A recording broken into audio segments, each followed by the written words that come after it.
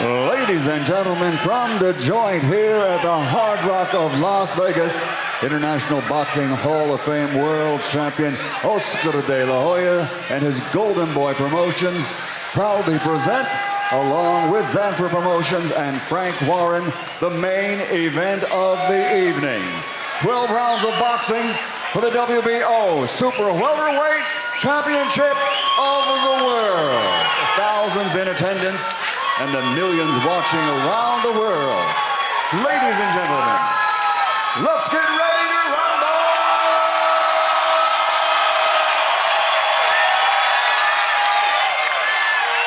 Fighting out of the blue corner with trainer Joe Gallagher wearing red with white. He weighed in officially at 153.8 pounds. His professional record, an excellent one. 26 victories, including 14 wins by knockout. He only has one defeat with one draw. He's the 11-stone fighting pride of Liverpool, Merseyside, United Kingdom, the challenger, WBO interim super welterweight world champion, Liam "Beefy"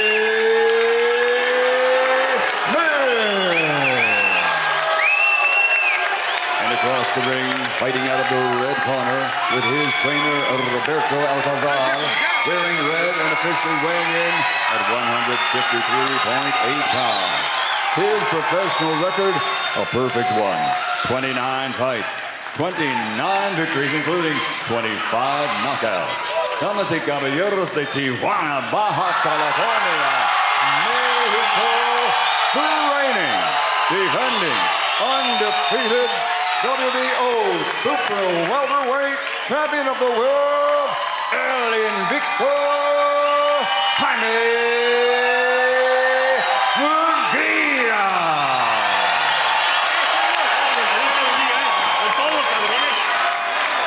Everybody out.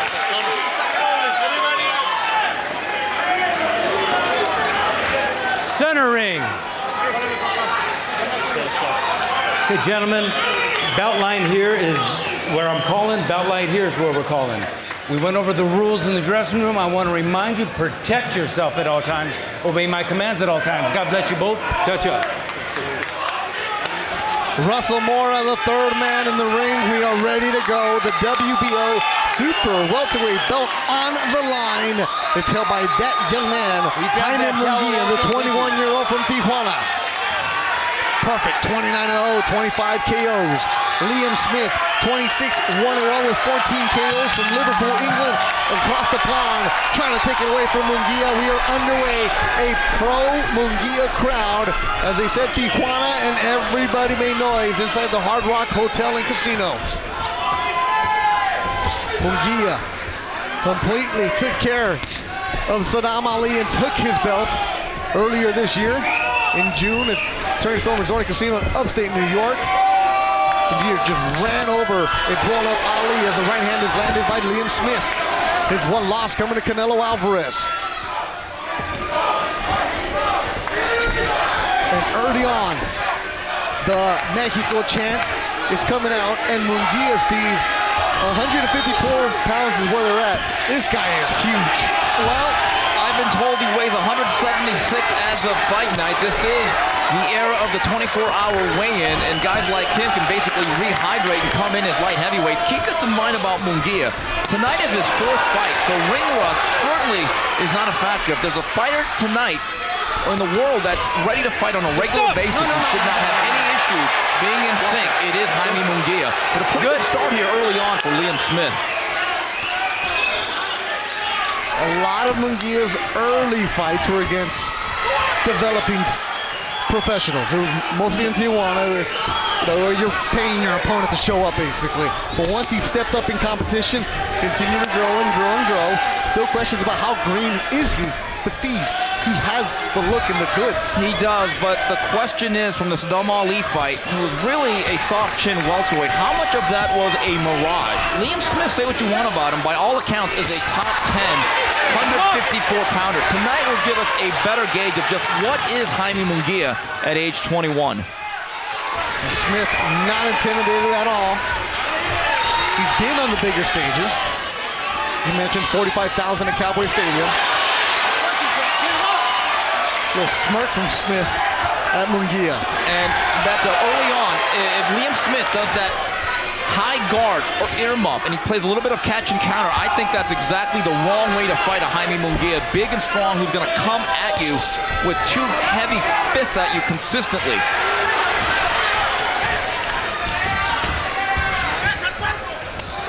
And you can already see Munguia now shifting gears and really taking a more aggressive tack from the first minute of the fight. Vicious intention from Munguia, wild swing and miss. He throws everything at one speed.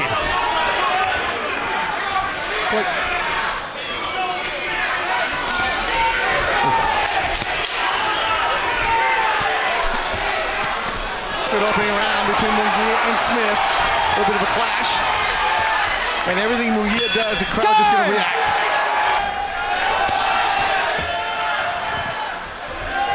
Jaime Munguia Sr. was a heavyweight fighter in Tijuana. He had a couple of pro fights. Introduced his son to the sport of boxing. And here he is as a champion. Interesting instructions with the corner of Liam Smith, where Gallagher said he's a baby. Yeah. For as much upside as Munguia has, he's still very green. And you get the sense if you're going to face Munguia, you'd rather do it sooner rather than later. Once he figures things out? Right, because I still remember a discussion that I had with Beltran about 7 months ago, who said, Steve, we need to get this young man into an American gym with real sparring partners. We know eventually he's going to start swimming in deep waters. Munguia now training in Southern California as he attacks the body. But it's a secret where he trains, right? It's a private gym. And Johnny Molina actually has a gym, and he says, Steve, it's very private to a point. I really don't want that many people to know about it. And that's where Munguia is at in Southern California.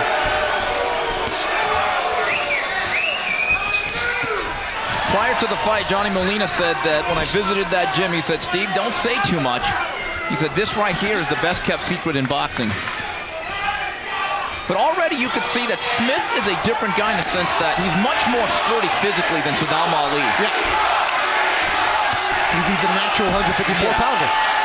Now, the other side is, though, he's not nearly as mobile, but again, you could see physically he is standing up early on to Munguia.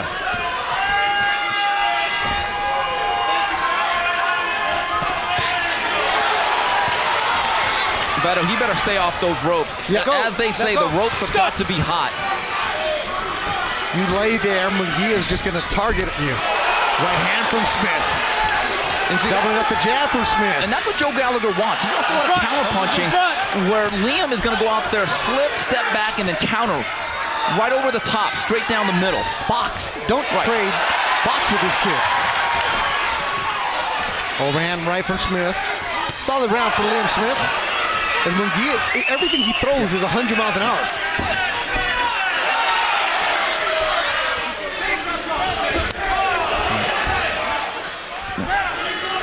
And you know, based on his matchmaking thus far, 29 fights in, I don't think he's ever been hurt. Now, he has been hit. Paul Valenzuela was able to touch him up early on back in December. If there is a critique that I have of Munguia, his chin is not exactly tucked in. He seems to really test or trust his own punch resistance.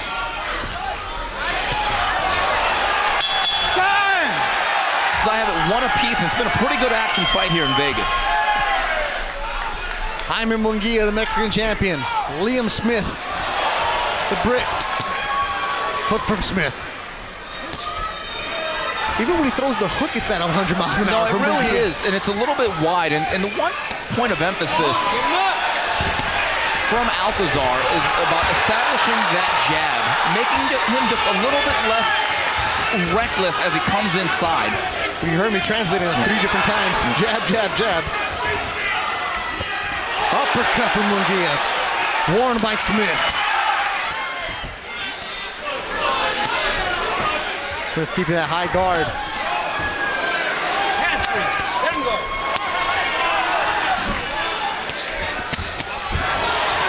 Countering Beefy Smith. Swing and miss. Smith counters. Lands nicely. Another nice shot from the brick.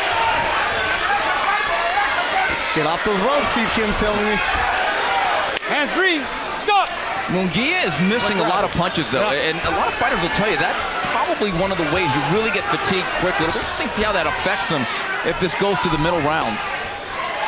Good body shot there by Munguia. Munguia really has a heavy hook downstairs. He's heavy everything. He really does. He is a wrecking ball. Another swing and a miss. That's what you were talking about, the green factors. Yeah. Where Alberto Machado earlier was so precise and effective with his punches. Munguia just throwing and missing.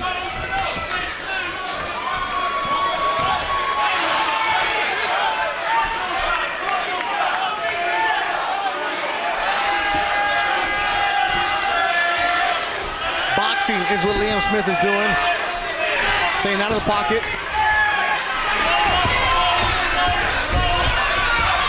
Because Munguia would love a firefight and just go back and forth, which is what Saddam Ali tried to do early. Yeah, and look, when he throws a token jab, it's actually pretty effective. Just put something out there in front of you. Give Liam Smith something to think about instead of leading with those, like right there with an uppercut from far away. Work your way into a fight. That would be my advice to him if I'm Robert Alcazar in this next round.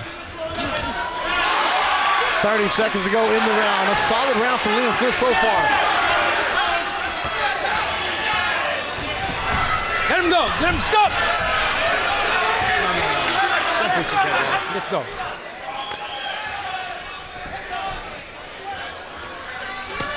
Uppercut solid for Munguia. 10 seconds to go in the round. Good action. Starting to heat up in Las Vegas, the Hard Rock Hotel and Casino. The joint is where we're at for Munguia and Smith.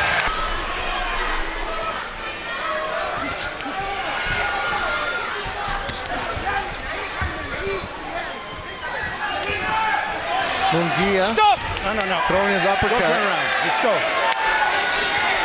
Seems to be finding a home for that uppercut.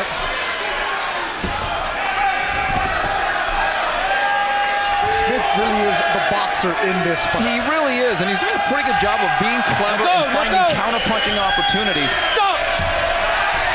Gentlemen, let's go. Much more difficult fight tonight for Munguia than he had against Saddam Ali. Yeah, which is not a surprise. Again, Saddam Ali was really a blown-up welterweight who was in the right place at the right time fighting in Miguel Cotto, who was headed out the door. Good hooks from Munguia. In front, punches in front. Stop! Let go. Watch your head. Watch your head.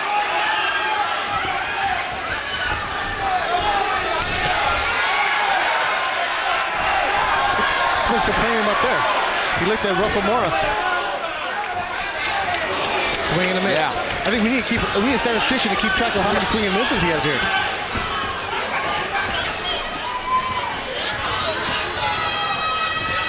Like the modern era of baseball player where it's all home run. Adam done. There it is. Stop! No. Get your head up. Get your head Home up. run or strikeout. And that's what Munguia looked like he's doing. Going for the home run every time. The one thing he's going to learn as he gets a little bit more seasoned is that not every punch has to be so hard. Just touch a guy. Yep.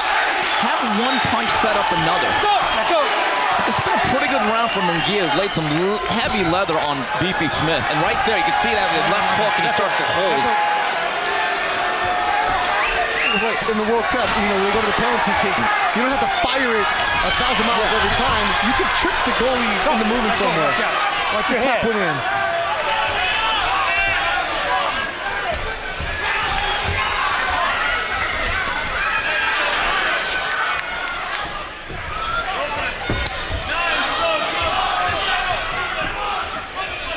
Munguia bouncing around. Good right hand landed by Liam Smith. When Smith stays in that pocket and boxes, he can land.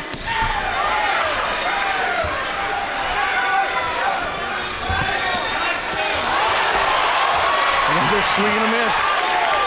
He landed one, but he's missed. And Smith answers back. Stop! Let go.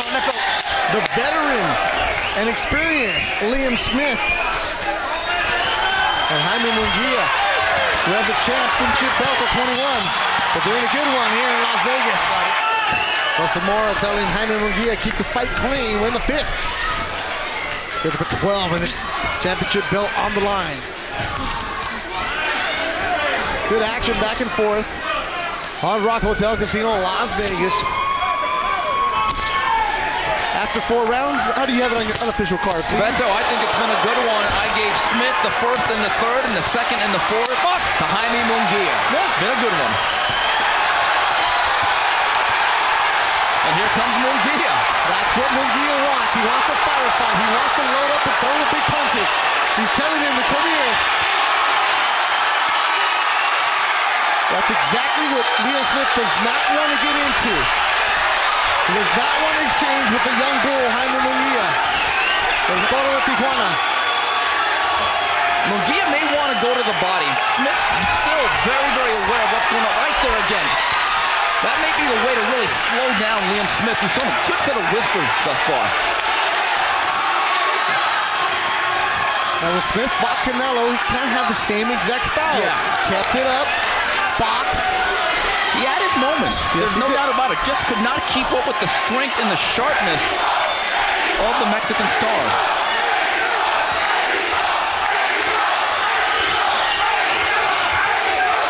Halfway through the 5th round.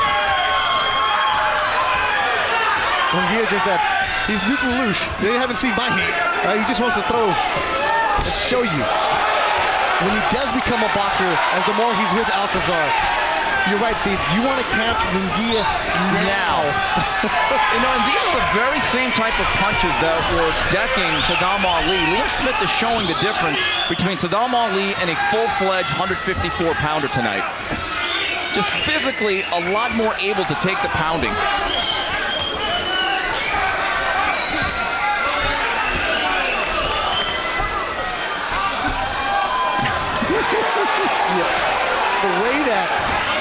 The weight difference that night, I think even when Saddam saw Munguia in the ring, like, hey, I'm fighting that guy?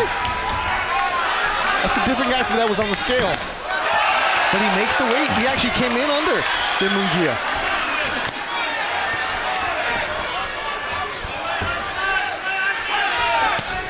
Oh, good shot landed. Everybody in the building heard that one. Another good one. Excellent round for the 21-year-old Jaime Munguia.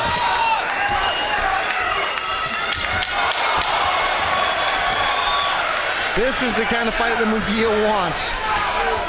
Not what Liam Smith should try to get into. Time!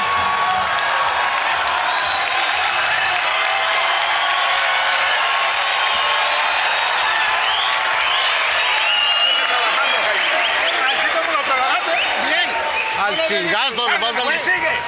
Igual. No lo dejes que salga. Dale la presión trabajando como es. Si no, Don't let it come out. He can't handle the pressure. A lo largo, Aaron. Te está agarrando con la derecha cuando entras. He's getting you the right when you Si come no in. vas a tirar, no entres hasta adentro. Don't come all the way in. Los 4 golpes, güey. No te quedes con 2 pinches golpes y no estás haciendo nada. Jaime Munguia had a really good round number 5, at least the first couple of minutes he did, and it was punctuated by shots like this, heavy left hooks to the body, then doubling the hook over the top. But again, Liam Smith has to be really commended for his toughness tonight. He has withstood everything that the Baja Wrecking Ball has thrown his way through 5, Beto. The Baja Wrecking Crew. Now, Munguia doesn't have a nickname, but we're going to start trademarking some of Steve Kim's titles for him. But you had Margarito, the Tijuana Tornado, right? Oh, what a great one that was. So we're going to go 2.0 with that, but we can't trademark it. You're going to got to get into the business. And Smith thought it was low. No, I think he thought it was on the side and to the back. It certainly affected him. You were saying Munguia needs to go to the body. Exactly what he does to start the 6th.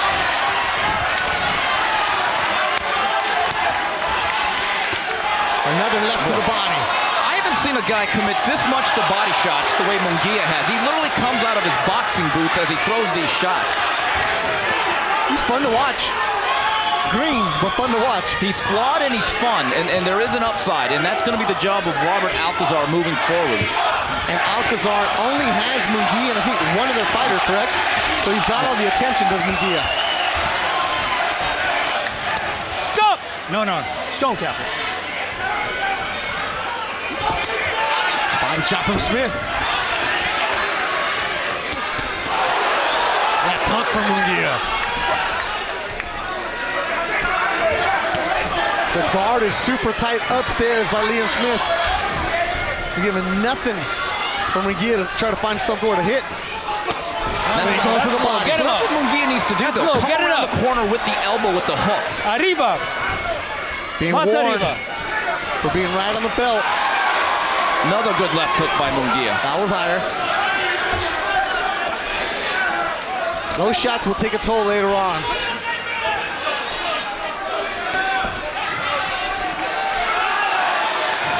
Okay, stop! Left hook to the body. You see right in front of us, one of the men with the best ones, it's Julio Cesar Chavez. The Mexican tradition, and Smith lands a nice uppercut. But Smith has been very crafty here. He's landing his share of counterpunches. Been very, very sharp in certain segments. Hasn't necessarily matched the activity of Munguia, but he's landing some very hard striking shots. That'll make Munguia think twice about coming in. As the Munguia chant gets going inside the Hard Rock. And he moves. And he got him there. Four, Pressure, bust, pipe. 6, 7, 8. And Smith Good. gets up at 8. Come here. Tells Russell Moore, I'm You're good. good?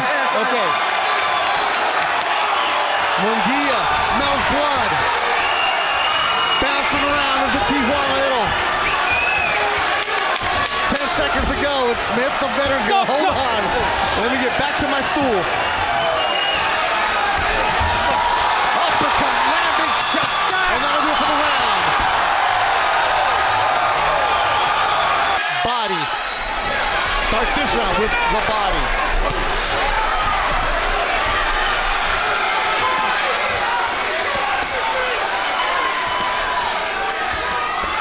Uppercut from Munguia. Moves back Smith. Arriba. Good pass arriba. Russell Mora telling him to keep him up.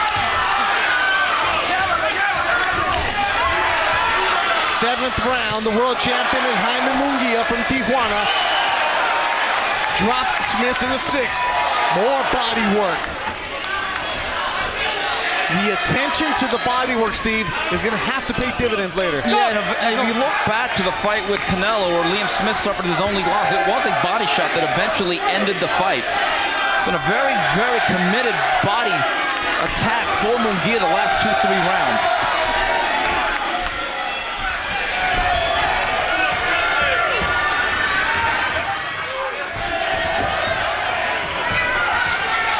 "21-year-old Jaime Munguia.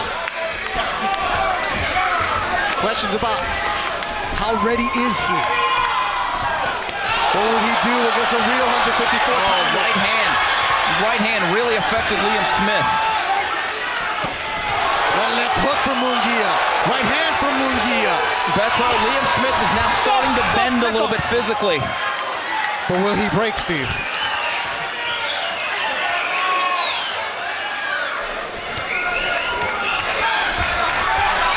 Munguia locked it in, trying to land a big uppercut. He loves that punch.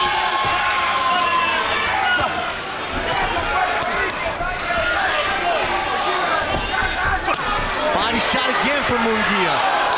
Left hook to the... More action from Munguia. He's peppering in with those left hooks, throwing the jab. Still loading up here in the 7th round is Munguia. Oh, he's going upstairs. Boy, Liam Smith is tough. I gotta tell you, he is so game tonight. I just don't know if he can withstand this onslaught. And here comes Munguia. Here comes the landslide. Stop. Let go. Not only is Munguia big and strong, he's got a great engine. Just look at this work rate. Smith is just on the defensive now.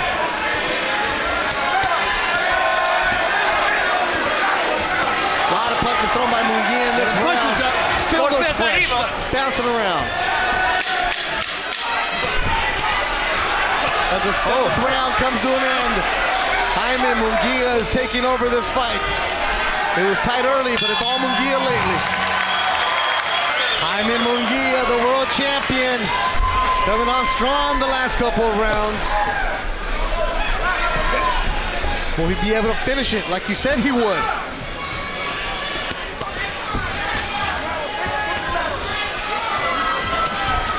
Beto, you talked about the fight being very, very close early on. I have it now 68-64 after 7.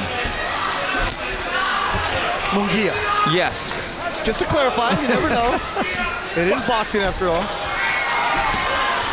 And the card of Steve Kim, very unofficial.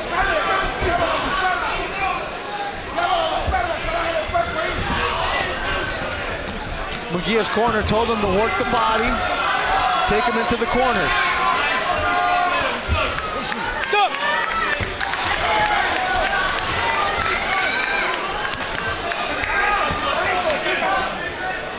His first title defense, Jaime Munguia. Is at the Hard Rock, a smaller venue. You can see him going eventually, Steve, to the big ones. The ones in Vegas. You get the sense this will be a fun journey. The question is, how long is it going to be? This is a hell-bent-for-leather style, and if he doesn't learn some of the other aspects of the game, he will be a bit of a shooting star. That's why Robert Alcazar was really brought in to smooth over a lot of the rough edges. When you look at this fight, if he goes on to win, from a coaching perspective, you're not going to like what you really saw the first 4 rounds, to be honest. You had it even after 4 rounds.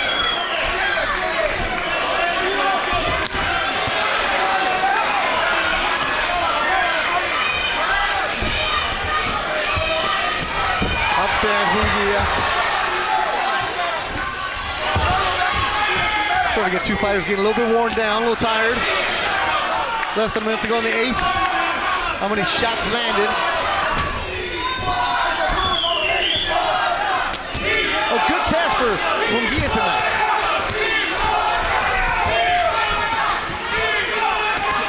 Good test to a point where it may be a dose of reality. Yep. Pump the brakes just a little bit. Lot to learn. He's still just 21.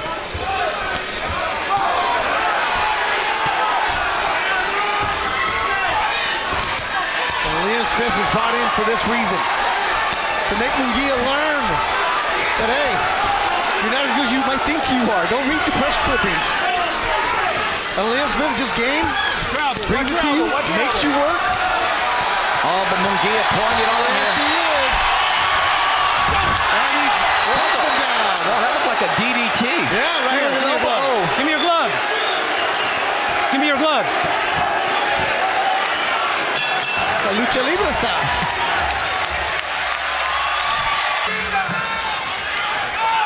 Got it all for you here in Vegas. Built around Steve Kim. You're watching Jaime Munguia, the champion, against Liam Smith. A fighting family is Smith, the Smith clan.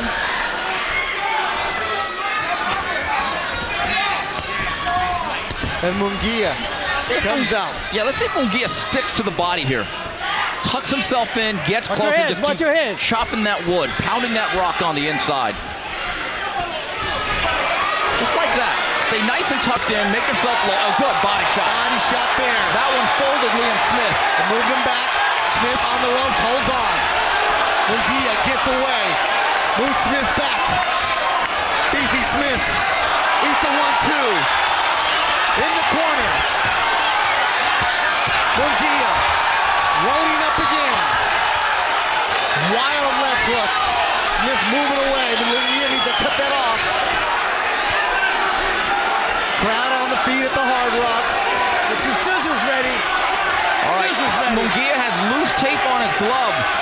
Can Liam Smith force a timeout here? Maybe get a blow. You heard Russell Moore tell the corner, get your scissors ready. But as long as Munguia does that, there is no break in the action. You can stay right on top of him.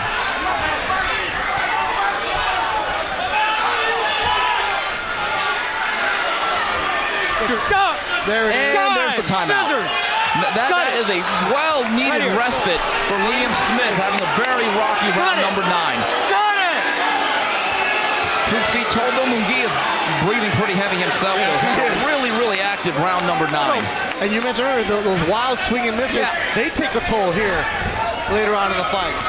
It's the 9th round. The last few have been all Jaime Munguia.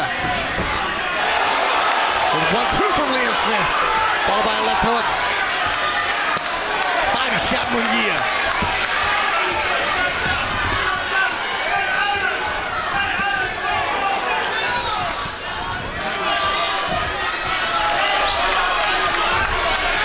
Oh, that's a low blow. Right on the That belt. was a low one. Smith is looking at it. Russell Moore tells him to keep it up. You know, Russell Moore has a history of not calling low blows, to be honest. He's telling him over and over, keep him up.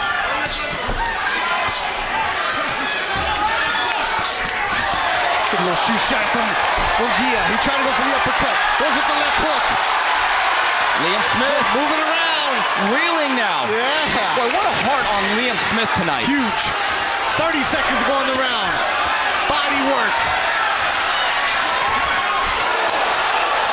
Good combination from the Liverpool lad. Uppercut from Liam Smith. You said hard, Steve. Without a doubt, Liam Smith is showing it. Final seconds of the 9th round. Fun fight between Jaime Munguia and Liam Smith in Las Vegas with the WBO belt on the line. Close and crowd Liam Smith. You get a counter punch when he pulls away and there's a little bit of distance between the two. I think that's something Alcazar is going to have to work with in that private gym. Well, they're going to have to work on a lot of things. Number one, the jab, tucking in the chin, and making sure that every punch you're not swinging for the fences. Now Munguia said at that workout you're at it, he would love a Charlo, he would love a hurt. Based on tonight, I would pump the brakes on that. Let him go. Stop. Let go. No. Okay. Watch it.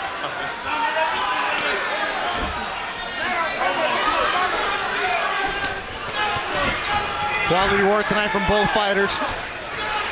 Munguia taking a step up in competition. Stop. Gotta get the punches up. That was right here. Get him up. He's been telling him over and over. In between rounds, he told him, I'm going to take a point away for that full blow, and then he gives him another warning. There was a fight about 6-7 years ago involving Abner Mares and Joseph Agbeko, where numerous low blows from Mares were overlooked by Russell Mora. He does have a history of this. Stop. So it's like a fake warning, right? Like a parent, I'm going to take away the keys to the car, but then you still got it. I'm going to take your phone away. No. Halfway through the 10th. Well, that performance on that particular night was so panned that he was actually suspended, Russell Mora, Really? from big fight for a period of time, yes.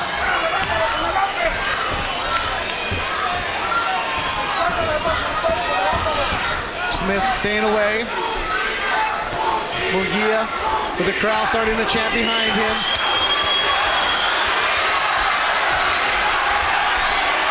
Movement from Smith. See, in those particular moments, Munguia should just go everything up and under. Yep. Smith is moving around like he's doing that rope work.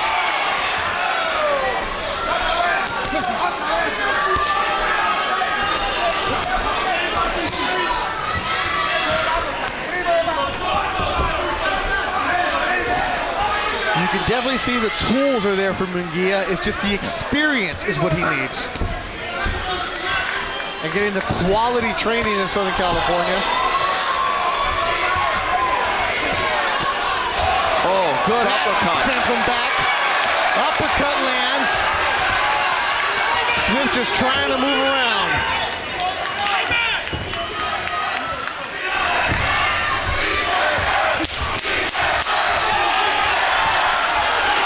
Smith coming in at the end of the round.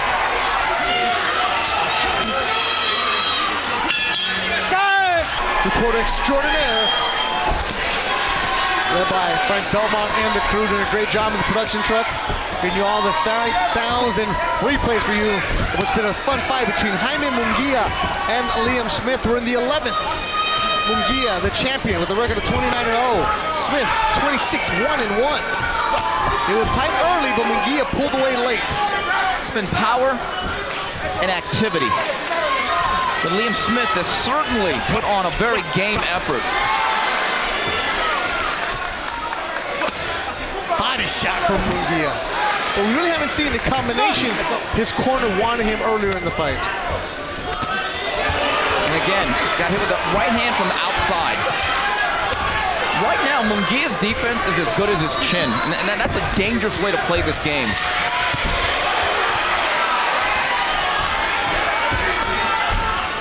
You can have that kind of defense in a bar in Tijuana. Well, when you're young and you have a chin, but eventually chin resistance or punch resistance can be eroded over time.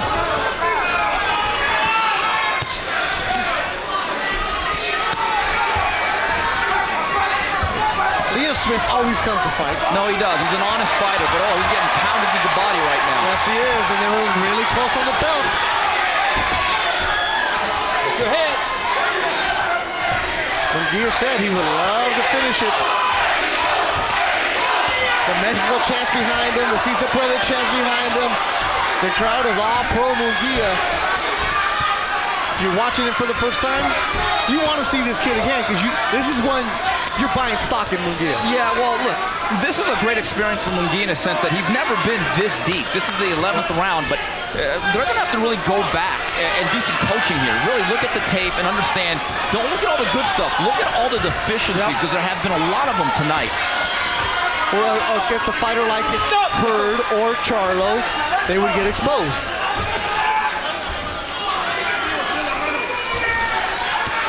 And keep this in mind, Liam Smith was a mandatory. It's not like they wanted to fight him, they had to.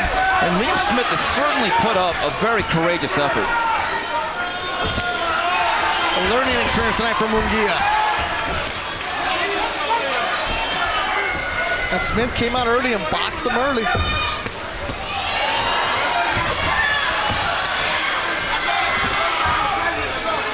He's very tired, Munguia now.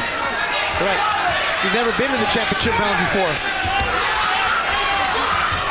When he fought Ali, that went quick. He barely broke a sweat.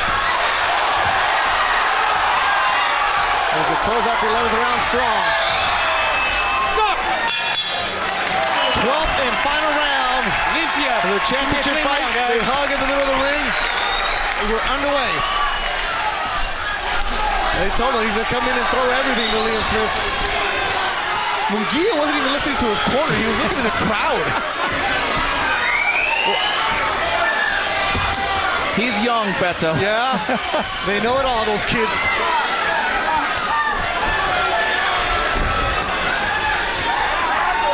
The same fighter that Canelo Alvarez stopped has gone into the 12th with Jaime Munguia. The comparisons obviously are there. Two Mexican fighters.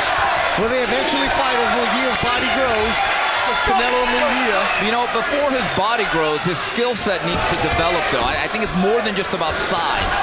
From a technical standpoint tonight, we really see there's a lot to work with.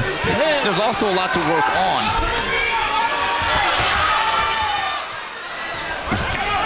A fun, one-sided fight. Early on, Steve Kim had it tied after 4. Munguia has figured it out, but Liam Beefy Smith has his moments where he makes the crowd stand on their feet. The other factor is Liam Smith in 28 fights coming in had 14 stoppages, so he's not a great puncher. Some of these other elite 54-pounders are much more heavier-handed than Smith. That is a factor. The defense from Smith. There's a swing and a miss. The crowd thinks they're all into it, but he's not landing.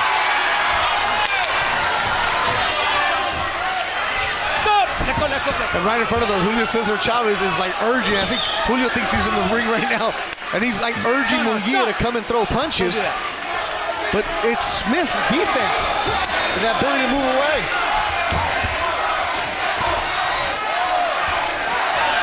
After that earlier knockdown, Munguia never really landed anything flush hard against Smith. Well, I think he has. I think Smith has just been incredibly tough tonight. Oh, now he has.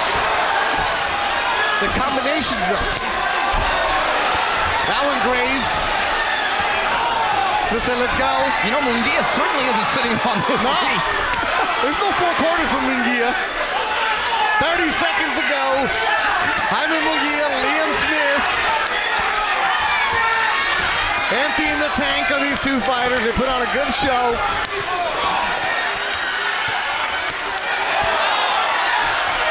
Throwing the punches still. Letting them have it. 10 seconds to go. Liam Smith, Jaime Munguia, and a fight in Las Vegas. And Munguia's first title defense will go the distance. 12 fun rounds between Jaime Munguia and Liam Smith. You see Smith's family, La Abuelita de Jaime Munguia. Here at the Hard Rock, after 12 rounds, we go to the score totals. Tim Cheatham has it 116, 111. Dave Moretti, 119 to 110. Eric Cheek, 119 to 108. All to the winner by unanimous decision. Still undefeated, still the WBO Super Heavyweight Champion of the World, Jaime Munguia.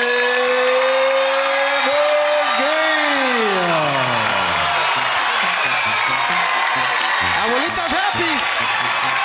Her grandson keeps the belt, sweeps the cards.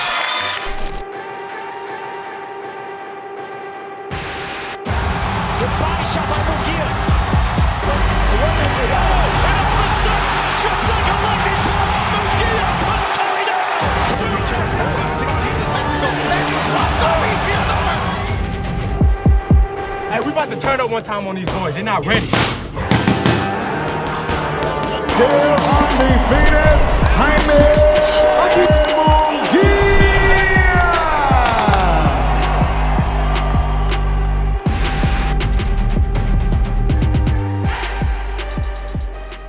Introducing to you first, fighting out of the blue corner, the challenger wearing blue with black trim. He weighed in officially 153 1/4 pounds, and in 21 professional bouts has an outstanding record of 20 victories, 1 defeat, 13 big wins coming by way of knockout. Fighting out of and representing Ajax, Ontario, Canada, here is Brendan Bad Boy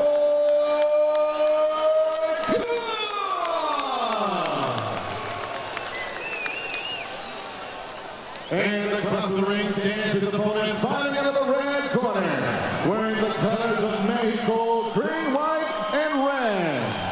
He weighed in officially 154 pounds even, and as a young professional, holds a record of 30 victories, no defeats, 25 big wins coming by way of knockout. Ladies and gentlemen, presenting the reigning, defending, undefeated WBO Junior Middleweight Champion of the World, de Tijuana, Baja California, Mexico. Here is Jaime Munguia.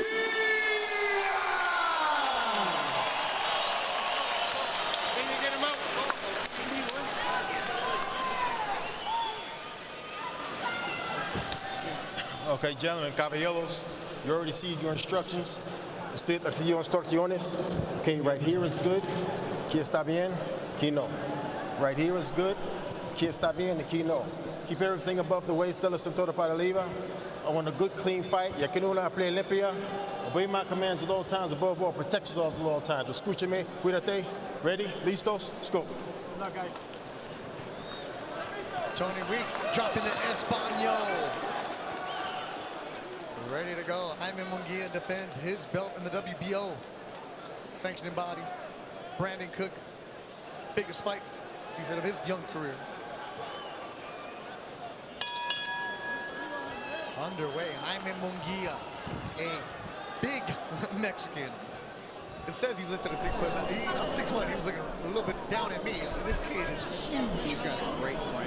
He can easily go up to middleweight, maybe even finish out his career at super middleweight. They both made the weight limit as Munguia right at 154, and no problem with it. He's jumped on the scale.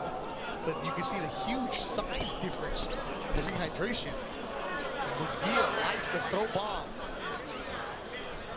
But he's not one of those. He's not one of those flat-footed sluggers. You see, there's some bounce in his step. Yeah, he's light on his feet for a big guy. And that's a good thing because you got to be light on your feet. When you're flat, they call it being flat on your feet. See how he's walking the ball to his feet? That's very, it's the flexibility that you need. Boxing is about flexibility, not solid. When you go flat-footed, you give it a shot, you can absorb the punch. You go right down. But being a pause of your feet is where it's at. So who is Jaime Munguia? Southpaw fighter. That was a heavyweight. 8 fights total that had as a pro in Mexico, all in Tijuana. And introduced the sport to his son. Munguia was one of the highly touted prospects for the Mexican national team representative. He thought that maybe he could have gone to the Olympics and said, you know what, I'm gonna have to wait 2 more years. No, I'm 16, had some backers, had some money. You good? You okay? Okay, here we go. Keep him up. He turned pro at 16. They built him up quickly. And he's just recently started making some noise in the United States. And when Canelo Alvarez and Gennady Golovkin did not fight in May, Gennady was looking for an opponent. One of the names thrown around was Jaime Munguia. Now, the Nevada admission said he wasn't a candidate for Gennady Golovkin. He said, thank you very much. I was fighting Muhammad Ali, and he won a belt that night in the California Boxing Hall of Fame weekend. Well, like I said, you'll take any option that they give you. You're not guaranteed a win or a loss. You're guaranteed to fight. So very, very smart, intelligent move. He became world champion that day. And now, you know, I would groom him a little slower. I would not try to throw him in the ring right away with Gennady. Take time, okay? Let his career prosper. He's still young.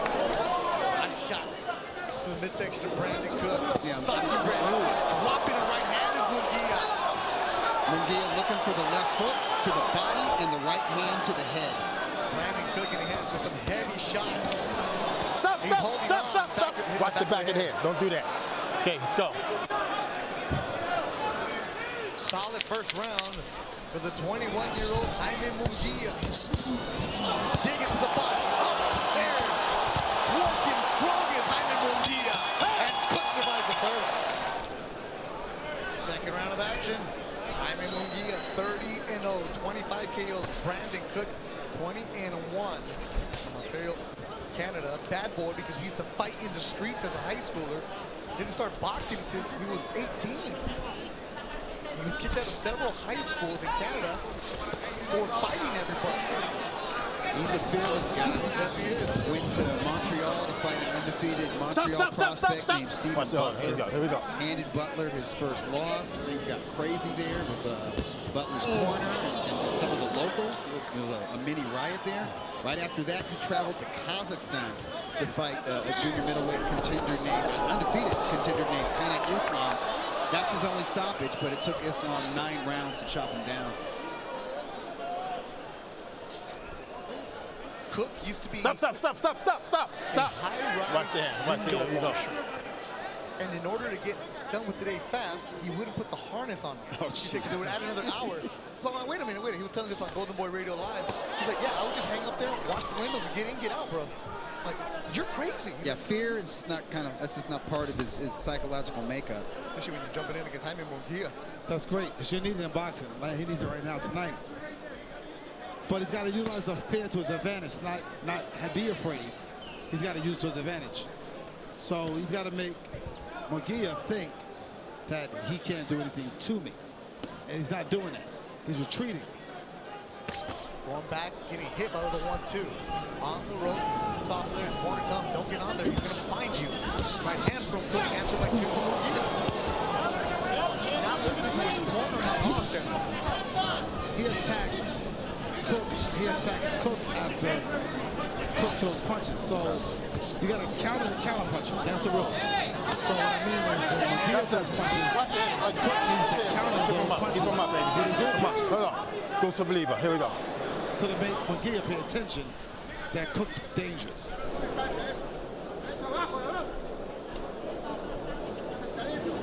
Yeah, just stalking. Now Munguia knows he's in complete control of this contest so far. Look, shot to the body. And Stop. round, doing everything he can to try to grab and keep Munguia close, not let him extend his hands. Well, that's the rule. You got to smother the Munguia, so Cook's got to get closer so he's more effective. Stay on the outside, he's in trouble. So as you can see that Munguia got his reach advantage. Everything that he lands is going to hurt Cook. Covering up is good. Munguia finishing the round strong. Cook for Munguia. And we're done with 2. Chin backwards. How do you do that? Well, with a jab. Here with information. But let me tell you something. If they didn't train the gym to do it, don't expect it tonight to fight. So we don't know if they trained to the gym to do that. So right now, Munguia is going backwards. So if Cook can keep pressing the action, gets a shot. And he went down. Cook hit with the left, down for the first time. He pops right back up. 4, 5, 6, 7, 8. Come to me, come to me, come to me. You good? Yeah, I'm good. Okay, I'm gonna give you a chance. Okay. I gotta give you a chance, Tony Weeks said. Here in the 3rd, Jaime Munguia, smelling blood, toying with Cook now. Don't hold, stop. Is Cook cooked? I like that. Now we're gonna see how Munguia closes the show. Yeah. Go with the bottom, stick a fork in him. And that fork is the left hook to the bottom. That's it. Munguia, Tony Weeks jumps in and Tijuanero. Gana, Jaime Munguia. Stops Brandon Cook in Las Vegas. Hey, did we mention that this is the 5th fight from Munguia of 2018? We didn't have time, though. He could come back in 2 months and fight again. Why not? Yeah, he could finish this year with 6 or 7 fights, which is, I mean, that's the schedule of an old school. You talk about me, right? I'm old school. I fought sometimes twice a month. Sometimes I fought twice in the same week. Wait, what? I was like, when I was coming up, Twice in the same week. I fought Monday and I fought Friday. Ladies and gentlemen, the end comes of the official time. 1 minute, 3 seconds. Round number 3. Referee Tony Weeks stops his bout for your winner by TKO. He is still the undefeated WBO Junior Middleweight Champion of the World, de Tijuana, Baja California, Mexico, Jaime Munguia.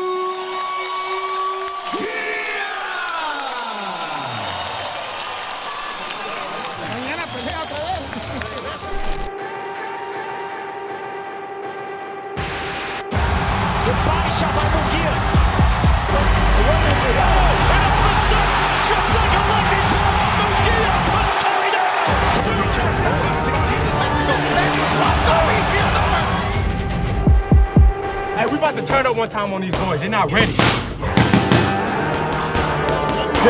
undefeated, Jaime Munguia.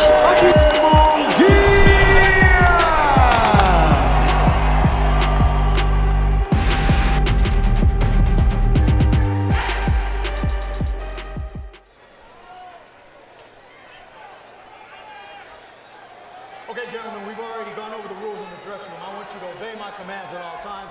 Most importantly, protect yourself at all times. Punches here and up are good. Punches here and up are good. Listen to my commands. Touch gloves. Touch gloves. Let's go to work. And Munguia stretching out there in the last second. Meanwhile, I'm interested to see how much of that crazy energy that Takeshi Inoue is bringing will serve him in this opening round against a hard-hitting Jaime Munguia. Munguia shook up the world in 2018, staying active. Can Inoue do the same thing? Inoue much shorter in the ring, but you see the muscular frame going up against a much bigger guy, but he's going to have to be very sturdy in there as he walks in and looks to be the quicker man. Big right hand to open things up. He is aggressive right from the start. He said he was going to be aggressive. He is not intimidated. We're not going to hit behind the head. In a way. Do you understand me? ¿Me entiendes? Do you understand me? Not behind the head. Let's box. Mark Calloway there making his presence known, trying to keep things clean from the outset. Inoue, who is the shorter of the two, needs to turn this into a street fight. Get him against the ropes, in the corner, and just fight. I think he recognizes that, Ray, doesn't he? Yes. Yeah, that's what he's doing, at least in the first seconds. Inoue told us he was going to frustrate him. He was going to stay inside, put pressure on him. Look at this. That's exactly what he's doing. I tell you, flailing right hands. He did get in after the jab, but he is making things difficult. But then the forearm to the chin of Munguia, an illegal move. He gets warned as well. Inoue's best chance is to get him in exchange. I'll say this, though. At least he has Munguia backing up a little. Oh, a wild rush by Inoue. You know, Munguia at least has to respect the fire that's coming back. Normally, Munguia comes in, he's so much bigger, so much stronger, has such a body attack that he will just break guys down. He just can't do that, at least early in this fight. Munguia usually power boxes, but right now he's moving, he's boxing. He knows that Inoue is coming to be reckless, be dirty. He's not giving him that opportunity, so Munguia's fighting off his back foot right now. Yeah, Inoue knows he's got to be in close to make things happen. He's not going to beat this 6-footer at distance. Well, Munguia needs to keep moving like he's doing, keep his man off balance, use his jab. And you see him there with a little pot shot to the body. Munguia is very good at slipping down and throwing a body shot. Normally with the left hand, that was just with the right hand. But normally he will sink a left hook. So look for him to slip left and sink a beautiful hook to the body. That is his signature move. Inoue, physical, pulls his man to the ropes. Takachi, don't lead with the head, okay? The referee's gonna have a long night tonight. I can already see it. I think he's doing a good job so far. You've got to establish some control and keep things clean. Exactly, and Inoue is doing the right thing. Just make it a fight, make it an ugly fight. Yeah, no, he's changed the complexion of it, there's no question. His energy and strength alone has kept Munguia a bit at bay and backing up. 10 seconds. How long can he keep it up? We don't know. Munguia pumping out a jab nicely, starts to get a little rhythm going in the final seconds of the opening round. Disciplined, tough, aggressive fighter. Yeah, look, he's here for a fight. He's like, I'm fighting this guy, and he's bringing it. Now, I don't know over the long haul, can a muscular guy like that brawl against someone who is just smooth and pumping out a jab? I don't know. I doubt it, but he has changed the early part of this fight, that's for sure. Wow. Because Munguia is normally the bully in these fights, right? As he should be at 6 foot. With 6 power. foot, 154 pounds with power, as young. Break. Take a step. No. Well, Let's not do Inoue that. is trying to land a looping right hand, and he's walking his way in.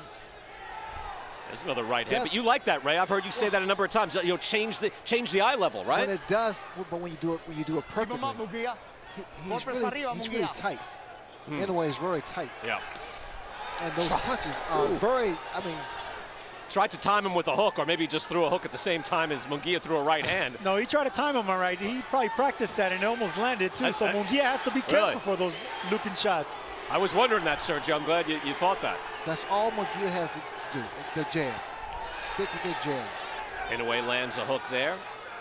Tell you what, Munguia just has to get out of these early, ugly rounds. Look at that overhand right. He practiced that one too. Counter right hand from Inoue. 29 years old.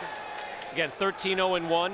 Coming out of Tokyo, Japan. By the way, no relation to Inoue, the bantamweight champion, who's a pound-for-pound fighter. But this Inoue is getting some stuff done here in the early rounds. Well, smiles now, liking the combat. But it's a little flat-footed this round. He should continue to move, keep his man off balance. Yeah, you saw him dip with the hook, and Munguia is very effective, flashing out a jab and then going to the body. You see him start to get a little rhythm, but he is dealing with a bully, that's for sure. Wild right hand misses. Earlier, Inoue missed with the right hand, got on the inside and clashed heads with Munguia.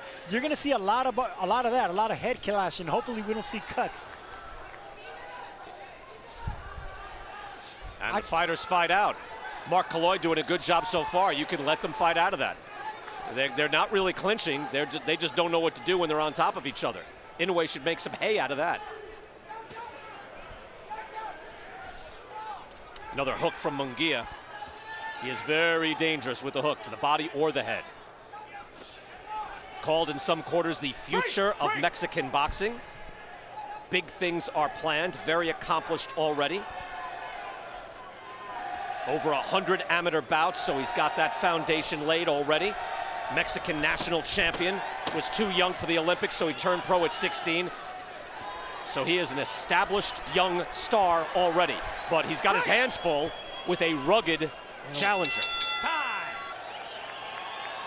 Again, his signature win was that 4-round crushing of the well-regarded Saddam Ali, where he was just the much bigger man in the fight. Ali was coming up from 147, and Munguia comes in, like, again, 170 into the ring that night. But still, I mean, 4 knockdowns in the fight. He crushed Saddam Ali. He's followed it up with wins after that. He beat Liam Smith, a convincing, wide decision. Smith was a Canelo opponent in 2016. So Munguia has really made a tremendous career in the last 2 years. 5 fights in 2018, 7 fights the year before. You know, some fighters trying to lose that weight is tougher than the fight. That right hand, I thought might drop Inoue and put him to sleep. It was a strafing right on the inside. And Inoue, the way he lunges in, could run into something hard. But I think, Ray, there is something to what Chris was saying in that Munguia, it's not just that Inoue is so physical. Munguia, I don't know, maybe the energy doesn't seem to be at full throttle right now. Well, he's not on his A game. Again, losing that weight, it's disastrous. It can be. And you'll feel the effects of losing that weight the later the fight goes. And right now, if Munguia has his hands full with the tough Inoue coming forward, it's only going to get worse. Now, Munguia, Ray, do you like the way he backs up? Like, you see him dancing, but he gets room to throw those body shots. Do you like these tactics? Stop! No, you know, for me as a fighter, a boxer, whatever, and I don't go in the corner, I slip out, I pivot, and that's what he needs to do, stay on the move. Okay. But not back up the way he's going. But not going back, okay. Not straight back. All right. Side to side, lateral movement. I agree. I didn't expect this from Munguia. I expected him to be the imposing figure. He's a bigger fighter, backing up the smaller Inoue. There's your first cut, BK. Yep. I expected this. I think you heard that from Mark Colloy, so that's accidental. A cut there, and there's a sinking shot, and that hurt Inoue a bit. He buckled a bit. That's the signature punch from Munguia. Slip down to the left and drop a hook. When you're as aggressive as Inoue is, you're bound to clash heads or hit a fighter's elbow. You're bound to get cut. You see that combination, that uppercut, right uppercut, left hook. Those are the punches that can do away with. And that's a beautiful jab as well. That was a poleaxing shot from Munguia. But everything seemed to happen after that hook to the body. Inoue's a tough guy. He wants to rumble, but that just staggered him a bit. Inoue, he's not giving up. Trust me, he's not giving up. He's a strong guy. 10 seconds. 10 segundos. Munguia just barely missed a big left hand to the liver, and Inoue just missed the overhand right. Inadvertent clash of heads. Brian Kenny with Sugar Ray Leonard and Sergio Mora. Round 4, the main event, Jaime Munguia and Takeshi Inoue of Tokyo. See, with a style like Takeshi Inoue, who's been inactive for 275 days, it's not going to affect him because he's not really relying on bouncing and speed and foot movement. He's just getting in there and trying to brawl, trying to make it ugly. And you could be off a long time and still make it an ugly, effective fight. See a wide discrepancy there in the punches thrown and landed in favor of Munguia in round 3. And normally Munguia is extremely aggressive, but he is able to hurt you to the body or the head. You see sinking down again to the body. But he will eat some shots. He will take some shots. He was in, again, what was now seen as something in his rearview mirror, but he beat Liam Smith by a convincing margin, but he ate some shots in that fight. He's not a defensive specialist. And that's why they brought in Robert Alcazar for that, just to work on the defense, work on the head movement. And he's going to need it here tonight because Inoue's not only throwing bombs and looping punches, but he's leading head first too.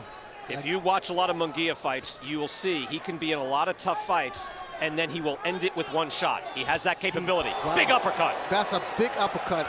And now he's breaking his man down. Whoa, he gets backed up. Inoue says not yet. A couple of good body shots. I thought he was about to put him away. It's a dangerous punch to throw when you're the taller, bigger man like Munguia did with the uppercut. But it landed. Inoue blocked it partially, but he came back with his own punches, kept Munguia at bay. And also, the fact that having a kind of a weight problem, those shots and that movement will wear you down. Those looping shots, Look, as a fighter, you hate this. Like Munguia is against the ropes. He's feeling these shots. They may not be landing solidly, but you know you're looking bad. You know you're against the ropes. It's not a good look. The judges are looking at this as well. I could hear it, Sergio. I mean, I was a little blocked down here by the ring apron, but you could hear those shots. Inoue letting them fly. It's discouraging. It really is. And just after Munguia had some success, again, it wasn't just the uppercut. Then he threw a body shot. He's starting to land at distance, just like he did there. And Munguia has a good left hook to the body. Low blow there by Munguia. Inoue didn't even flinch, didn't even look at the referee. He just focused. He's there to fight. Yep. You're right. Oh, no, overhand right and Look at another this. thudding right. So Inoue now to the body. Got his man on the ropes and a right hand lands. That landed flush. I'm telling you, there's method to Inoue's madness here. Inoue, this is Inoue's game plan. You finished it. You landed that plane, Sergio. Nice play on words there. It's Takeshi Inoue, who has lots of fight in him. Can he bridge the gap in skill? Oh, he definitely has a lot of fight in him, like we saw at the end of that round there with that overhand right. That's the thing about fighting unorthodox fighters like this, aggressive pressure fighters like Inoue. You don't know where the punches are going to come from. Inoue is not at all, you know, he's in this fight. Yeah, and just when I thought he was about to start going away, Ray, he came back hard and landed those good right hands that had to get the attention of Munguia. By the way, I'm a little stunned to hear everything's great in Munguia's corner. Everything's great? Okay. Everything is not great. Everything is not great. Everything is not great.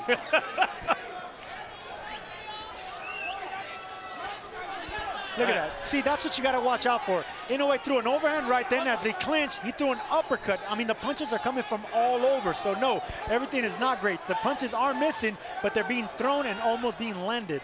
I like the punches, the uppercuts by Inoue. Very slick, very short. Munguia is able to land from far away. He's talking to his man.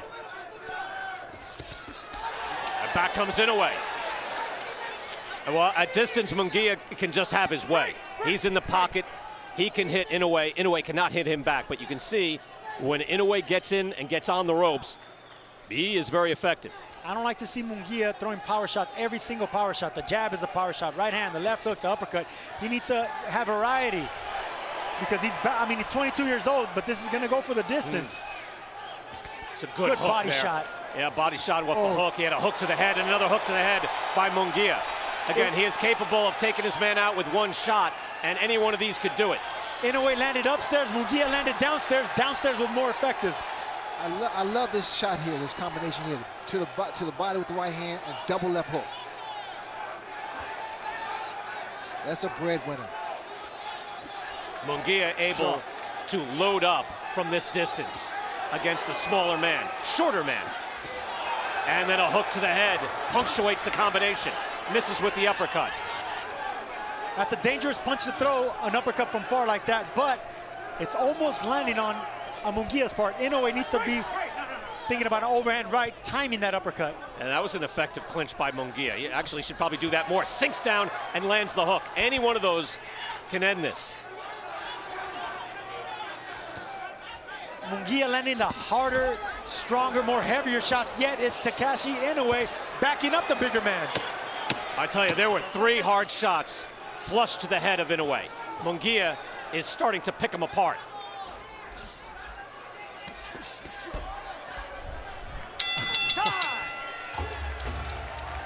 Things start to swing to Jaime Munguia in that round. Peekaboo defense that I do not like seeing fighters use, but Inoue's being effective nonetheless. I tell you, that's a fluid hook. You know, you're beating up the peekaboo defense, Sergio. Don't make me do it. Yeah, if you're going to peekaboo defense and not slip, well, that's not, you know, you're designed to fail. Although, you know, Zushan seemed to win a fight pretty wide doing that. I just saw Munguia throw a double left hook. I mean, he really has so much talent. He really has so much. He just has to perfect it. Does this reflect how the fight's going to be scored, guys? Look at the punches landed. It's a wide discrepancy from Munguia. I guess he's winning these rounds, right? Well, it appears so, but I mean, Inoue's being effective. He's being aggressive. He's winning ugly rounds, in my opinion. The cleaner shots are Munguia, of course, but that's what judges score is clean, effective punching. Yeah, he has landed those. There's another hook that lands. He sunk that in. It's a brutal body shot there by Munguia. That body shot was amazing. It was incredible. But Inoue comes right back. Doesn't show the effects of a big shot like that. Just keeps coming back, wanting to disrespect Munguia. Tries a looping right hand, that missed.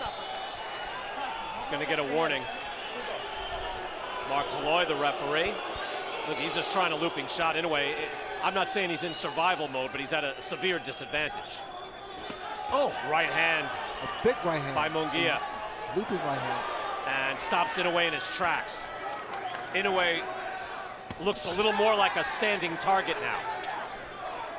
And if he's stationary, it's going to be target practice. How beautiful is that shot, that combination? Inoue is just not moving as much now, fellas.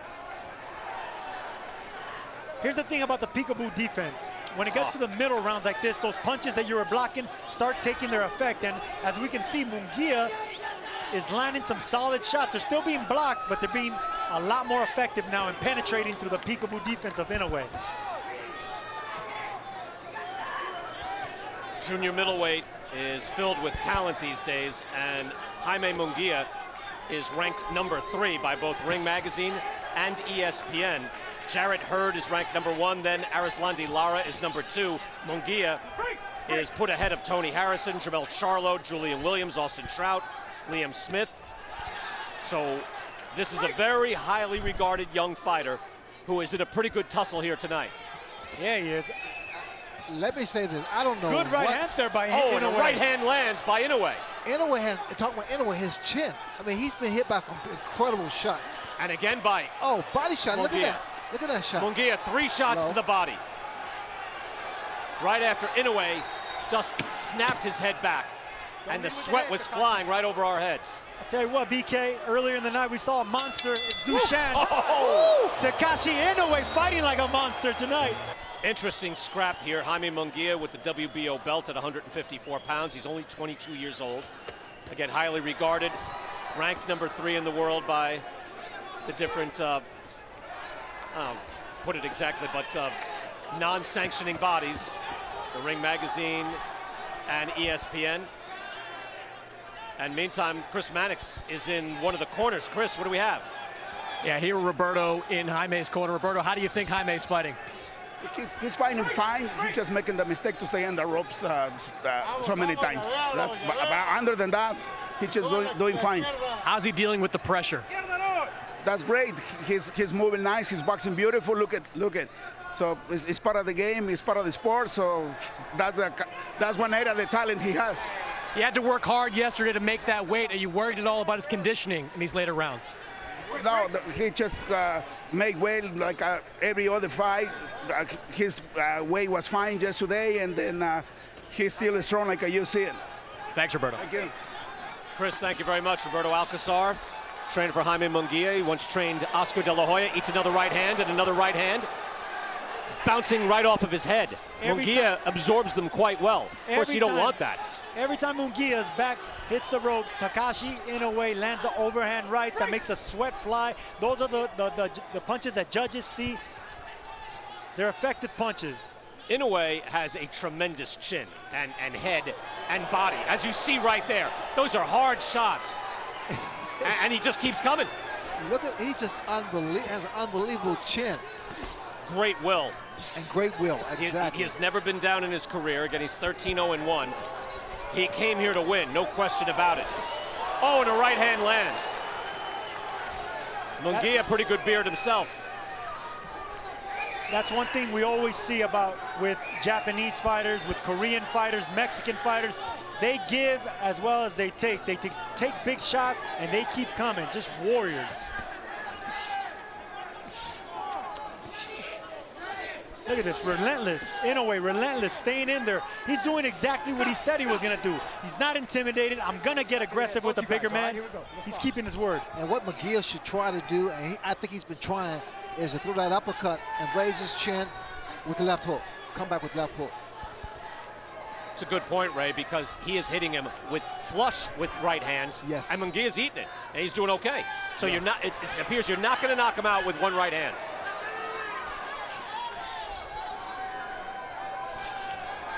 Good hook there by Inoue. Boy, that was an action-packed round. And that 3 minutes went fast. And it was a good round for Inoue. Yeah. Inoue with a lot of pressure there, and that says a lot about his fortitude. I think that was the most impressive round for Inoue. I agree. Again, at the moment it looks like, hey man, you're working hard, but you're not going to win this fight. He came back and he won that round. Well, he kept him in the corner and let his hands go. All right, so look, there's round 8. According to CompuBox, Munguia outlanded Inoue 18-10. Who won that last round, fellas? Oh, I think that was Inoue's best round. I gave it to him. I thought so too, and stats don't reflect that. Not sure what's right. Munguia is landing shots. I'm not saying he's not. Maybe we take that for granted. No, I think what happened in the last round is Munguia fought off Inoue, and he did it effectively, but Inoue took the fight to Munguia. He is again doing that. Has him up against the ropes. Good body shot by Munguia. Inoue trying with uppercuts, and then tries the sledgehammer right hand. We have seen some wars here tonight. You know what? I try to remain professional and not. Credit to Robert Diaz again. Excellent matchmaking tonight. Great matchup. Virgil Ortiz and Jesus Valdez was excellent. Zushan and Jesus Rojas, the decision, a wide range on the decision notwithstanding. That was great, just great prize fighting. And this has been interesting to excellent. Munguia has definitely been put back on his heels, fighting a determined Takeshi Inoue. Yet he could be winning most of these rounds, maybe most all of them except the last one. It'll be interesting to hear what Munguia has to say after this fight, if it goes the distance, whether making weight, cutting weight had any effect with his legs or sapping his strength or power. But either way, you can't take anything away from Inoue. The right hand lands again, and Munguia is over the top rope. Another one. Get out of that corner. Get out of that corner, off those ropes. He ate 2 big right hands. His neck snapped back a little bit. Another right hand from Inoue. He's found a home for it. I'll tell you what, guys, if they brought in Robert Alcazar to improve Munguia's defense and head movement, it's not happening tonight. Another right, that's like 5 right hands from Inoue in this last 30 seconds. They are screaming at Inoue from his corner because they are sensing some success. These guys, I tell you, so much heart. Oh, and Munguia twice goes to his money shot, and Inoue looks hurt. Inoue wincing with those shots, but comes right back with the same overhand right hand that he keeps landing. Has him in the corner, the right hand of Inoue and the withering left hook of Munguia. Which one will win? Another hook. You almost expect Inoue to take a knee at some point. I mean, how much can you take? Inoue takes a deep breath, says, come on, brother. Whoa. Hook to the head, flush. That is so dispiriting for any fighter to hit him with everything you got. Where I thought Inoue should take a knee. You know, when you get hit with those hooks, he's going to have to take a knee. But Ray Leonard, at that one sequence of those Inoue right hands, I thought Munguia could get knocked out off that top rope. His head was getting, like, bounced back on the other side of that rope. Look what they're doing now, these shots here. I mean, these are big shots with the body. Inoue is here to win, man. He is here to win. He could say, hey, I made a great effort. This guy's better. I did everything I could. But he is not thinking that. And his corner is telling him, hey, man, you're going to be a world champion. Big shots from Munguia. Crowd loving this action, as they should. Jaime Munguia, the champ. Inoue wants to become champ. He's fighting like he wants to take it away from the champ. Hard right hand from Munguia, and another. Inoue cannot stand at that distance. He's going to get picked apart. The best punches that have been landed so far, especially in this round by Munguia, have been the power shots to the body. Inoue's eyes are swollen up. He can still see out of both, but they are starting to swell up quite a bit. Munguia's been delivering some incredible shots. Both fighters has been. And the way he delivers, look at that shot there to the midsection. Whoa, both hands, love it. Both hands. A little uppercut there by Inoue, trying to vary it up, but his money shots that right hand. There is no quit in both guys. We've got 2 rounds of this after this final half minute, or half round, excuse me. Straight up the middle comes Munguia. Inoue missing with the right hand, so Munguia able to go to the body, able to slip a little better, and he creates some distance and lands a body shot. Good body shot and good overhand right there, but Inoue keeps coming. He has just thrown a sledgehammer right from distance. Inoue cannot stay there. That's no man's land for Takeshi Inoue. Those are thudding shots being landed by Munguia, but yet Inoue keeps coming, keeps backing up Munguia. Just incredible on Inoue's part, just keeps coming forward, trying to land those. Right hand by Inoue. That's the shot. That's what. You wonder, can he knock him down? He's almost sitting down on the bottom rope. That could be a knockdown. He's got to be careful. Munguia trying to fight out. He's pushed back, but he's in a bit of trouble. Just at the moment you think Munguia is going to cut him in half, he gets hurt, and then he goes right back to work. Tremendous action here in the 10th round. No retreat, no surrender by either man, especially Inoue. Just what courage he has, keeps coming. And a right hand again. Look here, look here. Oh, did he go down? No. Inoue stays on his feet. He almost took a knee, but he stays up. There's no knocking this man down. Incredible. Unbelievable. Munguia's corner said, get him early. Let's see if he's able to do that, or has Inoue recovered. Round 11. Munguia starts to throw hard. Who would have thought Takeshi Inoue was going to go into the championship rounds, but here we are in the 11th round. I mean, Munguia, though, is in the pocket. Inoue has got to close that gap and get inside. But there were moments in that 10th round where I thought his right hand might take Munguia out. Nobody's sitting on their seats. Everyone's standing up. They're loving this action. The chant of Inoue echoing through this Toyota Center in Houston.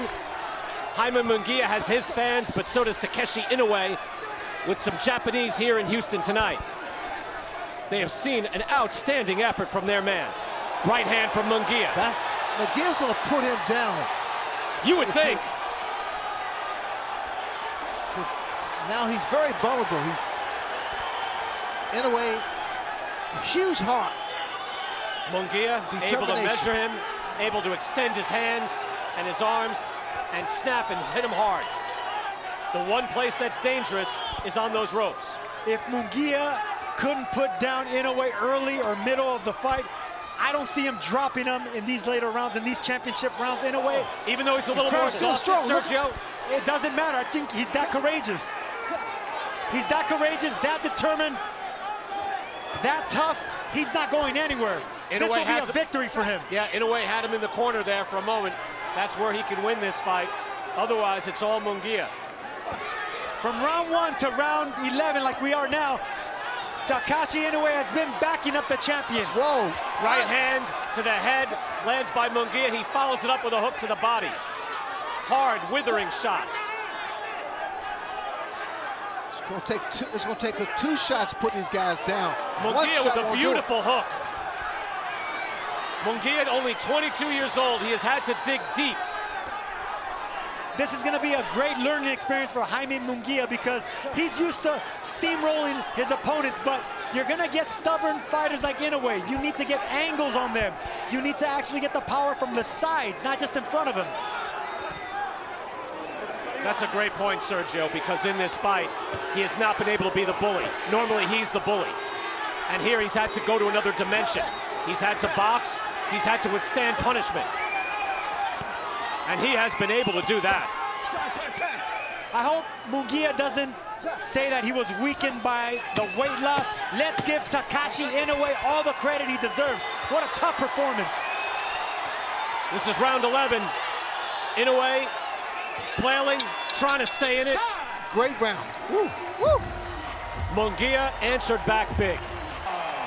I thought Zhu Shan was putting a nice effort in and losing rounds, and he was winning every round. Final round here, though, Munguia, you would think, is well ahead on the cards, even though this fight has been a war. Brian Kenny, Sugar Ray Leonard, Sergio Mora, it is our pleasure to be here with you, live on DAZN from Houston. This has been an outstanding night of boxing, and this has been a tremendous battle. Yes, it has.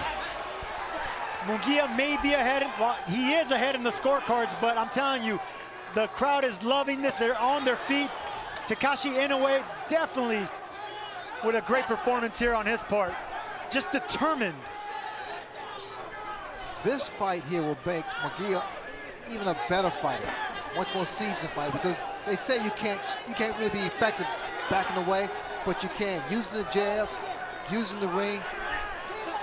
That's a great point, Ray, because Jaime Munguia is used to pulverizing his opponents. And right now, Inoue's going nowhere. Still pressing the action, still pushing Munguia against the ropes. Munguia has to keep those hands up when he's against the ropes. I tell you what, though, he is peppering Inoue. I mean, he is drilling him. He's been drilling him. Inoue's not going anywhere. All right, valid point. Inoue just marches forward here, knowing if he can get inside, he has a chance. Munguia, the champion, can't wait for this fight to be over, I'm telling you. But Munguia, he's thinking. He's really thinking from pressure. Inoue now gets his man, gets in his kitchen. Can he land anything? Does he have the energy? It doesn't look like it. Good body shot. Inoue comes in with an overhand right. I tell you what, that counter right was dangerous, Sergio. Yes, it was. It's been dangerous. He's been throwing it all fight. It just hasn't found its target. Final minute.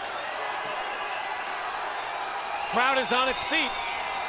Munguia, just, I tell you. Look at this, standing ovation. Well, they here at the Toyota Center. They certainly deserve it. 12th round combinations. Hook by Munguia. You gotta give it to, He's gonna end this fight throwing and then a body shot. That would put a lot of guys down.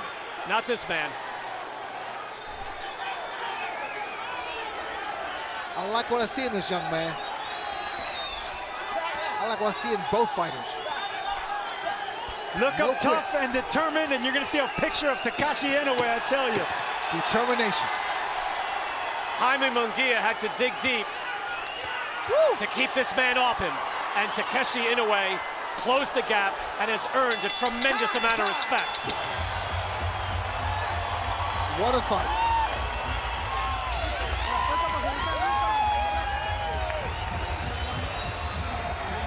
Scorecards one more time tonight, Houston. Put your hands together for another war inside the ropes. And here are the judges' totals. Both Cesar Ramos and Javier Alvarez have it 120-108. Judge Levi Martinez, 119-109. All for your winner by unanimous decision is still undefeated WBO Junior Middleweight Champion of the World, Jaime Munguia! Look, that's a great win.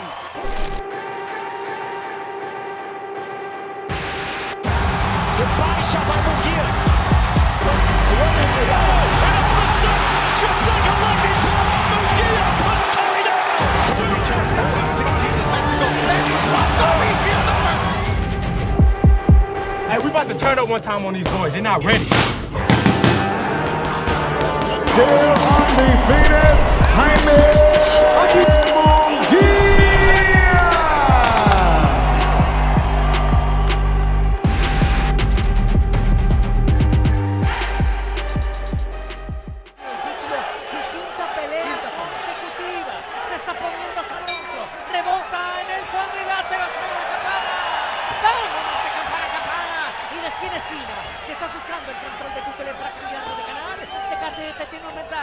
Te hace falta ver más. Arrancó ya la contienda de México para el mundo. Jaime Munguia, el campeón mundial, vistiendo la pancarta de color rojo, mientras que el retador irlandés, el número uno de la clasificación de la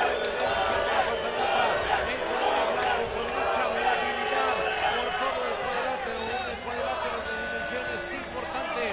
Nuevo control GX, el primer shampoo que desvanece las canas gradualmente. Entre más lo uses, menos canas tendrás. Control GX de Dios Formen, nuevo control GX. Con el control que quiere tener aquí.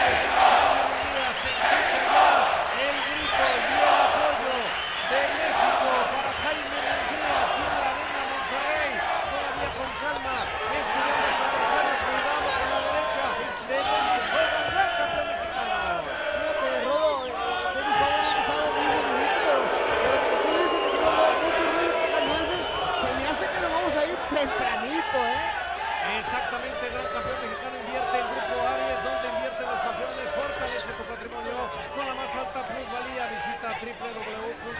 puntaazul.com. Es tiempo de ganar. Ahí está el mensaje del doctor Ojeda, que está siempre atento aquí construyendo contra nosotros la casa del boxeo. Un primer capítulo de estudio para Jaime Munguia, que todavía está midiendo a su adversario Marco Barrera.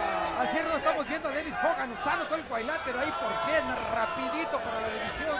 No presentarle un blanco fijo, un Jaime Munguia que está ahí haciendo la cruceta con esa de izquierda abajo, levantándola de abajo hacia arriba, aventándose ya, queriendo cerrar a un Dennis Hogan que pues está agarrando la bicicleta. Esperemos que así para ver un Jaime Munguia que empieza a caminar, empieza a cerrar el camino y empieza a tirar. Cuidizo, este peleador irlandés tendrá que estar justamente con ese concepto de movilidad, Lama. Hogan le ha puesto mucho movimiento a su trabajo de piernas para mantenerse móvil, y entonces es un flanco difícil. Por el momento no lo encuentra Munguia, lo está buscando.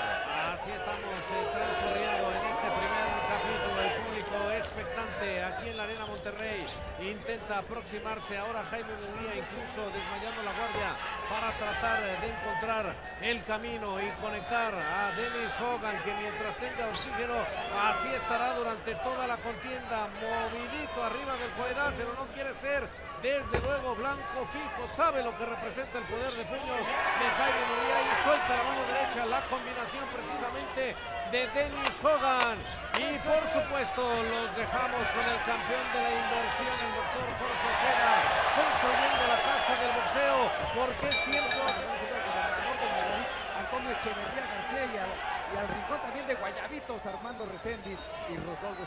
Por supuesto, un abrazo para todos ellos. Bueno, señores, ahí está el trabajo de Jaime Munguia. ¡Suena la campana! La única, la más importante, la tarjeta de la mitad. 10 puntos para Jaime Munguia, 9 puntos para Dennis Hogan, el que propone la pelea. Munguia tiene que hacer ajustes para alcanzarlo. ¿Se quedó ralito o faltó algo más? Lama, te convence así. Bueno, primero es calidad de golpes, segundo es cantidad de golpes y tercero es inteligencia sobre el ring. Me fui a ese aspecto para calificar porque el irlandés huyó del combate. Y entonces se lo doy a Munguia. Bueno, ahí está, señores. Y si empezamos un poquito a ver a Jaime Munguia, que levantar las manos. De repente las manos en el pecho evitan una reacción rápida que pueda tener. No, lo hice perfectamente bien. A mí tampoco me gusta que traigan las manos abajo. La verdad, él debe tener sus manos más arriba para que su jab llegue más rápido. Claro, si lo tiene abajo, el jab lo está avisando, Garrito. Sí, definitivo, empieza a meterse, a cortarle tantito más el camino. Basta sin un shampoo, no hay nada. Nuevo control GX, el primer shampoo que cubre las canas gradualmente. Nuevo control GX de Josh Foreman. Ahora Jaime Munguia no solo recortar la distancia, sino empezar a trabajar con golpes más sólidos. Se buscó el golpe en 2 ocasiones, las 2 falló. Vamos a ver cómo se empieza a meter ahora sí. Lanzó la mano, demasiado abajo. Dennis Hogan intentando jugar un poquito al contragolpe marcote. Así es, fíjate que ese volado de mano izquierda que se quedó en el aire por parte de Jaime Munguia, que va a empezar a aventárselo hacia el cuerpo para donde se está moviendo Dennis Hogan, para irlo frenando, irle minando esa condición física, levantar un poco más las manos para que ese jab salga como latigazo, ir frenándolo para ir acomodando el camino para la mano derecha, pero hasta ahorita muy bien Jaime Munguia. Fíjate que sí, te iba a decir eso, defensivamente, administrando más distancia, entra una guadaña sabrosa a la izquierda. Esos son los golpes que van a empezar a pararle las piernas a Dennis Hogan. Y entra la cintura derecha, tantito lentita, pero ya entró Champ. No, lo hice bien, o sea, lo están siguiendo muy bien, Jaime Munguia, cerrándole bien las salidas. Debe de manejar ese jab abajo y luego agarrarlo con ese derecho por arriba, porque le está avisando mucho. El jab no me gusta que lo tenga muy abajo, entonces lo avisa y ya sabe cuando sube la mano, pues ya sabe que viene el jab. Si lo tuviera arriba, agarrando otra cosa fuera. Me gusta lo que dices, Champ, es un aspecto técnico importante. Incluso la derecha que mantenía abajo, al momento de levantarla, no evitó que entrara la derecha por parte de Dennis Hogan. Lo están cerrando en la esquina. Puede ser el momento de Jaime Munguia. Lo está cazando poco a poco, midiéndolo con las piernas, haciendo un recorrido de pasos laterales importantes, aunque Hogan se está metiendo, picando poco a poquito. Lama. Hogan le está poniendo una dificultad que no le gusta a Jaime Munguia. Jaime Munguia le gusta pelear y el irlandés hace una no pelea. En definitivo, está tratando de atacar a larga distancia. En la última oportunidad falló Jaime. Ataca y mete. Un saludo para Clínica Baja el Sol, Culiacán, Tijuana. Sonó ya la campana, que suena entonces la tarjeta que manda, que dicta la tarjeta es de Don Lama. 10 puntos para Jaime Munguia, 9 puntos para Dennis Hogan. Es uno solo el que quiere la pelea en serio, la pelea de golpes. Se llama Jaime Munguia y la está buscando. Aquí viene para adelante Jaime Munguia tratando de recortar el camino en algún punto tendrá que ser más incisivo en cerrar la salida hacia los costados porque Dennis Hogan está claro, esa es la pelea que quiere hacer. Cuidado ahí con el lado, retroceder a Jaime Munguia, también haciendo lo suyo y aplicando Rabbit Punch, y ahí va de regreso, cómo no, lo sentí la mano izquierda, y el tercero tiene que ser, si se va a meter, que se meta, porque los ¡Y si no, que se salga, mi que se vaya entonces, porque definitivamente los peleadores están para soltar golpes, así que hay que, está muy lejos el tercero, en este ring le está quedando grande, así que cuidado porque pueden pasar muchas cosas, Julio César. Sí, no, lo dice, hay pasos a bala perdida que se la cuidado con los labios, y el tercero sobre la superficie, ¿qué está haciendo gran campeón mexicano? Comiendo verbena. Exacto, nuevo control GX, entre más lo uses menos ganas tendrás, úsalo hasta que te gusta cómo te ves, nuevo shampoo control GX de Josh Foreman. Se está calentando el pleito y el tercero me parece que va a quedar a deber en el trabajo y va a ser fundamental porque esta pelea le puede quedar grande Marco Barrera. Así no está muy lejos de las acciones, vemos a un Jaime Munguia que lo está haciendo, habrá que cerrarlo ahí, esta mano derecha se queda en el aire, habrá que cerrarla para donde está tirando el cuerpo, hay que cerrarle el cuerpo porque si no arriba no lo va a encontrar, ya 2 ocasiones se quedó en el aire, Jaime Munguia va con la mano izquierda por delante, desmayando la mano derecha, queriendo cerrar a un Dennis Hogan que sigue en un maratón. Una buena mano que logra conectar Jaime Munguia, le queda todavía 1 minuto a este tercer episodio, está saliendo respondón por instantes. Dennis Hogan por algo está clasificado número 1 para la OMB, pero Jaime Munguia poco a poco está encontrando el momento para soltar los puños y créanme que con ese poder en cualquier instante la situación puede cambiar radicalmente, aunque hace el rolling, alcanza a conectar con violencia la mano derecha de Munguia, llegando a destino final, Ama. Munguia lo sorprendieron con un par de golpes en las cuerdas, fueron errores defensivos, pero me gustó su reacción porque multiplicó por 10 su enojo, su determinación y salió a contestar con la fuerza de un campeón. Aquí está Jaime Munguia como el cazador que va tras su presa, golpear tratando el de cuerpo, encontrarlo. tiene que golpear el cuerpo. Y se vuelven a entrelazar ahí con los Rabbit Punch ambos peleadores. La indicación del tercero me parece justa y adecuada. Te lo agradezco de verdad, de corazón, amigo. Sonó la campana, la única, la más importante, la tarjeta de Don Lama, a la mitad. 10 puntos para Jaime Munguia, 9 puntos para Dennis Hogan. La pelea tiene que decantar hacia mayor intercambio de golpes, seguramente lo veremos. Dennis Hogan intenta una frontera que le sale, es decir, entra el jab de Jaime Munguia y de inmediato le repite, atacando con su derecha o con su izquierda, y lo encuentra. Jaime lo que necesita ahora es empezar, lo dijo el champ, atacar el cuerpo. Lo hizo en el segundo episodio. Ahí es donde tiene que atacar. Le acaban de sembrar una derecha sabrosa y suelta también. Es la pelea que le conviene a Jaime Munguia por algún momento porque tiene más poder, pero necesita ser más ordenado, champ. Sí, no, lo hizo bien, o sea, no está golpeando el cuerpo, se está yendo a la cabeza y lógicamente puede acabar con un golpe, pero antes se puede ver mal. Sí, y aparte está porque los anuncia de repente. Es un poquito esa parte que tiene que empezar a reaccionar. Frankie Gentil, el referee en turno, de repente medio lentón, con actitudes que en ocasiones ya señalaré más adelante. Por lo pronto intenta trabajar Jaime Munguia. Le ha recortado el cuadrilátero, pero necesita pegar en el cuerpo Lama. Pero ¿sabes qué? Le pegaron a Munguia también. Eso es peligroso. No estamos aquí para medir cuánto aguanta Munguia. Se trata de que no le peguen. Sí, lo dijimos claramente. La guardia está demasiado abajo. Necesita reaccionar para ello. Entra abajo, terminó para quitarle. Y vuelve a llevarse otra vez una derecha que no debía entrar. Porque Jaime la ve. Necesita reaccionar ante eso. ¡Ataca otra vez! La guadaña de izquierda dura, sabrosa y poderosa, pero se vuelve a comer otra derecha volada, Marco. Sí, lo que pasa es que Sara Aguilar cae desmayada la mano izquierda, la trae muy abajo, entonces no tiene reacción cada vez que entra Dennis Hogan, da un brinco para tirarle esa mano derecha. Ahí tiene que cerrarlo, no seguirlo, tirarle el volar al cuerpo para donde está moviéndose Dennis Hogan. Ahí tiene que trabajarlo de alcanza. Debe acabarle otra puñalada.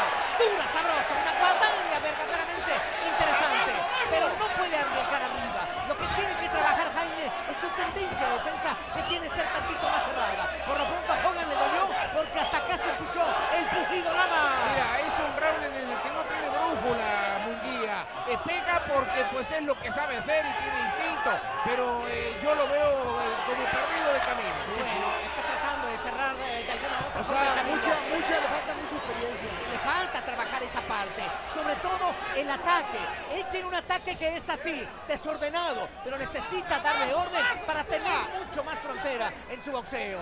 Intenta atacar a un Dennis Hogan que está parado, entró con izquierda, pero le remataron con derecha. Lo levantaron por tener las manos abajo. Ahí es donde tiene que trabajar Jaime Munguia. Me parece que al golpe por golpe, Munguia va a salir mucho mejor, pero no puede arriesgar tanto. Capítulo número 5, sonó la campana. Vamos con la tarjeta de Eduardo Oreste, la emoción del Soto. Usted lo conoce como Don Lama. 10 puntos para Dennis Hogan, 9 puntos para Jaime Munguia. 6-7 golpes que recibió Munguia. No los había recibido en su vida de boxeador en un round. Preocupante. Aquí están ambos peleadores en el centro del cuadrilátero. Lo va midiendo. Jaime Munguia primero se llevó la derecha importante de Dennis Hogan. Alcanzó a dar respuesta de refilón con la derecha Jaime Munguia. Pero otra vez esa mano derecha desmayada le empieza a dar problemas a Jaime Munguia. Su juventud, su fortaleza lo pueden sacar adelante sin duda alguna, pero tiene que encontrar el ritmo, la cadencia, el boxeo para ser Y le puede hacer bien Munguia cuando golpea el cuerpo. El inglés lo resiente, pero si se va arriba, ahí no Munguia está peleando en la circulación. Aquí otra vez va tras él Jaime Munguia. Le está cerrando el camino. Por la izquierda, él repitió la dosis. El ritmo favorece en direcciones a Dennis Hogan para sus desplazamientos. Vuelve a calzar abajo y arriba Jaime Munguia. Otra vez la movilidad es lo que más está tratando de rescatar. Aquí Dennis Hogan. Bien, Marco Barrera. Sí, empezando a agarrarlo muy bien el lodo abajo, pero no le está creando un golpe. Habrá que hacerlo a dos manos, cerrarlo tanto con la mano derecha, mano izquierda. El volado para donde corre Hogan, habrá que engancharlo ahí con abajo para poderle matar arriba. Se están quedando en el aire por parte de Jaime Munguia por la movilidad que tiene Dennis Hogan. Aquí están, otra vez, le queda más de 1 minuto a este capítulo, el número 5, nivel de distancia. Jaime Munguia. Y después repite con la izquierda de la Fernanda. Se sintió ahí lastimado Dennis Hogan. Hace el rolling ahí para quitarle efecto a la mano derecha de Jaime Munguia, pero fue una buena combinación. Hay que repetir eso. Ojalá que encuentre la pelea que está honrando. A Munguia no le gusta esa pelea, a él le gusta la guerra. Repiten 2 oportunidades a la región blanda. Jaime Munguia, no hay intercambio de golpes, es muy cerebral el boxeo de Dennis Hogan y eso por supuesto no es del agrado, como lo comentas Nava, para Jaime Munguia de reaccionar a la izquierda. Ahí al botón, corriendo a la derecha Jaime Munguia, vuelve a conectar de manera importante a Dennis Hogan. En la medida que pasen los rounds puede encontrar distancia, ritmo y también menos movilidad de Dennis Hogan para hacer un boxeo más lucidor y más efectivo. Jaime Munguia, por lo pronto, el número 5 empieza a escribirse la mano derecha, vuelve a llegar por parte de Dennis Hogan y así va a terminar. Identificamos esa parte de Jaime Munguia, le están entrando los golpes. Pero por otro lado creo que le empieza a funcionar el meter mucho más presión. Le falta esa fineza de poder pegar la misma manera mejor. Pero si empieza a pegar abajo, va a cambiar un poco la tendencia. Ya está arrancado, exacto, la mitad.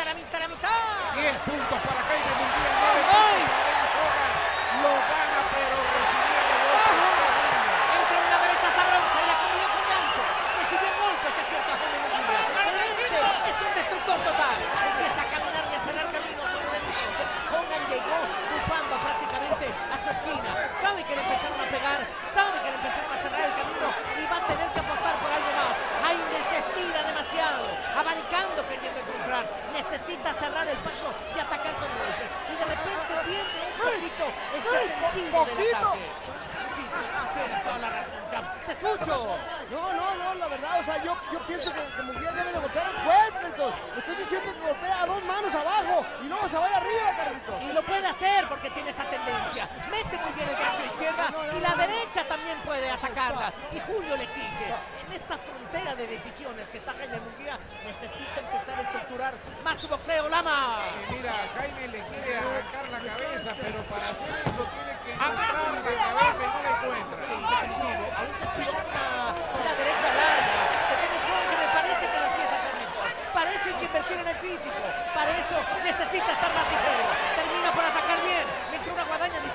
y de repente salió para atrás, evitando el golpeo de Dennis Hogan. ¡Marcote! Aquí está Aguilar, ahí lo agarra con esa mano izquierda cuando iba de salida. Dennis Hogan pegando bien al cuerpo. Jaime Munguia, nada más ahí lo que está fallando, está anunciando muchísimo los golpes arriba. Hasta un paso sabe tirar ese gancho de mano izquierda y la mano derecha también. Habría que tirarlas un poco más rápido, las manos más arriba, para que salgan más contundentes. Y necesita también tener más fineza en la distancia. Él sabe que en la larga distancia le favorece, pero mientras no la sepa ocupar, va a tener complicaciones. ¡Vamos! Sí, está empujando Munguia hacia encontrar lo que él busca. Él se ha obsesionado con la zona alta y ahí lo quiere noquear. Tiene que pegar más abajo, lo dijo Chávez hasta el cansancio. Y lo dijo bien. Sí, definitivo. También Jaime Munguia vive en esa tendencia de querer noquear, porque es lo que sabe hacer perfecto. Se acaba de poner en la derecha Jaime Munguia. Durísima en verdad. Pegó casi en la esquina roja en Embelesta. Así es como trabaja Hogan. Así es como le trabajó también Inoue. Y vuelve otra vez una mano larga. Sí, caramba, necesita subir las manos. No puede solo vivir de los golpes que tiene. Vuelven a sacudirle la cabeza a Jaime Munguia y vuelven a tocársela en la... Análisis del round anterior a través de la tarjeta que manda, que dicta la tarjeta de Don Lama. 10 puntos para Dennis Hogan, 9 puntos para Munguia, con problemas otra vez por lo que recibe. Falta la mitad de la pelea. Rodolfo va a tener que trabajar mucho Munguia. Aquí está Jaime Munguia, otra vez Dennis Hogan, un poco más quieto al arrancar este capítulo, y estas son buenas noticias para Jaime Munguia, pero cuidado, la combinación llegó a destino final por parte de Dennis Hogan. Atento con la guardia Jaime Munguia, tiene que estar cachando esas combinaciones para después buscar aplicar castigo. Y el tercero sigue. Está siendo el tercero, ¿comiendo qué? Comiendo verbena como Carlitos. Está muy lejos el tercero sobre la superficie y verdaderamente no está haciendo su trabajo. Nos deja en clinch y es ahí donde aparece los rabbit balls.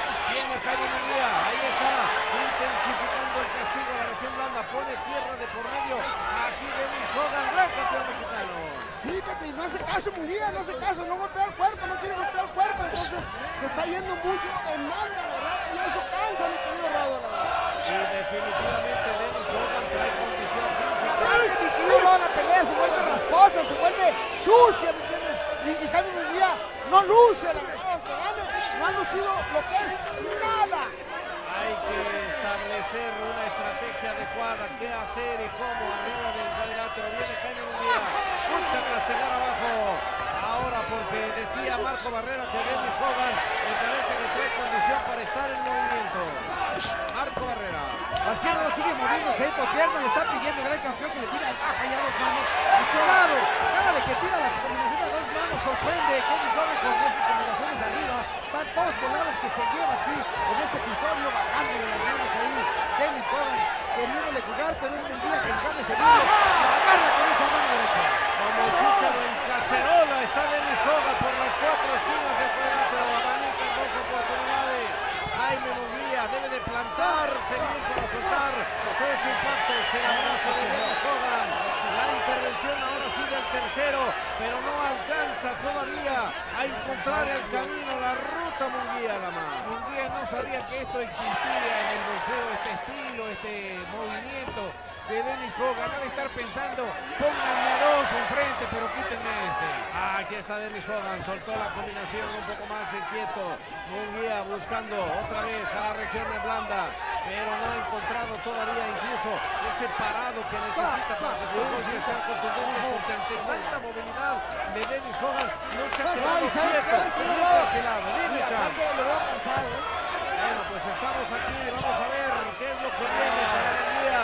Se va a terminar el episodio y llegó. Hay que pegar ese jab y ese recto al pecho para poder ir minando el movimiento que tiene Dennis Hogan. Necesita un golpe de gancho larguísimo. Él necesita estar adentro para hacer daño. Sonó la campana, la mitad, la mitad, la mitad, la mitad. 10 puntos para Jaime Munguia, 9 puntos para Dennis Hogan. Lo que falta de pelea es un examen enorme para Jaime. Tomarle el rostro y ahora siente a Jaime Munguia. Giró de tal manera que encontró la cabeza de Dennis Hogan. Siente el castigo y vuelve a buscar hacia atrás, a meterlo en su zona. Y es que Jaime Munguia no puede estar tan pegado. Trabaja tranquilamente para llegar hasta su zona y empezar a trabajar ligeramente con el ritmo. Le falta tantito la cintura para moverse y atacar en las partes bajas. Ese es el punto fijo. Del otro lado, señores, tiene la potencia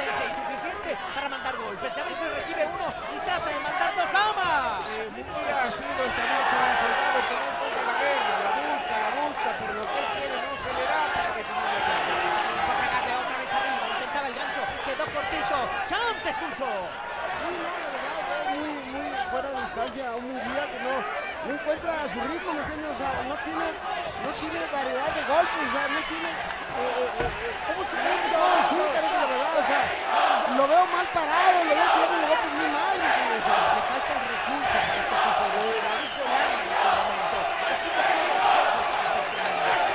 Tiene que tener el talento de darle orden. ¿Y cómo? El jab tiene que funcionar, porque se acerca demasiado para los. O sea, la pelea se me hace muy callejera con todo respeto. Definitivamente. O sea, no quiero ofender. No, pero no luce Munguia. Si no tiene orden en su boxeo. Sí. Te escucho, Marco. Bueno, lo dices muy bien, Sara Aguilar tiene que tener el talento para poder descifrar el estilo difícil y rasposo que tiene. Ya lo dijo Marco Barrera, yo no lo quería decir. Dennis Hogan, y también tiene que tener Jaime Munguia las cualidades de tener la tranquilidad, la cabeza fría, empezar a cerrar, empezar a querer. Ay, lo agarra con esa mano derecha que se lo han metido en 3, 4 y hasta en 5 ocasiones. Sí, y el asunto es que ahora sí le dolió, porque papadea con el ojo y le duele, porque entró perfecto Dennis Hogan y termina por pisarle por arriba golpes de conejo. Ahí es donde tiene que meterse Munguia. Estos son los golpes que hacen mal en el boxeo. Ya estoy ahí, me voy con todo, pero parece también evolucionar lento. El peso empieza a hacer daño y Jaime tiene que ser peso también. Claro, ahora ya después de pasar la mitad de la pelea es donde empieza a hacerle daño a Lama. Es un round terrible. Aunque te ayude para ganar. No, ¿y sabes qué, Carlitos? Su golpeo se ve que no tiene tanta potencia esta noche. Vamos a ver dónde termina. Yo lo veo cansado ya. Por lo pronto está boxeando hacia atrás para tratar de atrapar. ¡Ay, caramba! A Dennis Hogan, pero se traga. Un upper durísimo. Él arriesgó de alguna u otra manera para meterle en una y cae entrampado. Jaime necesita calmarse y necesita darle horizonte en la esquina. Como quisiera verte aquí. Venga la tarjeta, Lama. 10 puntos para Dennis Hogan, 9 puntos para Jaime Munguia. Hablando de prioridades, lo que tiene que hacer ahora Jaime es ganar esta pelea. Después hablamos de lo que hay que corregir. Desde luego, muchos son los golpes que ha tirado al aire Jaime Munguia fuera de distancia, y me parece que ahí ha dejado parte de la condición física. Una vez más aquí observamos esa evolución de mano derecha. Ahora sí logró meter las manos a la región de blanda, pero Dennis Hogan ha tomado cierta confianza después de lo realizado en el capítulo anterior. Todavía hay manera de corregir lo que se vio en el anterior. Hay que subir las manos, se faja ahí en el intercambio de golpes. A lo macho aquí Jaime Munguia. Julio César Chávez. Cansado, lo veo por eso, un poquito desesperado, recibiendo bastantes golpes. En el momento en el que enfrenta a un peleador que está con movilidad, no ha encontrado la distancia. Jaime Munguia ahora sí lo ha encontrado.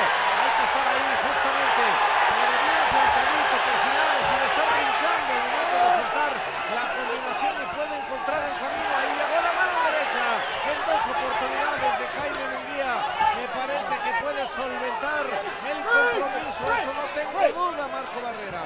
Así es, ya empezando, lo tiene Jaime Munguia, empezando a meter las cuerdas, tira la combinación, él lo frena con ese jab, cuando se aventaba con el gancho de mano izquierda, las manos desmayadas, ahí tendría que mover la cintura, cerrar a un Dennis Hogan que va por la cabeza por delante, agarrarlo de upper cuando va entrando Dennis Hogan, pero lo está queriendo agarrar, lo está queriendo cazar con la mano izquierda. Sigue manteniendo su estilo Dennis Hogan con menos movimiento. Ahora el tema es que ya no hay tanta condición física de Jaime Munguia, el combustible está escaso. Aquí está la combinación de Jaime Munguia buscando el momento para tratar de conectar. Ya está quieto ahora Dennis Hogan. Ahora es cuando tiene que plantarse Munguia y hacer su pelea a la mano. Tuvo Munguia un muy buen momento en este round hace un instante. Ahora tiene que prenderse en esa pelea que es la que le conviene tratar de sacar este round. Es importantísimo. Así es, ahí suelta la mano derecha. Jaime Munguia más plantado, más sereno, pero también Dennis Hogan ahora va para adelante buscando hacer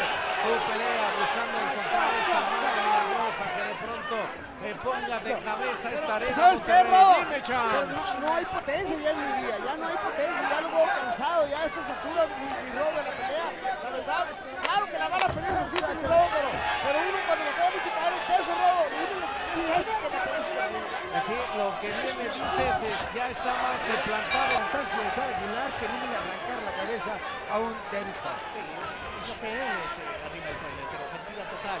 Falta trabajar los planos de estrategia y empezar a sentarnos tantito más. Al golpe por golpe, me parece que Jaime Munguia tiene mucho más potencia. El asunto es que, bueno, evidentemente estamos en una pelea que le ha sido complicada hasta el momento. La mitad. 10 puntos para Jaime Munguia, 9 puntos para Dennis Hogan con muchas complicaciones. Pasó el examen del round anterior. ¿Cuánta preocupación reina aquí? ¿Cuál fue la diferencia, Lama? Ese fue el que trabajó, el irlandés hizo muy poco en el round anterior, pero aún así que la que tiró le pegó a Munguia. Sí, le hacen falta los puntos finos a Jaime Munguia. Reitero, al golpe por golpe lo está generando, pega más, pero necesita corregir cosas. No sabe un tirapiedra, no sabe bien el mundo. Y por supuesto donde tiene que trabajar. La potencia es importante, pero no todo es potencia en el boxeo. Termina por atacar, las a larga distancia y a la salida se lleva otra vez. Entra con potencia Jaime Munguia, marcote. Bueno, también de Sara Aguilar también hay que rescatar aquí que Dennis Hogan de 18 que ya tiene 5 knockouts, o sea, no tiene mucha potencia, sino que con tanto golpe que ha recibido Munguia, ahí va nuevamente Munguia para adelante con esa mano izquierda, queriendo tirar de gancho, se queda en el aire y abanicando este golpe de mano derecha de parte de Dennis Hogan. Y no está aprendiendo, que entra él, anuncia que va a entrar y estira la mano para que se quede con ella. Son esas partes que tenemos que exigirle a Jaime Munguia, pero nos damos cuenta que todavía le resta crecer en ese sentido. Es un boxeador con gran potencia y también con gran soporte, porque le acaban de meter una derecha importante. Y ahora va Jaime, que sabe que tiene que contrarrestar ese impacto y tratar de generar más. Lama. Siempre es importante que un boxeador sepa lo que está pasando en la pelea. Munguia por momentos deja de saber lo que ocurre cuando lo sorprenden con esos golpes. Está parado, no hace el movimiento para evitar. Se desparpaja por algún momento, se descompone tanto que Dennis Hogan le da la oportunidad de tener opciones pegándole en el rostro. Y lo sabe Munguia, las manos demasiado abajo.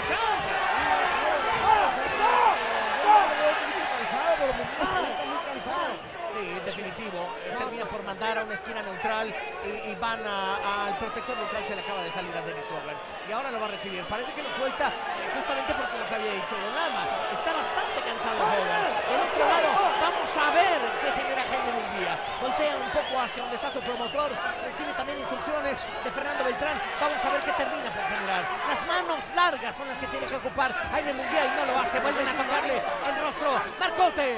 Sí, lo vuelve a agarrar desmayando las manos, queriendo agarrar con esa mano izquierda que se quede en el aire. Dennis Hogan brinca para tirarles 1, 2, 3 y se lo frena Munguia en el paso en frasca, ahí en el paso, queriendo agarrar, hay que tener cuidado. La verdad es que le pegaron otra vez a Jaime Munguia. Necesita encontrar el camino para atacar. Se queda solo con un solo golpe. No puede hacer una combinación. Doble open, uno de un lado, el otro del otro. Se vuelve a sacudirle la cabeza a Munguia. Ay, porque vamos con la tarjeta de Don Lama. ¿Cómo están las cosas? Están que derecha de Hogan que hace trascender a Munguia. 10 puntos para Dennis Hogan, 9 puntos para Jaime Munguia. Munguia ha mostrado más carácter que recursos esta noche. Ahí fue conectado y da respuesta. Viene Jaime Munguia a lo macho, justamente a lo destructor. Intenta poner las cosas en su lugar en esta cuestión del acumulado. ¿Cómo la llevas ahora? 2 puntos de diferencia y nos quedan 2 rounds y eso es la óptica, la visión de Lama. Hay que ver qué dicen los jueces internacionales de Montres. Yo no sé qué estarán viendo, Richard, pero sí está preocupante la situación. Sí, porque se han ganado muchísimos votos Munguia, la verdad. Y aquí viene para adelante Munguia, tratando de solventar esta situación que se ha tornado ya con focos de alarma. Ahí está, como lo sabe hacer Munguia, a recibir y dar, volando izquierdas y derechas por todos lados. Y el tercero, si no logra meterse a tiempo, pues se van a seguir atizando Marco Barrera. Sí, ya que hay un poco la esperación, Jaime Munguia pegándole en la cabeza ahí a Dennis Hogan, por el momento como se está abrazando. Tiene que empezar con, fíjate que ese valor de ese récord de mano derecha que le dieron, que le ronda hasta brillando, que son lo que son Jaime Munguia. Fue lo que lo calentó, pero había que centrarse un poquito más y pegarle al cuerpo, acomodarse, tranquilizarse, porque pues está recibiendo de... Aquí está Munguia, ahí, en el terreno corto, busca evitar que llegue esa mano. Sabemos que tiene el poder. ¿Dónde está el poder de Jaime Munguia? Puede aparecer en cualquier instante. Tenemos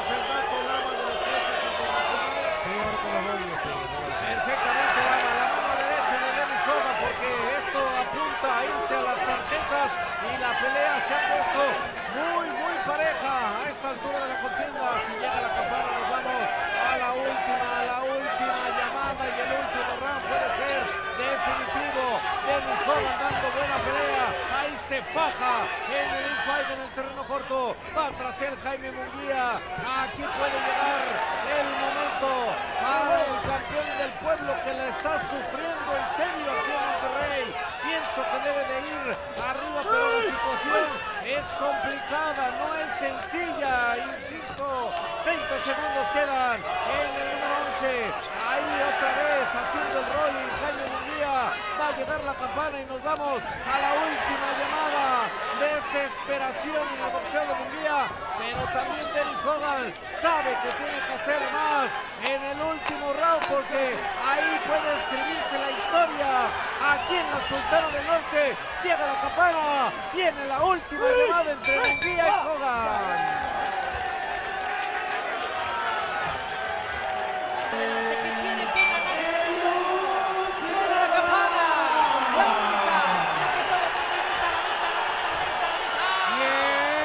Para Jaime Munguia, 9 puntos para Dennis Hogan.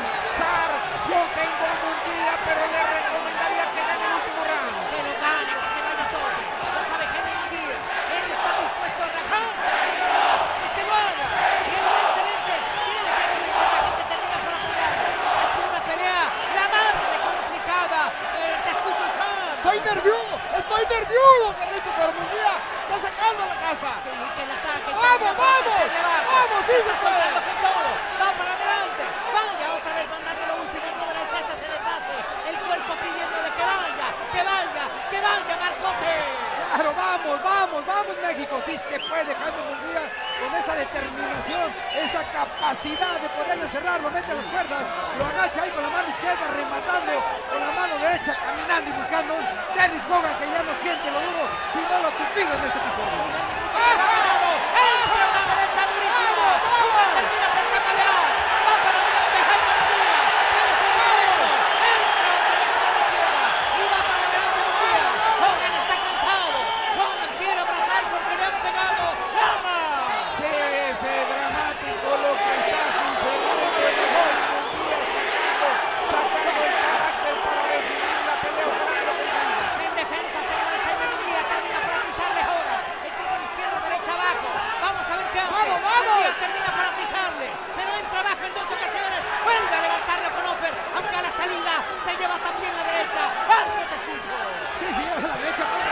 ¡Vamos, Munguia, vamos! Jaime Munguia dejándolo pasar las cuerdas, poniéndose al incómodo, pero un Dennis Hogan que va para adelante con la cabeza por delante, poniéndosele difícil y incómodo para cerrar el episodio. El referee que ha tenido que trabajar a las extras, se han levantado, arengando a Munguia. ¡Estoy nervioso! Vuelve a entrar abajo Munguia, vuelve a atacar arriba, vuelve a llevarse con la derecha y termina por encerrarse. Ataca ahora Dennis Hogan metiendo la cabeza, ganando la posición ofensiva. ¡Larma! Obligado a cerrar Munguia porque quién sabe cuál es el destino de ataque. ¡Entra ahora durísima! Gancho arriba por parte, un volado, doble enter por parte de Jaime Munguia. ¡Va para adelante! ¡Va Jaime Munguia! ¡Le hizo daño! ¡Se abraza a Dennis Hogan porque le estaban metiendo una tela! ¡No se van! ¡Abajo del cuadrilátero! ¡Las piernas, evidentemente! ¡Le atacan a Munguia! ¡Vamos! ¡No levanta el referee! 14 segundos. Ataca Munguia. Momento complicado. Pero hasta ¡Vamos! ¡Cierra! Todavía puede. Viene Jaime Munguia. Ataca con la izquierda. Defiende la luz de sala. Ataca de Hogan. Munguia a la distancia. Vuelve a agarrarlo. Termina por avanzando. Entra con la arriba. En una pelea más baja. ¡Ay! ¡Ay! ¡Ay! ¡Lama! 10 puntos para Jaime Munguia, 9 puntos para Dennis Hogan en el round final. Toma nota, México. Te digo mi tarjeta, ¡Sar!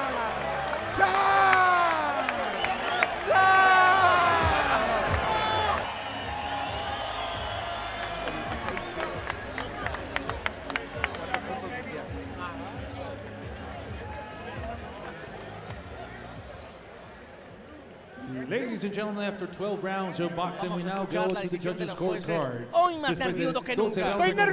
Estoy nervioso, Carlitos.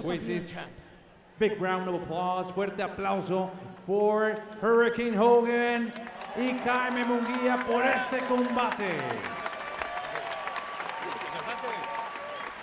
Judge, el juez, Richard Levine, he scores it 114 to 114 even. 114 a 114. Judge Rocky Young, he scores it 115 to 113. 115 a 113. And Judge Waleska Roldan, she scores it 116 to 112. 116 a 112.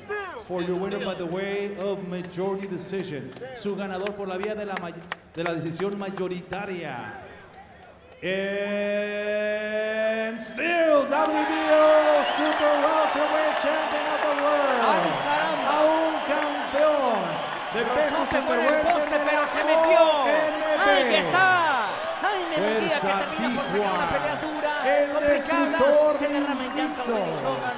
Ha hecho una pelea valiente, complicadísima para Jaime Munguia, pero me quedo con el 116-112 de Don Hamad.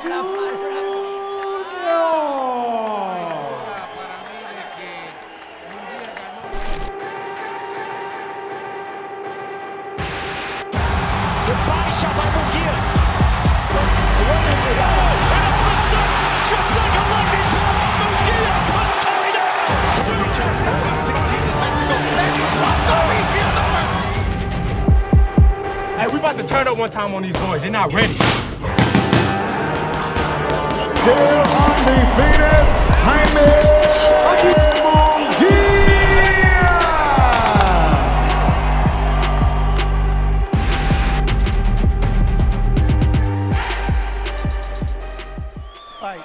These are a little bit high. These are right on the line. I'm going to let you guys work in there. I gave you both instructions in the dressing room. I just want you to listen and obey my commands at all times. Protect yourself at all times. Play duro, play limpio. Fight hard, but fight clean. Good luck to both of you.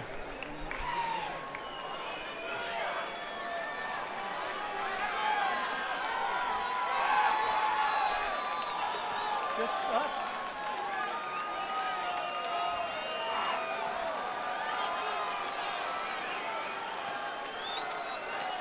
Listo. Listo. You ready?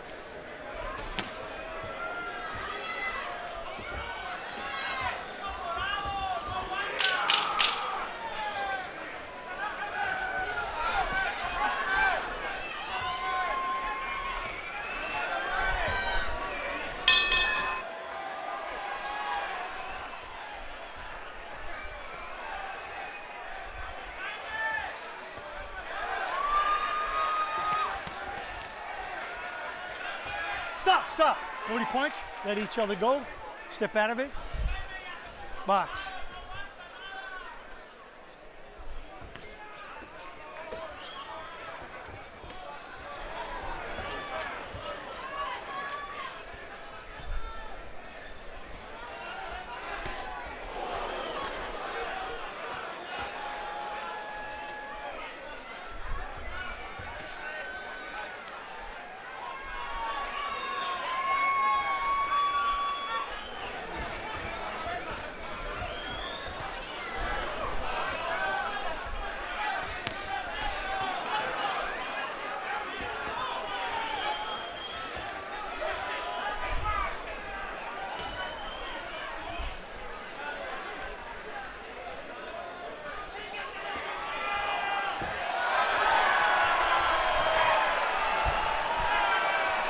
All right? You okay? Say yes. Box.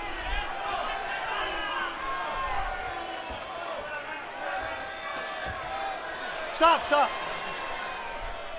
Cool. You good? All right, give me gloves. Box.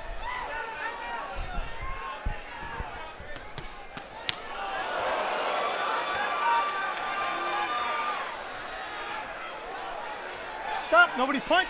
Step away from each other, turn around. Box.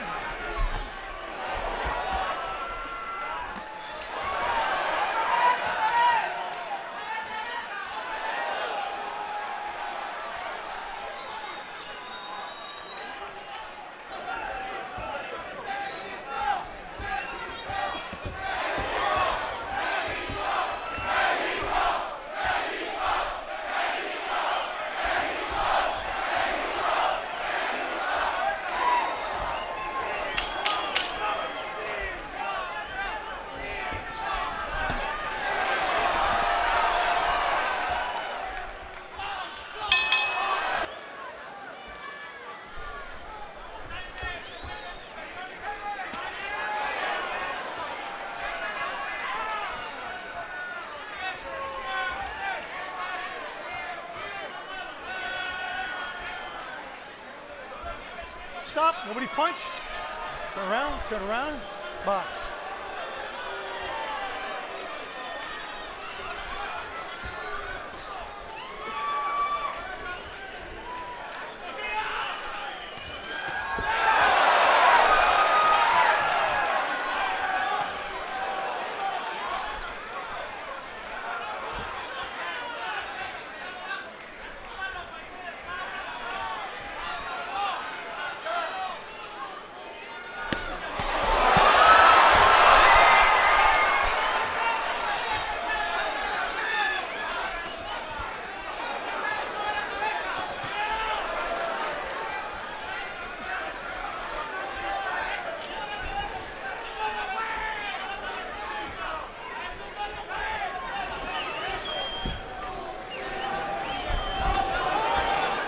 Stop. All right, break.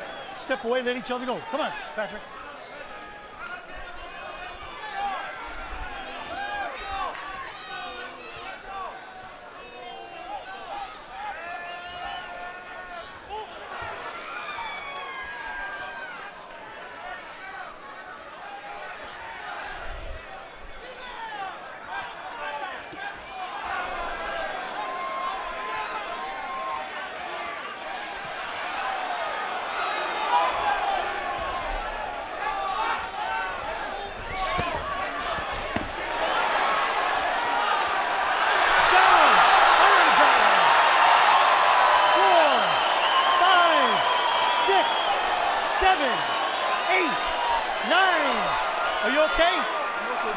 It was right on the belt line. It was right here.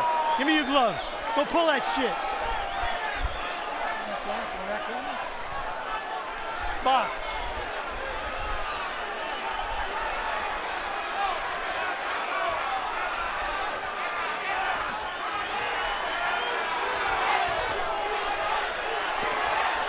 Whoa, I gotta bring those. That was low. You okay? You need a minute? Do you need?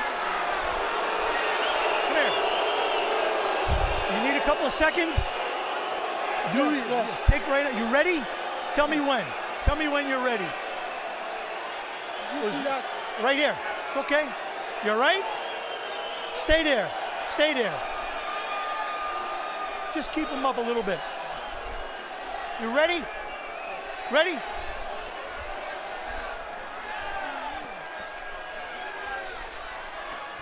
Bring them up, Jaime.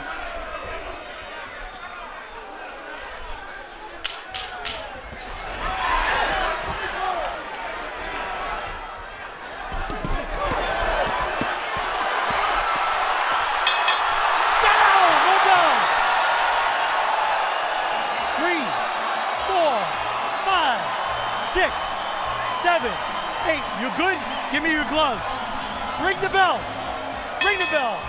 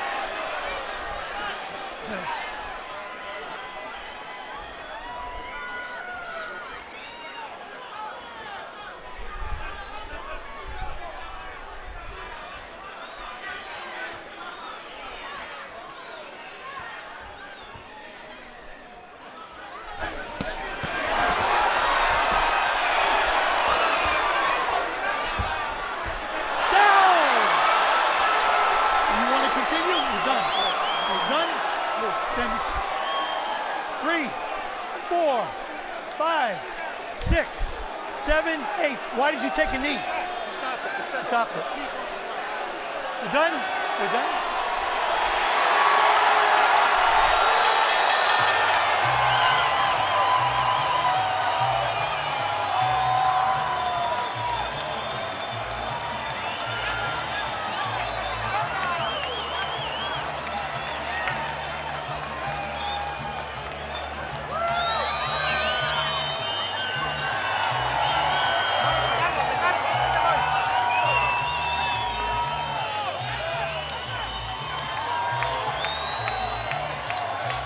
Comes at the official time, 2 minutes, 18 seconds, round number 4. The blue corner of Alote requests that Jack Reese put a halt to this bout. He does, and we have your winner by KO victory. He is still the undefeated WBO Junior Middleweight Champion of the World from Tijuana, Baja California, Mexico, Jaime Munguia.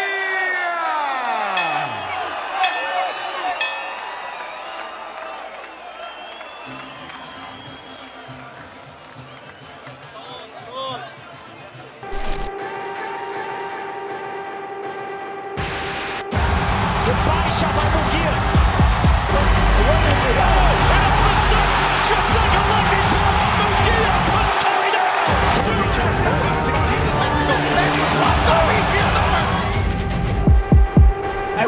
turn up one time on these boys. They're not ready. Still undefeated, Jaime Munguia.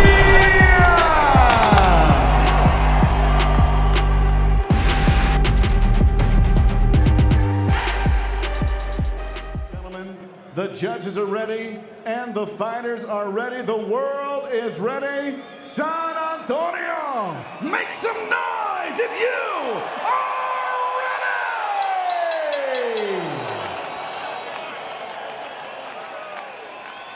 Introducing to you first, fighting out of the blue corner with his cornerman, Packy Collins, wearing tonight black trunks trimmed in gold. He weighed in officially 159 1/2 pounds, and in 33 professional bouts holds a record of 30 victories, including 21 knockouts, just 3 defeats. The Fighting Pride representing all of the Irish around the world from Cork, Ireland. Here is Gary Spike O'Sullivan.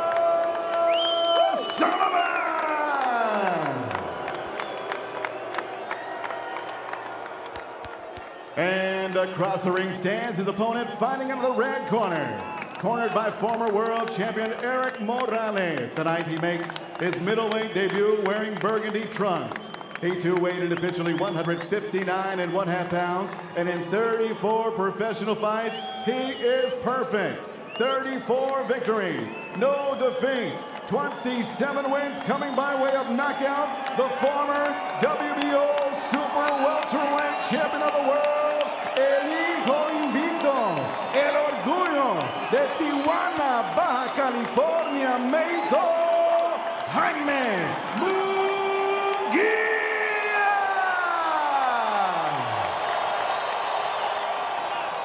Okay, let's clear the ring. I need one chief second. Let's clear the ring. Okay, Jaime. Gary, we've already gone over the rules in the dressing room. I want you to obey my commands at all times. Most importantly, protect yourselves at all times. Punches here and up are good. Punches right here and up are good. Choca and guantes, touch gloves if you want to. Let's go to work.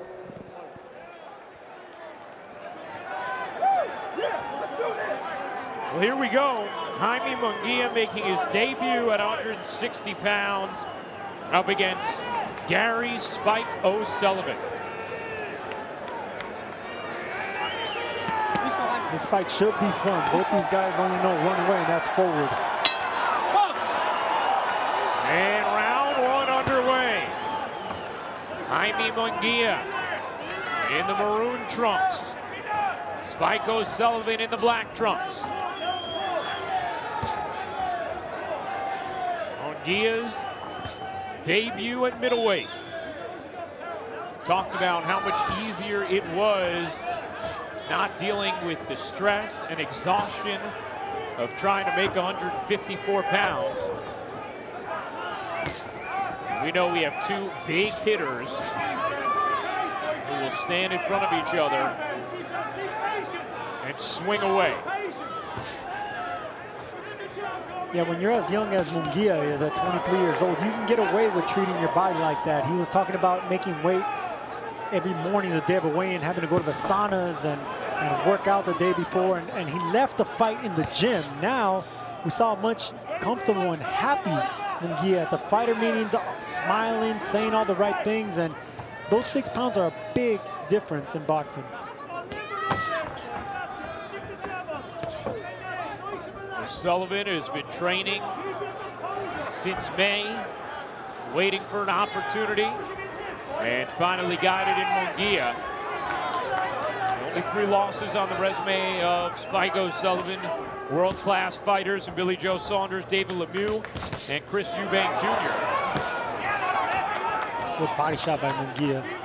That's going to be the key to this fight, the body shots. Sullivan takes a good shot upstairs, but he has been hurt to the body. Chris Eubanks Jr. hurt him to the body. And then he dug up with uppercuts after that. But like you mentioned, Ryan, he's only lost to the best. Nice combination there from Munguia as he again peppered the body.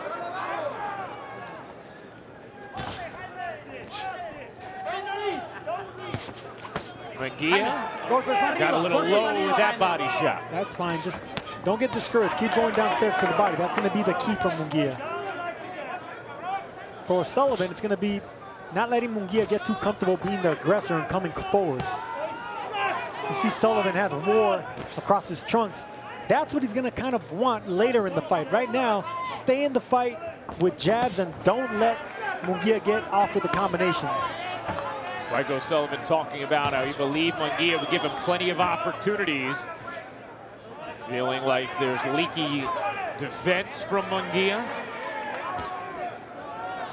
I already see better head movement on Munguia's part. Nice combination there from Munguia, and then a big right hand.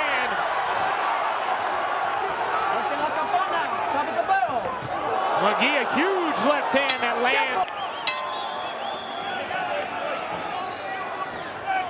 Start of the second round, and you said it, Sergio. O'Sullivan was hurt as he sauntered back to his corner at the end of the first round. Because he's not getting respect. He's not punching. He's letting Munguia get off with the combinations. He has to get respect. I said he needs to hold off on the war. I think he's going to have to exchange right now, do something, because Munguia is landing some hard shots, and it's not going to last too much longer if Munguia keeps landing those hard shots to the body and the head. So much power from Munguia, and it's been an emphasis of Eric Morales, the Hall of Famer, and Munguia's new trainer. This is just the second fight with him to, instead of worrying so much about strengthening his weaknesses, focusing on accessing the strengths, which is the aggression and power of Jaime Munguia. And I do see a difference now, the head movement, the waist movement, and he's been countering pretty nicely, Munguia has. And that combination in the first round, he actually used speed for that matter. He didn't really concentrate on just digging on the body with 3 or 4 shots. He used speed to get 7 or 8 shots in there. Beautiful body shot right there. And again, Munguia told to raise the punches a bit.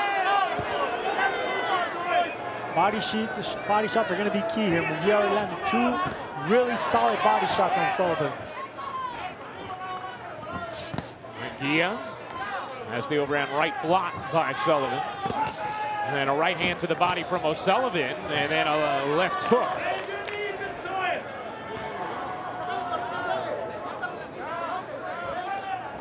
Munguia again with that good head movement you were talking about, Sergio. And that's the difference I've been seeing so far. Not only that he's mixing up the power with speed, Munguia is keeping his distance, but the head movement is there. Big left hand to the body there from Munguia. You always feel the power of Munguia, 154, but now a little more at 160.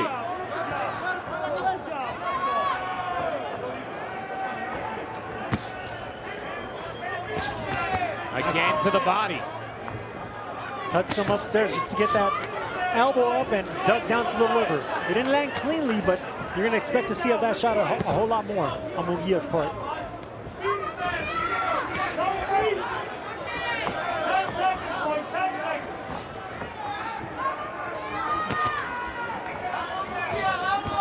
Oh, nice combination there from O'Sullivan with the left to the body and the right up top.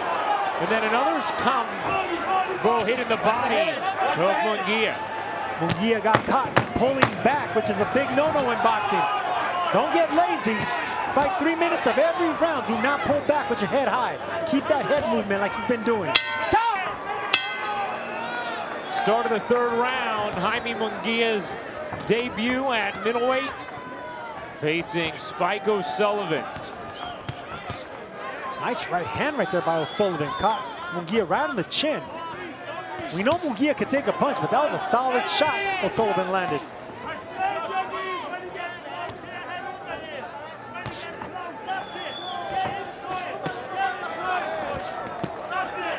Sullivan trying to get back at the body, with applause from his corner coming as he did. Sullivan's corner wants him to get in the inside. That's good advice. Get on the inside of the bigger Munguia and bang away at the body.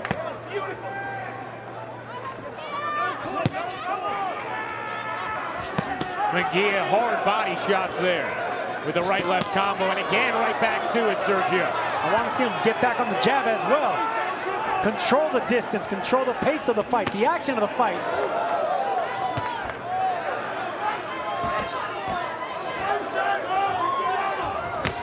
Munguia again with the body shot that time with the left hook as O'Sullivan responds.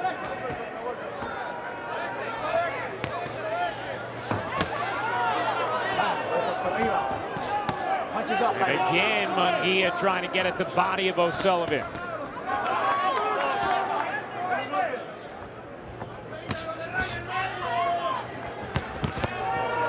Hard exchanges in close from these fighters. Both taking some hard leather right here. Nice combination there from Munguia, and then the response from O'Sullivan. And this is the kind of fight we knew it could be. This is what we expected. O'Sullivan coming forward, engaging in war now. Munguia responding. Both fighters willing to stand in and fire away. Munguia dipping out of the way. O'Sullivan doing a good job backing up Munguia with pressure. I like that stabbing jab by Munguia to the belly.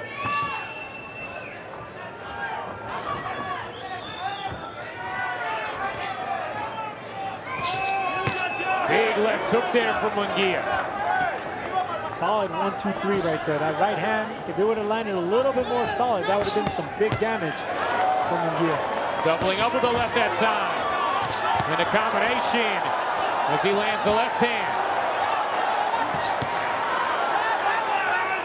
Oh, O'Sullivan left himself exposed for a moment as he tried to signal that it was a rabbit punch from Munguia, and Munguia took advantage. And that's what happens. You gotta protect yourself at all times. Do not look at the referee to save you. Big combination from Munguia at the end of this third round, and then O'Sullivan, a strong response. O'Sullivan rocked Munguia right there with the overhand right. Munguia's wobbled. Huge right hand from Spike O'Sullivan at the end of the third round.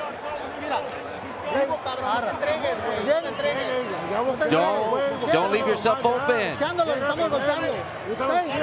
Start of the fourth round. And after Munguia rocked O'Sullivan at the end of round number one, it's Spike O'Sullivan who exchanged the favor at the end of the third round.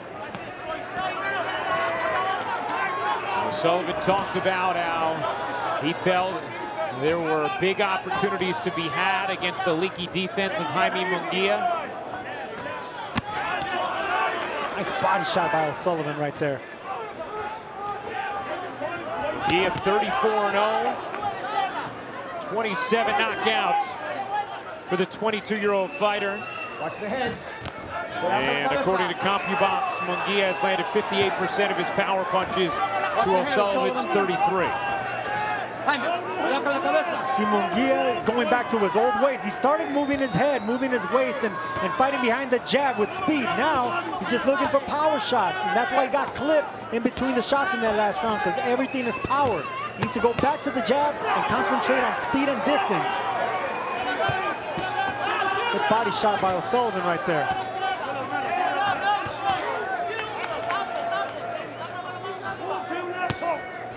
Let's check in with Coria Trejos, who spoke with Jaime Munguia's corner. Thank you, Ryan. I had a chance to speak to Eric Morales, and he says that Munguia got hit, but it didn't affect him much. Right now, they just want to make emphasis on defense and walk O'Sullivan down. I disagree with the great Eric Morales. He was shook. Munguia was shook walking back to the corner. His legs weren't under him, but he's responding well right here. Couple of nice body shots landed by Munguia. There you go. That's what I want to see by Munguia. Pop that jab. And he's popped it a few times here. There you go. That's speed right there. Pop the jab. 1-2. Get the distance and the speed. Don't put too much behind the combinations, because O'Sullivan is very good punching in between the shots. That's what veterans do when they can't compete with speed and power and size. They time you in between shots. O'Sullivan backs away. Now gets Munguia up against the ropes.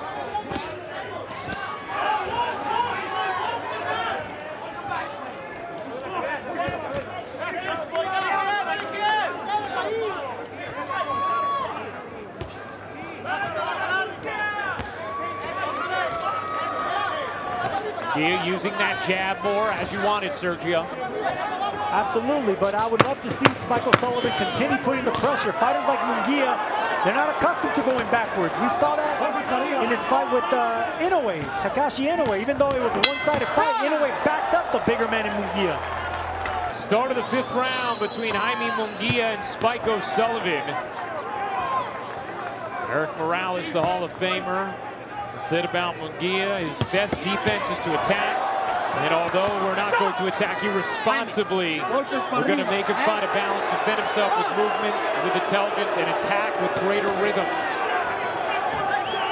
Eric Morales wants the attention of the referee. The mouthpiece fell out of Jaime Munguia's mouth. But Eric Morales better be careful stepping on the canvas while the fight's going on. And now it is stopped, so Jaime Munguia can get that mouthpiece. And the round continues.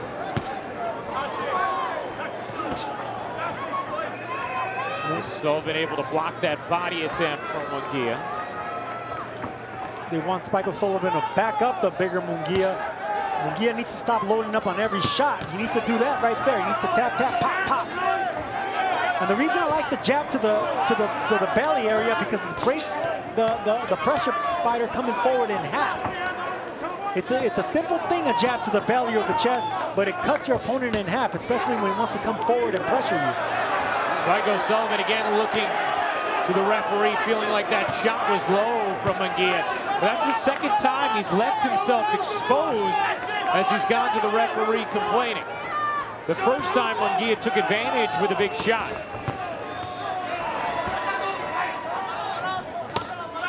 Nice body shot right there by O'Sullivan. Munguia didn't like that. This combination up top from O'Sullivan. There you go. I want to see that from Munguia. Chop O'Sullivan in half. He wants to come forward and back you up, fine. Throw right hands and jabs downstairs to the midsection. Just like again, that. Yep. Right hand lands flush from Spike O'Sullivan. And he goes to the body of Munguia.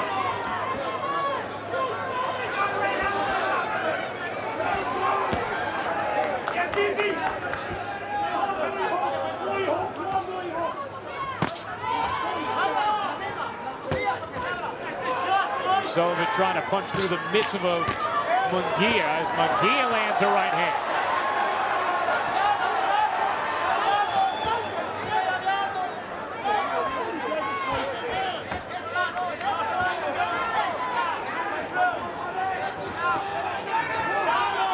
Munguia and O'Sullivan both missing wildly in that exchange. O'Sullivan pushing back Munguia, which is what his corner wants him to do. Munguia fighting nicely off the ropes now. Nice combination landed up top from Munguia. O'Sullivan looking to respond. And a good finish to the 5th round from Jaime Munguia. That's the way you finish the round. Start of the 6th round. Sergio, how do you have the fight so far? It's a close fight. I like the way both fighters are implementing their game plan. O'Sullivan backing up Munguia now, landing some big shots. He caught the attention of Munguia, rocked him actually, but Munguia setting the tone and the pace nicely as well. Counter there that landed.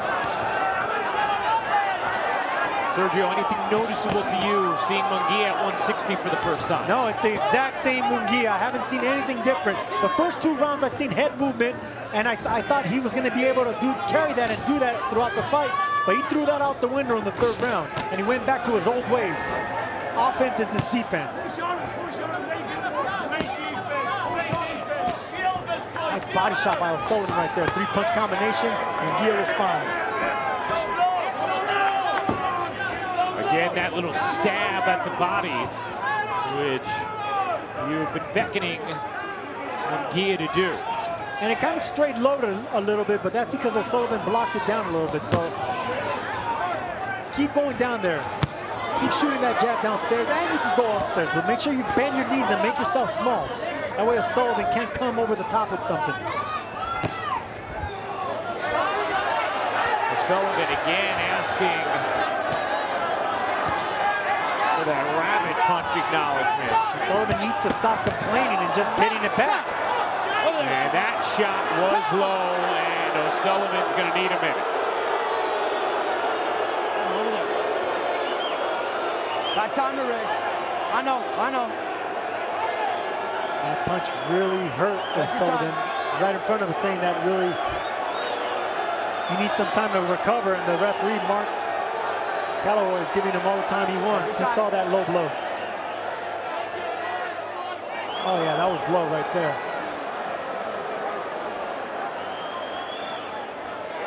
Yeah. 1 point, low blow. 1 point, low blow. And a point has been deducted from Jaime Munguia for that low blow. I think a warning would have been better suited there, even though some punches were strained down there. But one more warning, I think, would have been just. Ready to go? I think O'Sullivan did the right thing that a veteran does and sell that low blow, and it cost. Time man, let's box. It's so in a close fight, that obviously is significant. Oh yeah, that's gonna be. Hopefully, I won't come back and haunt Munguia, but another warning would have been good. And push him down. 6th round of a scheduled 12. But we hear Gary O'Sullivan's corner yelling before they deducted that point that he's hitting low. So they did a good job selling it to the ref as well that Munguia was straying low with those body shots. Nice combo there from Munguia. See right there, Munguia's loading up too much. He's going back to his old ways. Go to speed if you're Munguia, because O'Sullivan is really good at countering in between the shots. So if you're loading up on the punches, you're going to make yourself susceptible to power shots. And we saw that with the counter left hook from O'Sullivan. There's that jab downstairs. I want to see more of that by Munguia. Don't focus on power right now. Focus on speed. Stay off the ropes. Win these quiet rounds, because O'Sullivan's doing really good coming forward and landing some good body shots. There's another body shot and then an uppercut from O'Sullivan. Time! Start of the 7th round.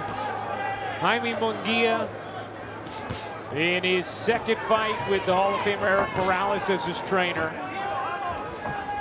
Spike O'Sullivan trying to avenge what he thought should have been a victory for the Irish Dennis Hogan 2 fights ago, in which Munguia controversially scraped away with the win. Nice counter there that landed. Yeah, O'Sullivan told us that he's seen chinks in the armor of Munguia, and now we know that he wasn't kidding, because he saw something in that Dennis Hogan fight.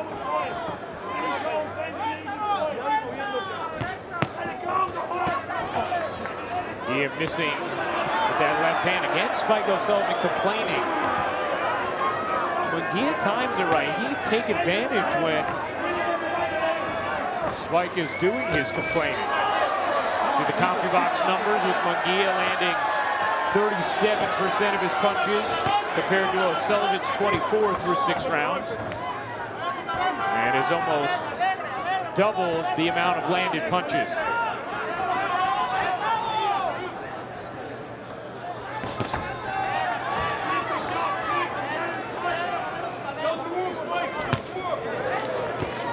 See that jab right there by Munguia.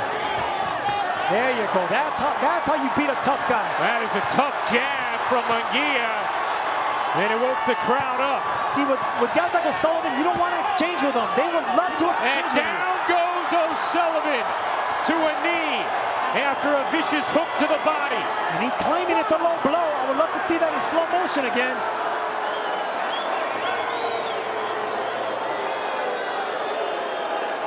Time, let's go. Ready?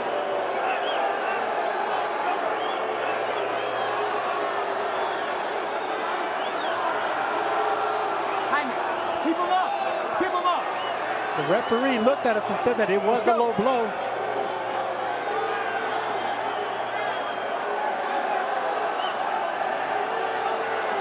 You ready? Take your time.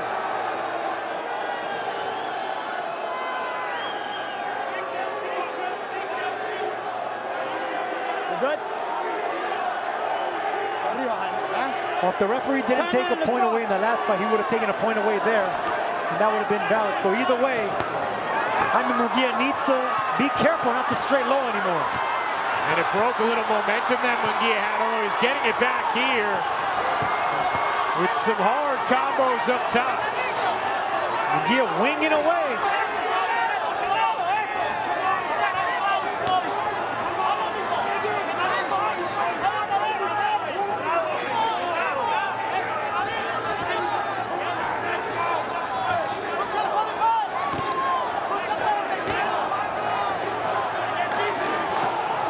Sullivan's the type of fighter that in these middle rounds he looks to punch in between the shots. So Munguia, it'll serve him right to box behind the jab.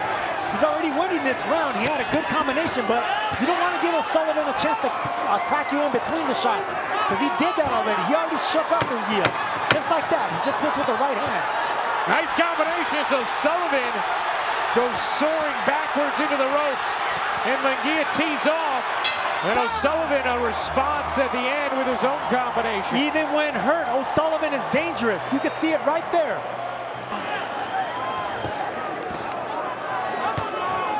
Between Jaime Munguia and Spike O'Sullivan. A few nice flurries in that 7th round from Munguia that were started with some powerful jabs.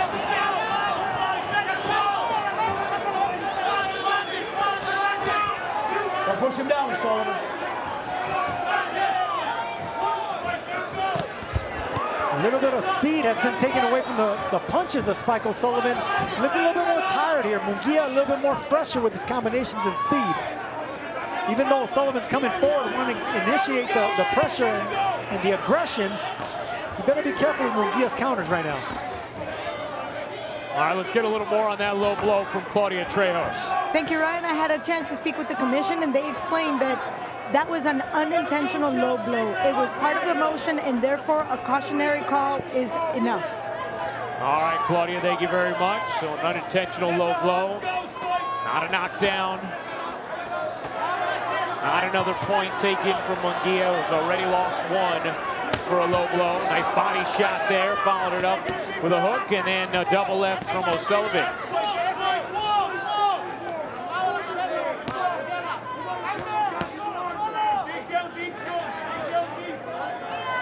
Spike O'Sullivan's corner asking him to dig down deep. As Munguia comes with a jab, it's been effective whenever he's used it tonight. It's been effective, but now we're seeing a more weary O'Sullivan. He's looking like he's a little bit more tired.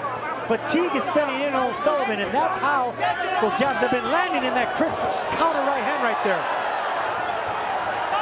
What's the move from Munguia after the jab? After the jab, just stay on the jab. Let O'Sullivan, who's in his mid-30s, he's 35 years old. The legs aren't under him as they were earlier in the fight. Let him make the mistake coming forward. So pop that jab. Let O'Sullivan walk into a big shot. There's the jab from Munguia. That's what I want to see. Jab upstairs into the midsection. Let O'Sullivan make the mistake, because right now, O'Sullivan looks fatigued to me.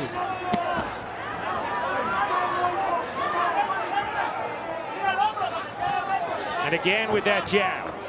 I would love to see more uppercuts from Munguia right now, because since Spike O'Sullivan is a little bit tired right now, when he gets in the inside, he'll be vulnerable to uppercuts, O'Sullivan will. And you can see it in the legs of Spike O'Sullivan. He is absolutely fatigued here in round number 8. That's what I don't want to see, is Munguia loading up on shots like that. Break, we see the great Eric Morales and Jaime Munguia's corner telling him, relax, fight behind the jab. It lands every time you throw it. Just flick it out there. Good body shot by Munguia right there. Nice combination.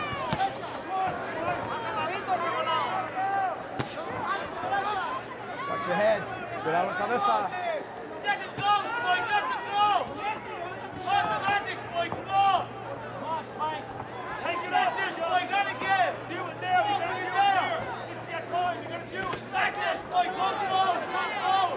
Sergio, is this a little deeper into the fight than you thought Spike O'Sullivan would go with Munguia?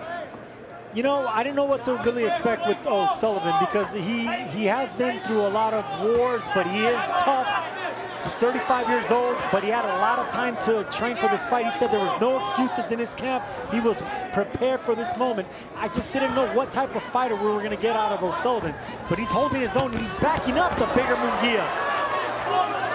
But Munguia's catching him with some good shots right here. O'Sullivan's just looking to catch Munguia in between the shots right now. Big left hand landed there from Munguia. Just like he tried right there, O'Sullivan. And then that jab is halting O'Sullivan every time, and that time it sets up the right hand. And it sets up the right hand because he jabbed twice. And O'Sullivan losing his legs a bit as Munguia lands a left hook after tapping the body. Munguia not forgetting the body. That jab has been so effective for Jaime Munguia. He has an opportunity here in round number 9 as O'Sullivan starting to lose his legs. Can Munguia take advantage? The great Eric Morales told Munguia in the corner, go back to the jab. That shotgun jab is doing damage to O'Sullivan. I mean, you could see it is jarring him back every time Munguia throws it. And it's opened up some other opportunities as well. Big left hand there for Munguia. If I were Munguia here, I'll just stick to the jab. Power jab, speed jabs to the gut, upstairs. Don't exchange with O'Sullivan. O'Sullivan's just waiting to exchange.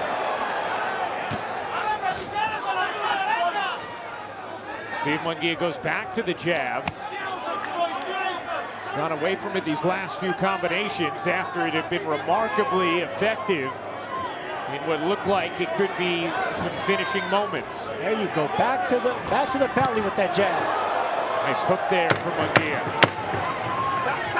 Stop. Don't push him down. There you go. Let's go. Let's box. Munguia better not get lazy. And that's the end of round number 9.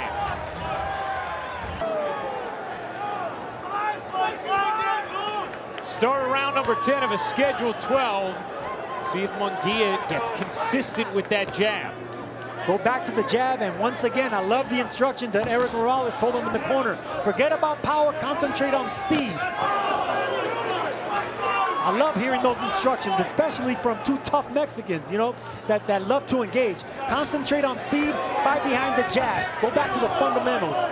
So another strong jab before that left hook from Munguia.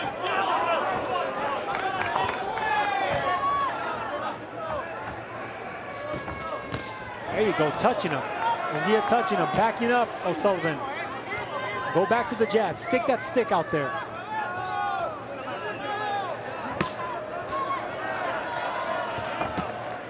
Nice fight, come on, keep in the game, let's go. Sullivan reminded to watch that body punches. He lands a big overhand right. Munguia needs to stay energetic. He needs to be aware at all times. This is one thing about Munguia. I said in the last round, he's getting a little lazy or lethargic in there.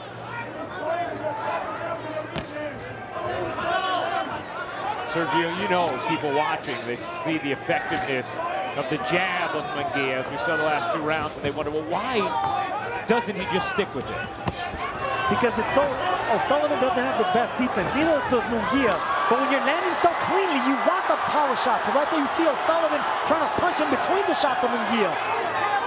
That's his game plan. He's gonna try to catch Munguia in between the shots. And he took a big blow as he tried to catch Munguia.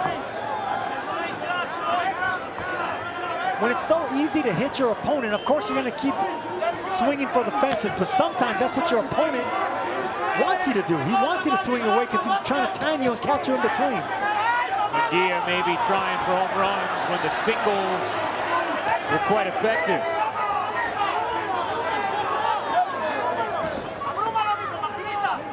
Big right hand to the body.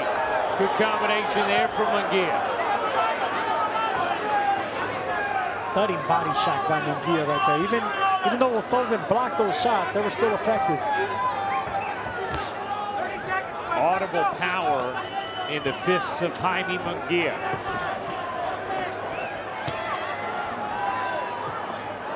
the back of the head, Spike. Watch the back of the head.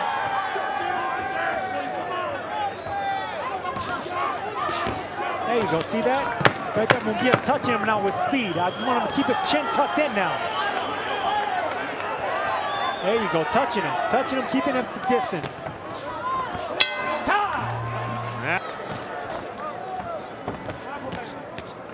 Start of the 11th round, and Packy Collins telling Spike O'Sullivan, hey, pound your chest if you want out.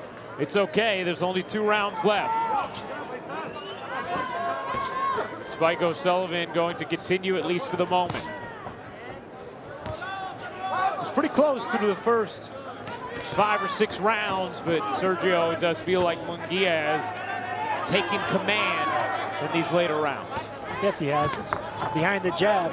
And it's a power jab. It's been effective. It's a shotgun jab. He just needs to not get lazy and keep that chin down. In the last 2 rounds, Munguia's been keeping that head a little bit too high, and O'Sullivan can wing away a shot and catch him pulling back.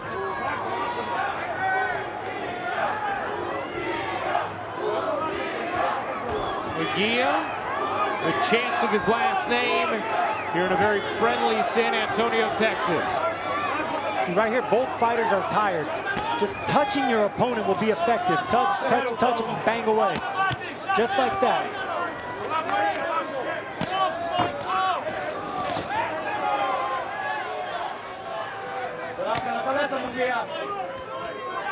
You know, fighting tired, it's a skill in itself. You know, it took me a long time to realize how to fight tired. Before, you just want to hold or move and jab.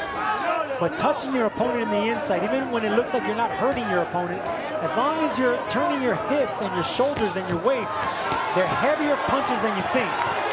Nice combination from Munguia as O'Sullivan losing his legs a bit there. Munguia still going with speed in this combination as O'Sullivan against the ropes. Not much resistance here from Spike O'Sullivan, who finally grabs Jaime Munguia. Speed is going to stop O'Sullivan here. It's not going to be power, it's going to be speed. Munguia better just concentrate and focus on speed. There it is, Sergio, and there goes the white towel. It's in the ring, and that is it. Jaime Munguia wins his middleweight debut with an 11-round stoppage of Spike O'Sullivan. The former champion in Munguia winning in the championship round. Spike O'Sullivan not happy with his corner throwing in the towel. Blue corner of O'Sullivan retires. Therefore, we declare your winner by TKO, and now the WBO Intercontinental Middleweight Champion. He is still undefeated, Jaime Munguia.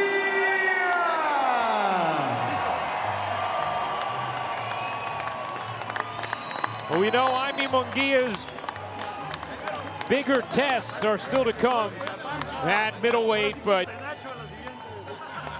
he certainly passed the first one here tonight against Spike O'Sullivan. And that's a good test right there because the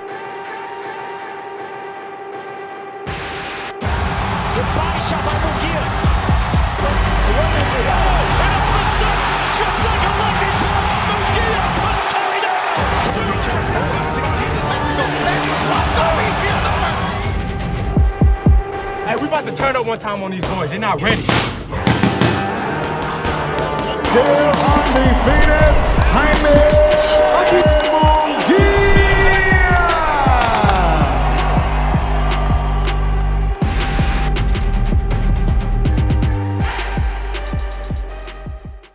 box.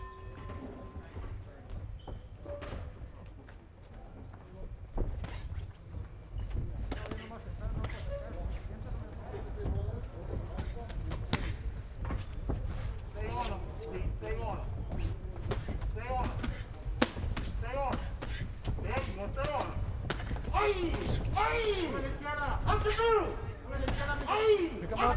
Tirano, pick him up.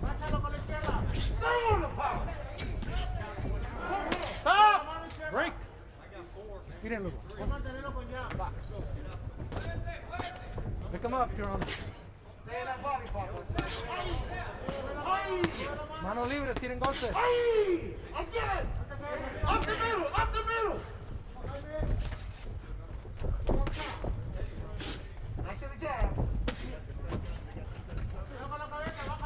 No le pegues para atrás, Serrano. Ay, again. Ay, again. Turn on him. Turn on him. Good work. Ay, top to top. Body. Get that camera back. Tick tock, don't walk into it. All right, stop. Stop. Break. Let's go. Box. Circle it, jab. Circle it. Back to the jab. Ay! Up the middle. Ay! 1, 2, 3, step. Body, don't worry about that head there. Eso, ahí está. Back to the jab. Jab your way. Body. Déjalo ir, Serrano. Déjalo ir. Manos libres, tienen golpes. Touch that body, Pop. Hey, keep working that body. Hey, I like it. Las cabezas, cuidado con las cabezotas. Stop. Break. Watch your heads both together. Cuidado con las Stay on him, cabezotas. Chad. Good defense. Stay on him. Tick tock. Work when you get there. Cabeza, la cabeza, Serrano. Careful with that head. Up the middle, Steve. Don't reach. Jab your way in. Right. No lo mates, no le agaches la cabeza. Golpe largo. Tick tock. Don't walk right on the line. There you go, body. Déjalo ir, Jaime. Work in these punches. Work in the punches. Work in the punches. Work up the middle. All right, stop. Break. Give me my left uppercut when you close. Left uppercut. 10 segundos, pare la campana. Súbelos, Jaime. Stop at the bell, pare la campana. Stop!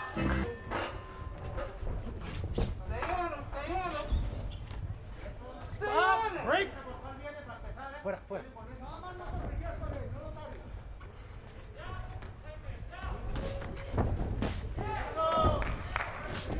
Manos libres, tienen golpes. Manos libres.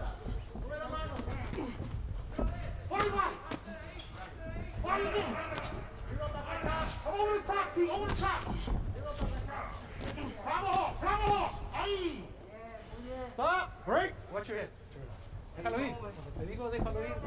Make a move, T. There you go. Get it back. Déjalo ir, Jaime. Sácate por fuera. Get back to Reno. Let him go. He's going to let you go. Body, don't worry about the head coach. Touch the body. Hands are free. Manos libres. Touch Tienen the golpes. body. There you go. Get it. Double that body shot. Double it. Ahí. Turn him now. Turn him. Ahí. Turn him. Let's go. Make him man up. Make him man up. Ahí, está tocado, güey. Con jab, sigo con los volados nada más. Jab. Pásala bien. Jab. Recto, güey. Está tocado. Pase lateral. Lateral. Jab. Ahí. No. Hands are free. Manos libres. Work in there. We said that. Give him an angle, T. Manos libres. Saca la mano, Serrano. Give him an angle, T. Don't sit in the middle of the fight. Oh, turn it. That's it. Let it go when you do it. Watch your head. Go to the bottom. You're in the middle too much. Tick tock.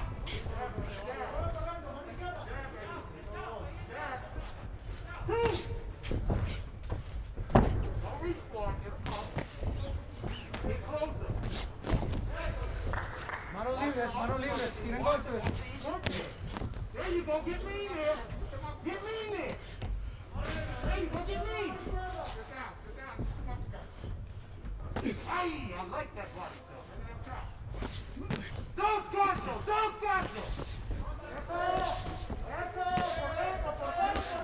Let it go now. Ay, let it go.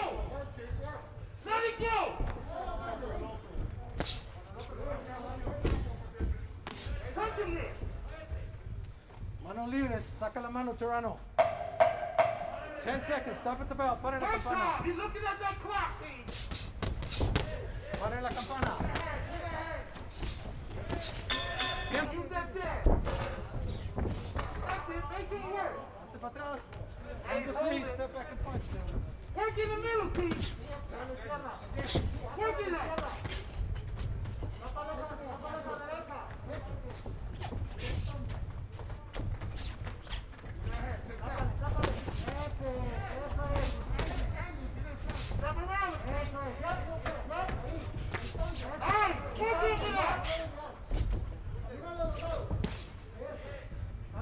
Hands are free, step back and punch.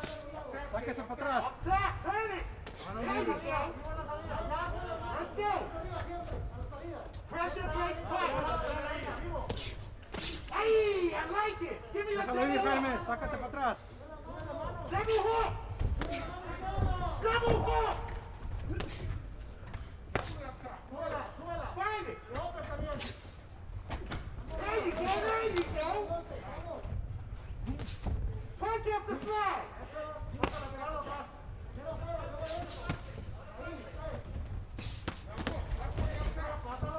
Make it work, champ. Los dos.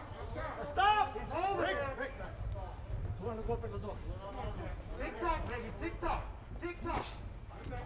Let it go up Con those los slips. pies. Hey, double that shot. Don't wait inside when I'm working. Come on, hands up when you pull. Make it work, team. There you go, make it work. Over that hand. Nice. Punch up that. Punch up that. Stop. Break. Relax. Respiren los dos. Respiren los dos. Vámonos. Let it go, let it go.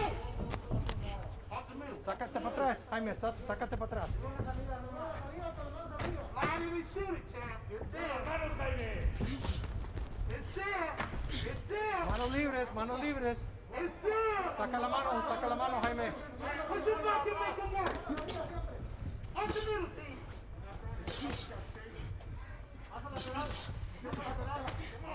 There you go. There you go. Las cabezotas, cuidado. Close that defense on the right side. Underneath. Under. Hey. Pressure. Good defense. Work out with it. Jab. Don't stick in front of them. Don't stick in front of them. Stop. No. Okay. Accident. Okay? All right, vámonos. Accidente.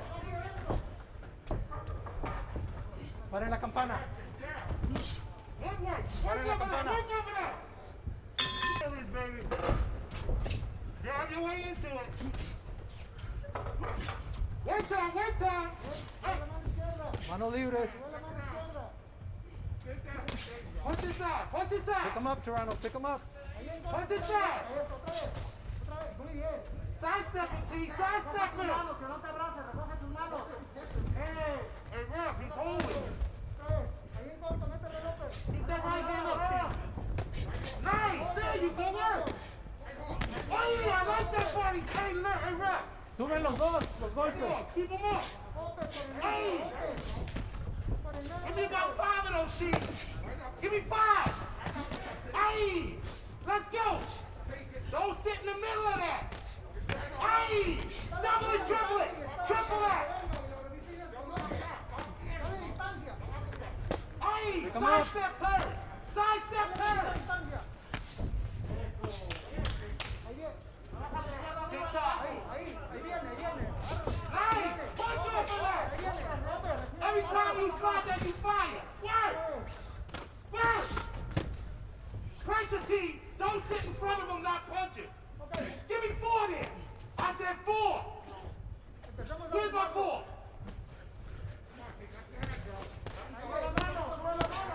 Atrás con la derecha, no. Punch it, Papa. Ay. The body shots are murdering. Tick-tock, T. All right, stop. Break. Make it work, T. Don't let him throw it up the middle. T. Everybody Déjalo ir, grab Jaime. him. Make Don't him push work. him, Torino. Make him work. Don't wait for it. Now work. Mano libres. Stay on him. Don't let him be first in those encounters. Back to your jab. There you go. Bring it, there you go. Work up the middle. Déjalo ir, Jaime. I need it, T. Let him go. There you go. Back to your jab. Now, use that pretty jab, hands up. Good defense. Work off it. He throws one, you gotta come back. There you go. Take it on. Let's go. Now you're gonna block. But you can't deal with that. I can't deal with that. Let's go. Déjalo ir, Jaime. Work inside. Sácate para atrás. Get back, gentlemen. Háganse para atrás los dos. Saca la mano, Torino. T, work inside. There you go. Work. Ain't nothing nice about this. 10 seconds, 10 segundos. Paren la campana. Work. There you go. Work there. He Paren la misses, you campana. Go. Tiempo. Stay in, baby. Don't reach. Take the young man to the deep waters, baby. Take him to the deep water. Touch there. Touch. Okay, stop. Atrás de la cabeza los dos. Que no. It was yours. Okay, atrás de la cabeza no. Vámonos de eso. Thank you. No shenanigans here. Two. Don't keep your chin in the pocket, T. You don't have to reach him. He's not stepping off of that.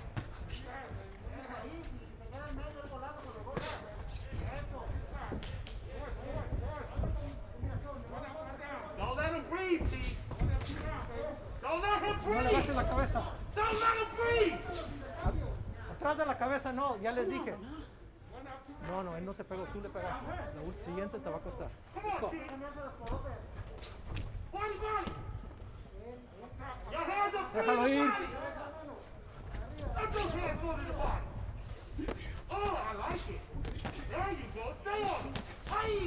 Aye, up the middle. Aye, work them, T. Don't walk right into him. They like showing his chest at work. Saca la mano, Torino. Get your hand out. Let's go. Tap that tank. Top that tank. Top that tank. Don't sit your head in the middle. Because you don't step over. Step over, T. Step over, baby. Step over, baby. Work that body. Aye. Stay on the champ. Stay on the baby. All right, Torino, you're holding. Let's go. Use your jab when you feel it. Use your jab. Don't stay in the middle of it.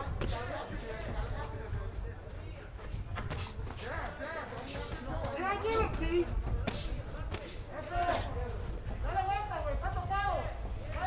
Jab with him, T. Don't fall over him. Jab with him. Mouth is wide open, T. His mouth is wide open. Mouth is wide open. Go to the body there. There you go. Don't cross your feet. Déjalo ir. Sáquense para atrás, tiren golpes. Saca la mano, Torino. Let's go. Don't reach, T. It's there. Jab. 10 segundos, paren la campana. Big finish. Big finish. Paren la campana. Big finish. Paren la campana. ¡Epa! T, man him up. Man him up, baby. Use that jab. He reaches, cut that two loose. That's a reach. You should have cut it loose. Come on, T. Don't be lazy inside. Hey!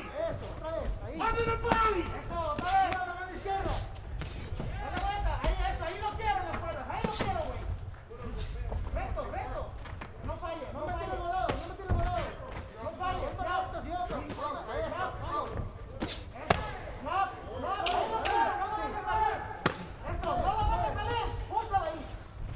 Mark, cut, right hand. See, you gotta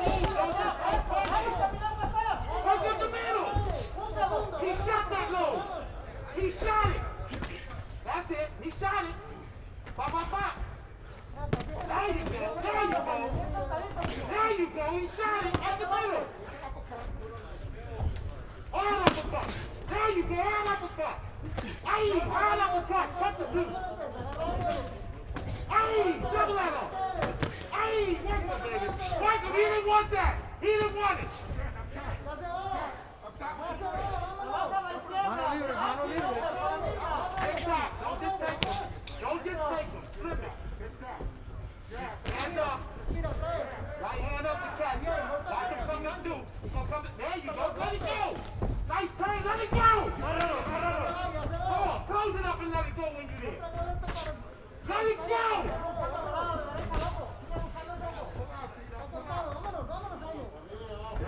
Jab there. Don't wait for him to shoot, T. Jab there. No, come on now. Jab there.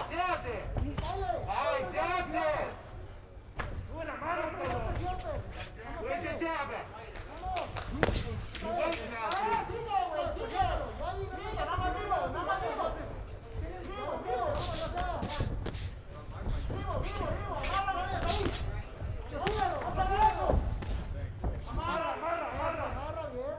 Ok, sáquense para atrás. Free hand works. Sáquense de regreso. Free hand works this side.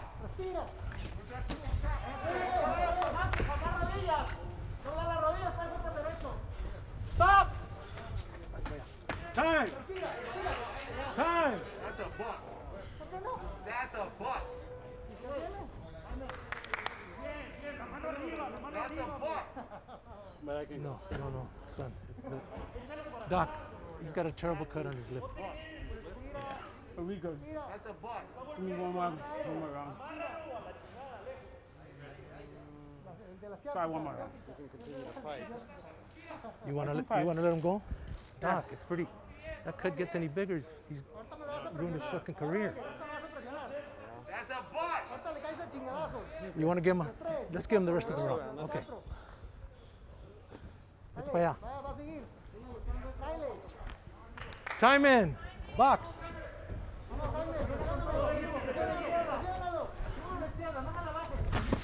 Súbelos. Push his head down, son. Push his head down. Súbenlos los dos.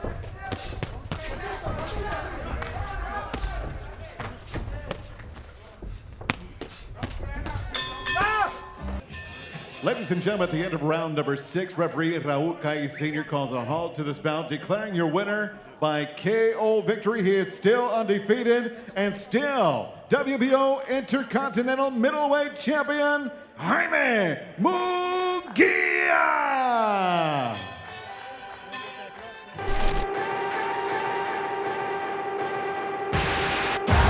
Good body shot by Munguia. Just like a lightning bolt, Munguia puts Coria down. Reaching Coria, 16 in Mexico, then drops over here. Hey, we about to turn up one time on these boys. They're not ready. Still undefeated, Jaime Munguia!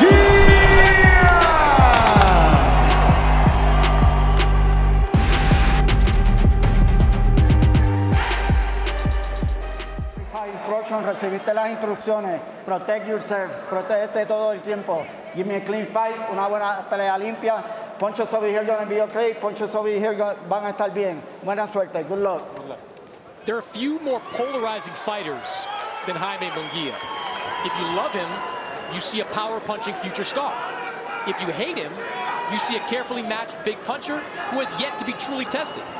Munguia takes a step towards proving one of those camps right tonight. Kamil Szeremeta from Poland.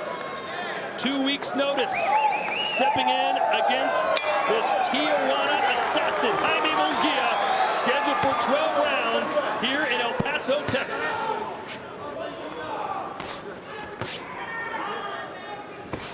Munguia promised to come out a little quicker than he did in his last fight. Said the lack of a crowd against Johnson confused him a little bit. Said he felt like it was a sparring session. Yeah, he said he woke up when he first got hit, and that happens with a lot of fighters. You know, once they get hit, that's when they realize they're in a fight.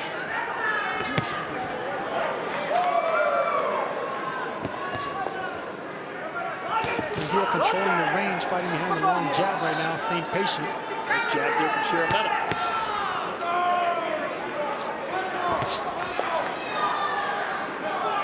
Sharameta said he had to drastically improve from his last performance. Let's see if he can do it.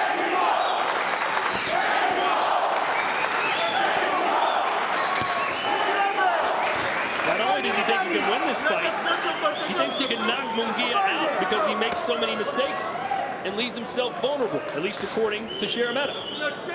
Sharameta's not a big puncher. He only has 5 knockouts in 21 fights, so I don't think power is his strong suit. But Gabe Rosado's not a big power puncher either, is he? That's exactly right, Todd. All you need to know is have the confidence that you can hurt the opponent, and Rosado and, of course, Sharameta have the confidence. Hey, you dropped Danny Jacobs, too, didn't you, Sergio? Yes, I did, but he got up.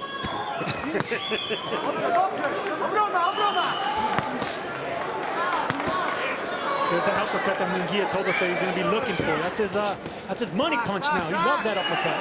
Right uppercut or the left hook to the liver. Munguia said one of those punches will do the trick. Not putting a lot of mustard behind these shots so far is Munguia.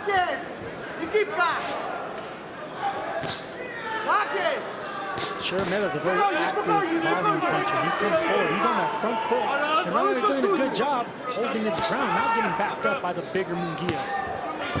And Chris, a lot of people felt like Munguia would almost take Sharameta as a litmus test. Like, hey, I've got to finish him quicker than Triple G did in order to get Golovkin's attention as Sharameta lands a few jabs. You think that's in his mind? Yeah, I think when there's a common opponent and when you've discussed a fight with Gennady Golovkin, it's got to be in the back of your mind to see if you can get this guy out of here faster than Golovkin did. Might not prove anything, but in your own mind, it might be an accomplishment.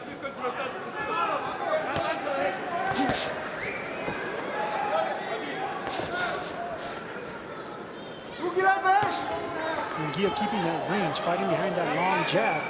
See Sharameta trying to break that distance. Munguia steps back. That's something you're not accustomed to seeing by the aggressive Mexican.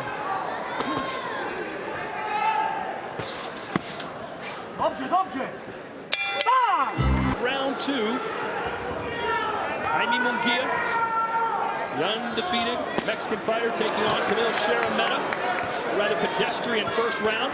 As if Munguia opens up a little bit. Yeah, it's good advice from Eric Morales in the corner, asking Munguia to pick up the pace a little bit. You don't want to get into kind of a jab fest in the middle of the ring with Camille Sharameta. That basically offers Sharameta his only chance to win.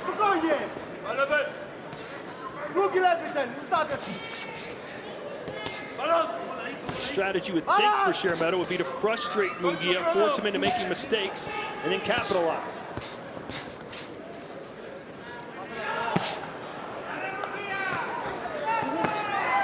Nice left to the liver area. Straight a little low. But you don't want to get discouraged. Keep throwing that shot, just like that.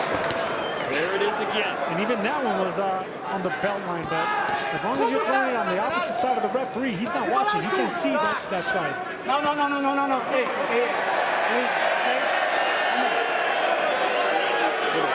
Cute uppercut while I was holding Munguia. Maybe not so cute to these fans. Come on. I will say this about Sharameta, that jab is on point. Did you expect him to be more mobile? He's standing right in front of Munguia. He must not respect the power of Munguia just yet and looking for the counters. I actually like Sharameta's game plan right here. Anytime that Munguia goes to the body, he returns the favor. And now Munguia's sitting down on those shots a little bit. And that's Munguia's game plan. I mean, his strategy is coming forward. He works best coming forward, like we just saw right there. No punch, let's go.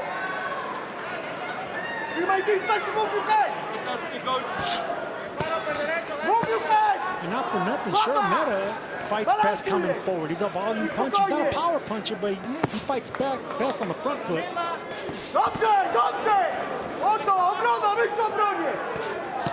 If you're Munguia, you want to stay committed. Oh, nice uppercut, and then a left hook from Munguia. There's the money punch he likes now. Right uppercut, left hook.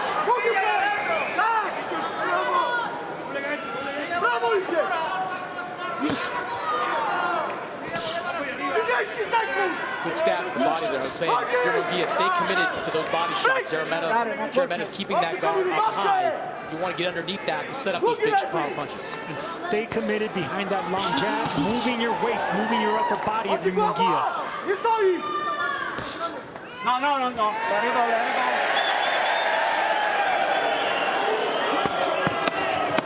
dig into the belt line. Don't hold the head. Don't hold the head.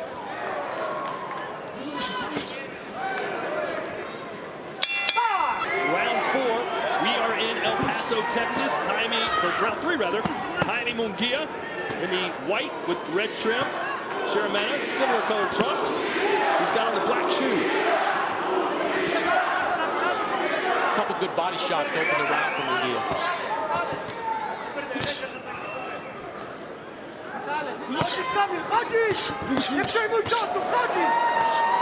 Just missing the uppercut was Munguia. Nice variety of punches right there by Jaime Munguia. Upstairs and downstairs, jabs and hooks.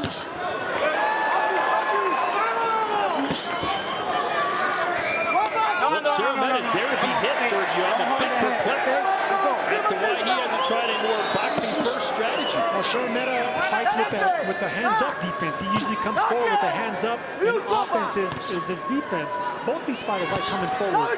And it's a fight for who's going to be more offensive. As you can see, Munguia is not throwing as many jabs as he was the first 2 rounds. But don't you want to be a moving target for Munguia? No, you do. I mean, that's what I would do. That's what Dennis Hogan did against Jaime Munguia. That's what Alote tried to do against Munguia. Inoue tried to do, and they had success doing that. But it goes to show that Sheremeta's comfortable with the power and the strength of Munguia.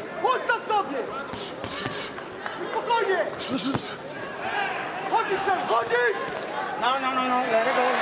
Come on.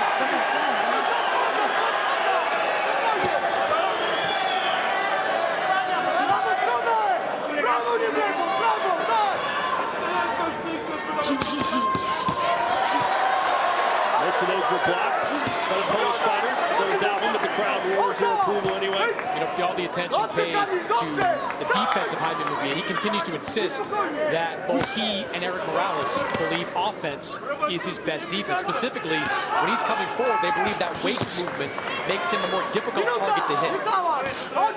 It is, but when you're fighting the elite at middleweight, they're going to take advantage of that. I mean, anytime you have a fighter who's not going to move his head, you're bound to get countered and countered big.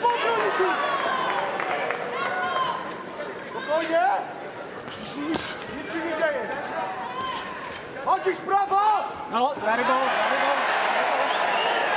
You're kind of, Sergio, approaching maybe warning territory for Sheremeta. Not because of the holding, but because of how he's holding. Kind of putting the head of Munguia underneath his arm. Sheremeta fans would probably say, wait a minute, Munguia's just laying his head down and walking into it. Right, so I think it's borderline right now, just a warning. You could say the same thing about Munguia straying low a little bit with 2 punches. Counter left for Sheremeta, doesn't do much damage.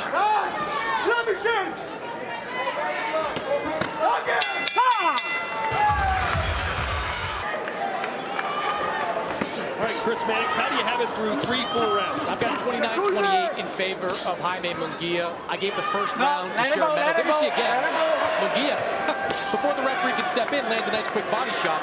I gave Sheremeta the first round based on lack of activity from Munguia, but since then, Munguia has been in control over these last 2. He's flirting right with that belt line. Sheremeta appealing to the referee, who's having none of it.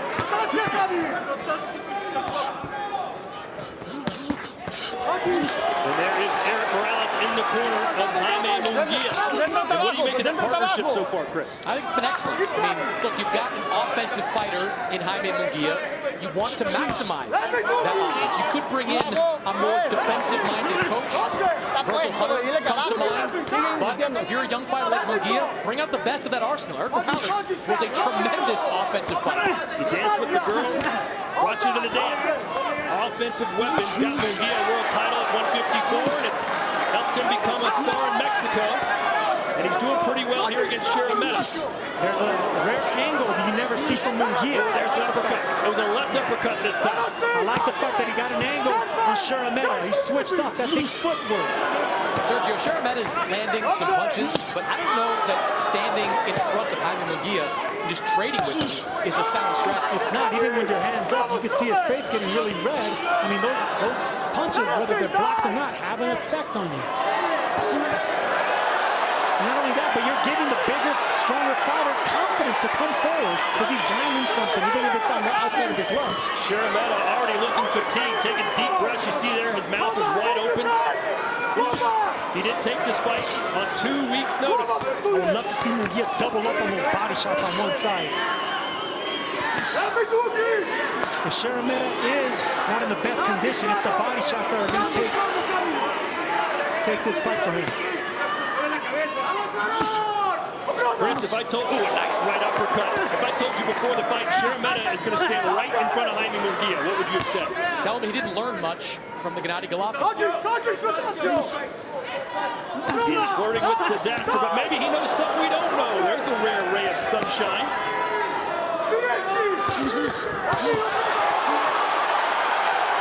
He says no, that usually means yes. Munguia bouncing on his toes, coming forward, being offensive. And there's the head movement they want more of.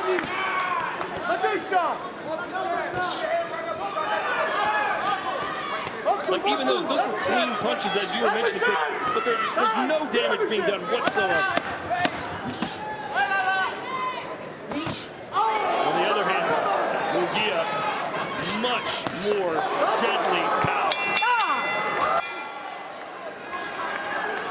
Round 5 is the end near for Kamil Sharameta. He's got to do something different, but appears to be content standing and trading with Munguia. Sharameta's not a mobile fighter. He's not a up on his toes type boxer. He likes coming forward. Oh, that one got him. Left hook to the chin. Made Sharameta's feet shuffle. He's just in there with an immovable object and Munguia coming forward. So maybe I think that's what's posing problems for Sharameta. Yeah, Munguia's got a very diverse offensive repertoire. You talk about the uppercut, Sergio. He comes over the top. He goes to the body. He throws a little bit of everything when he's out there. Anytime you're dealing with a fighter with his hands up type defense, that earmuff defense, you can actually throw every punch in the book, but he's just going to block all of them. I love fighting fighters that just have that defense. Munguia has landed double the power punches. It's really target practice, isn't it, right now for Munguia? It is, because Sharameta's just keeping his hands up, looking for the right shot. But when you're being offensive and throwing 5-6 punches, you're not going to get an opportunity to counter. That's a disadvantage with that earmuff defense. I mean, nothing behind the punches from Sharameta.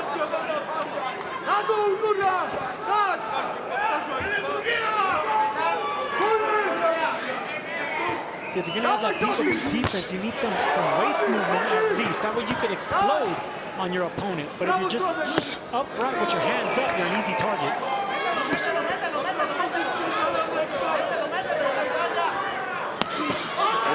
Right in the sternum with the left. And then the uppercut, the right uppercut. I think that hurt Sharameta.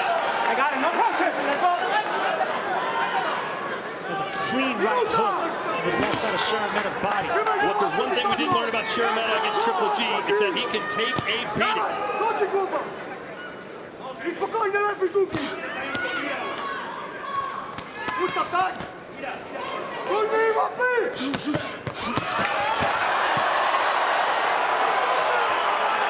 Against Triple G, Sharameta only landed 59 punches compared to Golovkin's 228.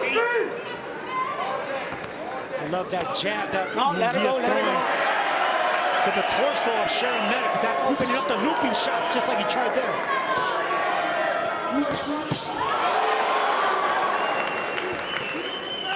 The longer this fight goes, that peekaboo defense is not going to work for Sharameta, because he's not going to be able to withstand the force that's coming with those shots from Munguia. Counter left.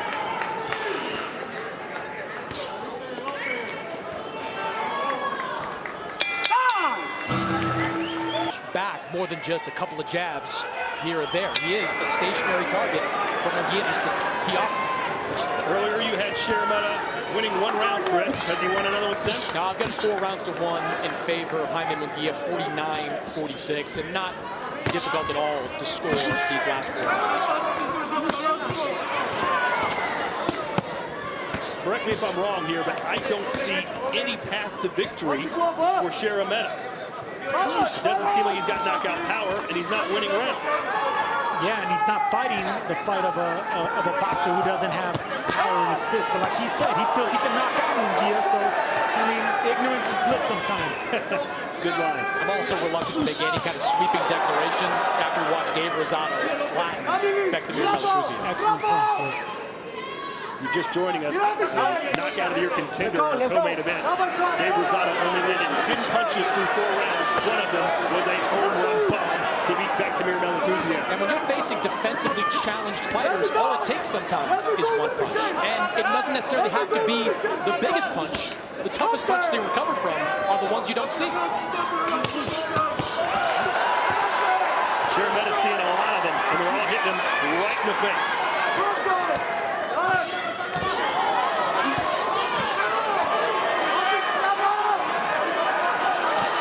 Munguia with no respect for Shermeta now.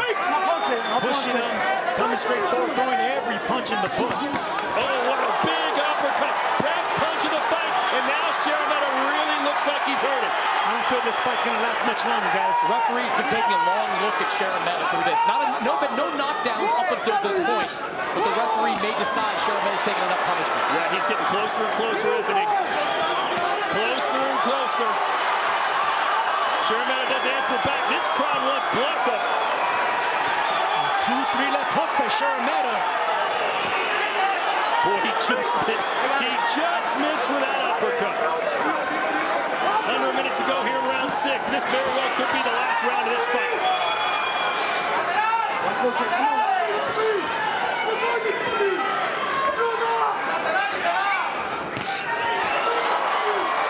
See, that shot was blocked right there, but that had a major effect on Shermeta right there. Whenever you're tired and whenever you're rocked, even those block shots hurt. There it was, and then a straight. Shermeta fighting back, give him credit, refusing to give in.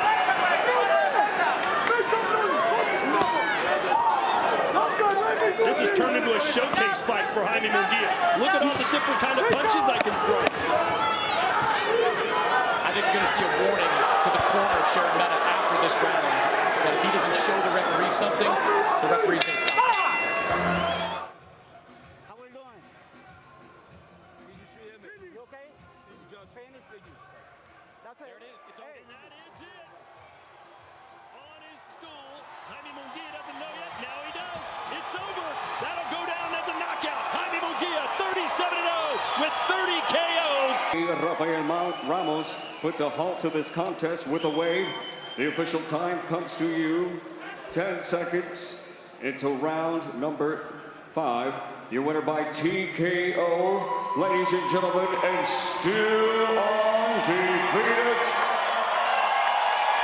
the WBO Intercontinental Middleweight Champion from Tijuana, Baja California, Mexico, Jaime Munguia.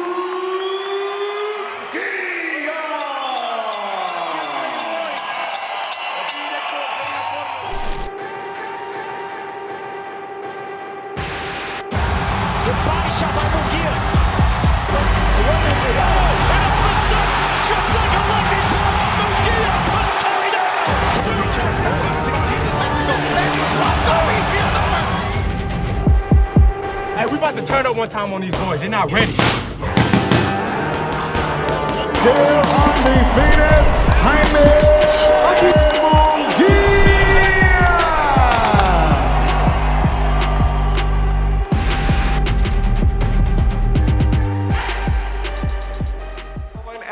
California and to the world. 2 diamonds. 1 ring tonight. Who will shine the brightest? Damas y caballeros, it's golden time!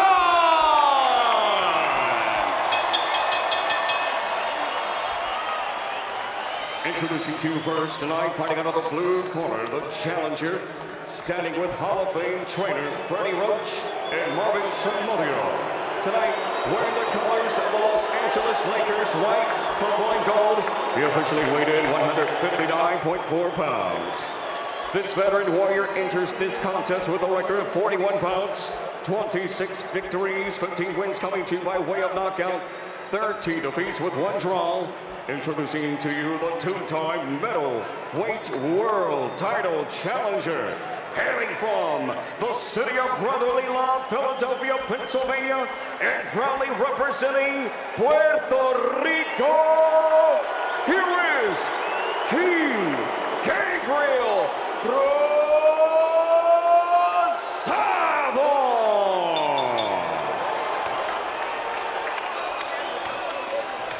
And across the ring stands his opponent, fighting out of the red corner, standing with legendary Mexican former world champion and trainer, Eric El Terrible Morales and Fernando Fernandez. Donning white with gold, he officially weighed in at 160 pounds. Tonight, this former junior middleweight world champion enters this contest perfect. 37 pounds. 37 victories, including 30 wins coming to you by way of knockout, no defeats. Introducing to you the reigning, defending WBO Intercontinental Middleweight Champion, El Orgullo de Tijuana, Baja California, Mexico, el invicto, Jaime Munguia.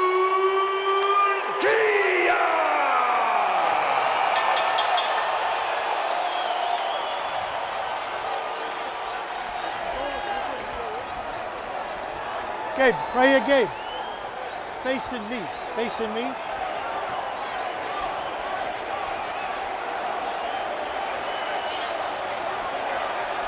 Right here, okay. Mouthpiece, mouthpiece. Both, Freddie, both sets of trunks are a little bit high. Everything from here down is bad. Everything on this area is good. Same thing right here. Everything from here up is good. From here down is bad. I gave you guys instructions. I just want to remind you, please listen and follow my instructions. Fight hard, fight clean, touch them up, good luck. Does Jaime Munguia continue his rapid ascension and pick up one of the biggest wins of his young 25-year-old career, or does the 35-year-old warhorse stop the Munguia hype train and reach the elite division, the elite top of this division, and perhaps become a world champion in his own right? Will it be the fight of the year? We hope so. Here we go. 12 rounds. Anaheim, California. Munguia and Rosado.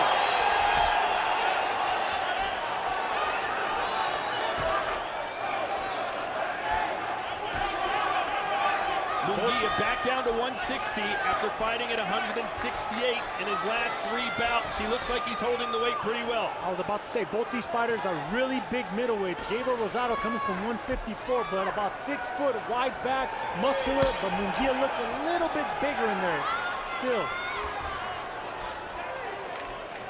You know, one thing to watch early is going to be the activity of Gabe Rosado. Munguia is a very active fighter, throwing about 70 punches per round as a middleweight, whereas Rosado in recent fights has been more judicious with his punches. If he's going to try to win a decision, he's got to match the output of Jaime Munguia. And as you mentioned earlier, Chris, Jaime Munguia's best defense is offense. How will he handle someone like Rosado, who's so crafty, who can score punches?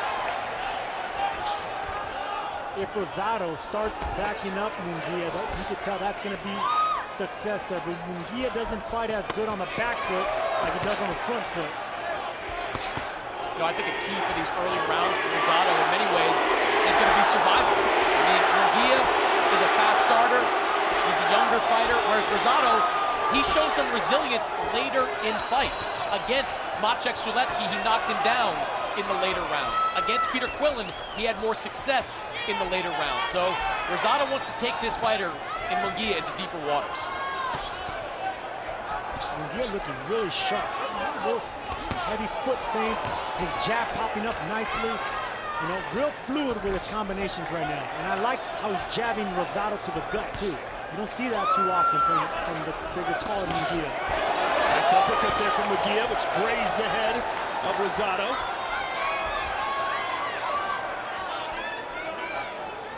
Munguia currently on a 4-fight knockout streak. Only 3 of his last 14 fights have gone the distance. Yeah, and he's ended fights in different ways. Against Toriano Johnson, that fight was stopped after he threw an uppercut that literally split the lip of Johnson. Munguia having a lot of success stabbing Rosado in the midsection, bringing them elbows down. And we all know Rosado gets cut easily, Sergio. Well, you know, he hasn't been cut in a while, but he reddens up easily. You know, he has that scar tissue there. A lot of miles in the face and the wear and tear of Gabriel Rosado, but that's what a warrior in him.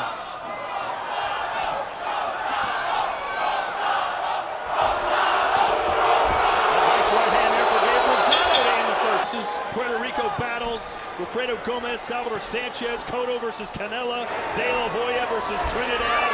Will we see another one here tonight with Munguia and Rosado?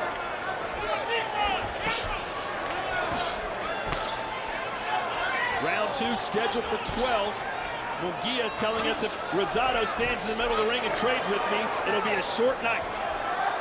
Good upper body movement by Jaime Munguia, which is what he lacked defensively, but I really like the way he's keeping his elbows in and the upper body perpetually moving, sticking behind that jab.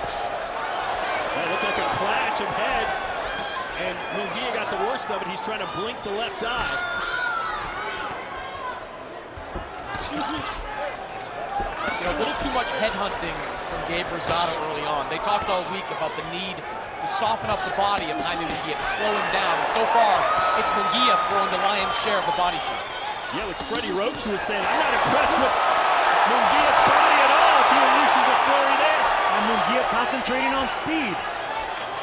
I love seeing that. I've seen a little bit of that with Spike O'Sullivan. I want to see a lot more of that.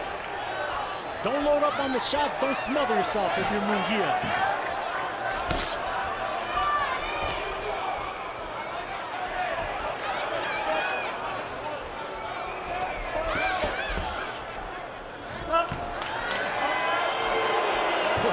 Boy, this crowd is fickle. They don't get action for 10 seconds. They let them hear it.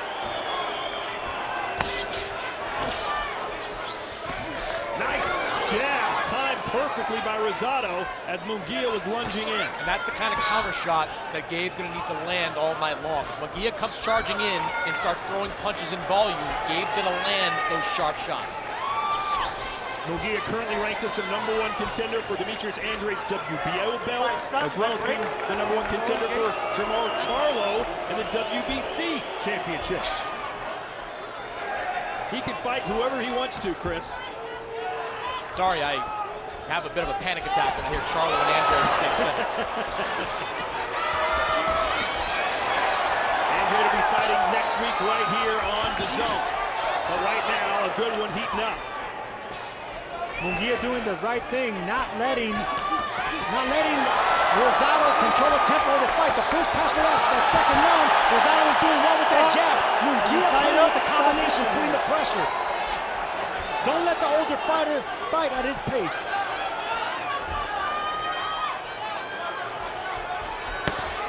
Good body shot for Gabe Rosado. Stop.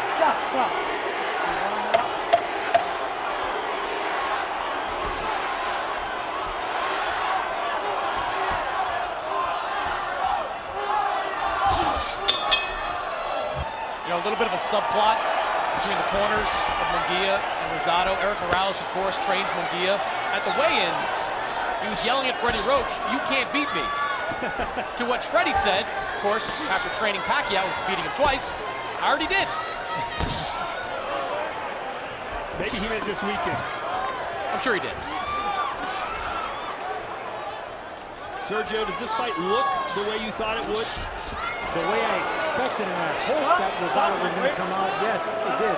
And Munguia doing the right thing. Look, Munguia is applying the pressure, but Rosado's not falling for the bait of falling into war. Not yet. You know, he wants to get out of these early rounds, and I think Rosado's doing just that. Well, you heard Freddie say it between rounds. You got to go to the body more. And that, again, is a big part of the pre-fight strategy, to start tapping Munguia to that body. So far, it's almost exclusively headshots from Rosado. Better around here by Rosado now. The jabs are landing. He's letting his hands go a little bit more. And there's Eric Morales, bottom left of your screen, Hall of Famer.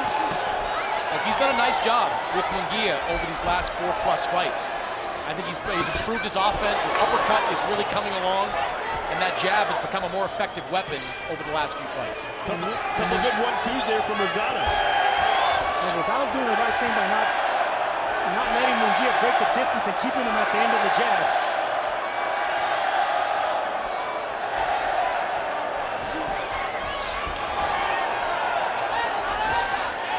Left hook for Munguia. Rosado better start dipping to his left. He's dipping to his right. You saw Rosado's face right there. That was a very similar movement that Munguia made that the bully did in the last fight, where he dipped in and Rosado just missed with that counter shot. Freddie Roach. Stop! Nobody punch. And he's really instilled a lot of confidence in Gabe Rosado over the last couple of years. Really reinvigorated his career. And amazingly, nice shot there from Munguia. Rosado answers with a jab. Munguia a 10-1 favorite in Las Vegas. It's a short right hand by Munguia. Didn't load up, just unleashed it at the right time. And those are the little differences that I've been seeing in Munguia. Nice uppercut, stick and move by Rosado, but he just got stuck.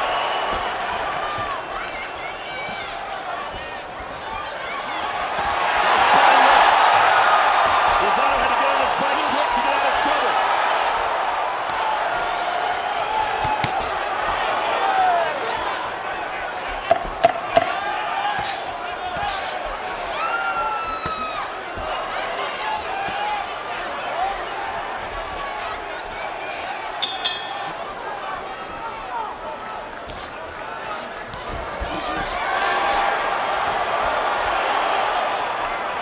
Stop! Nobody punch.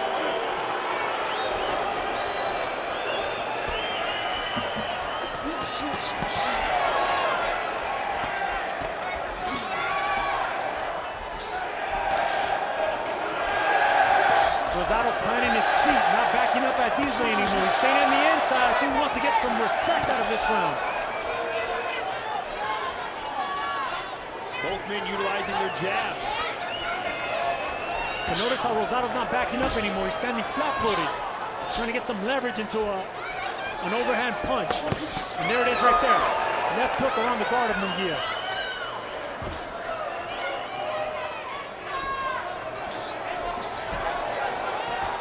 A very even fight, it seems, for the first 3 rounds as we look at Chris Mannix's scorecard. Yeah, I've got it 3 rounds to none in favor of Jaime Munguia. I thought Rosado did some better things in that 3rd round, but Munguia, he's putting together combinations much better, and Rosado's just simply isn't landing the impact shots he needs to land. Yeah, I agree, it's 3-0, but I think Rosado's laying the foundation to do something later on in the fight. I don't disagree, Sergio. In fact, I think Rosado's fight is really in the final 2/3 of this fight. He needs to get Munguia tired. He's heat right now. That right hand continuing to score. Munguia looking at the referee for help. He's not getting it. Remember, there's a big experience edge for Gabe Rosado here. He has been in deep waters with some really good fighters. And let the war begin, guys, because Rosado has some good right hands right there, doubling and tripling up on them. If you got a free hand, throw it. That's what Rosado was doing. And he does it again.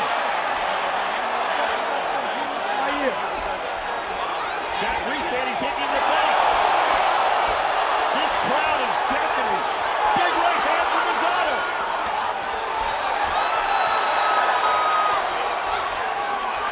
It's almost like you could see a switch flip in Gabe Rosado, where he decided it's time to make this fight a war. Because that's the difference between a guy that's here to win and a guy that's here to survive. Rosado's here to win tonight. Why wouldn't he be?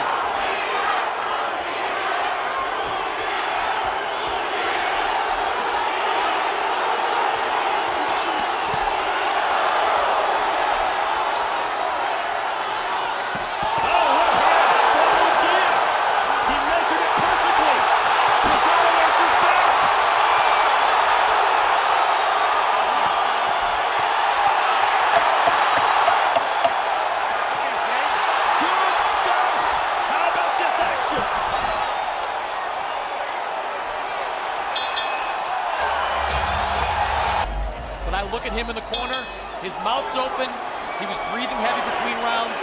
This fight is far, far from over.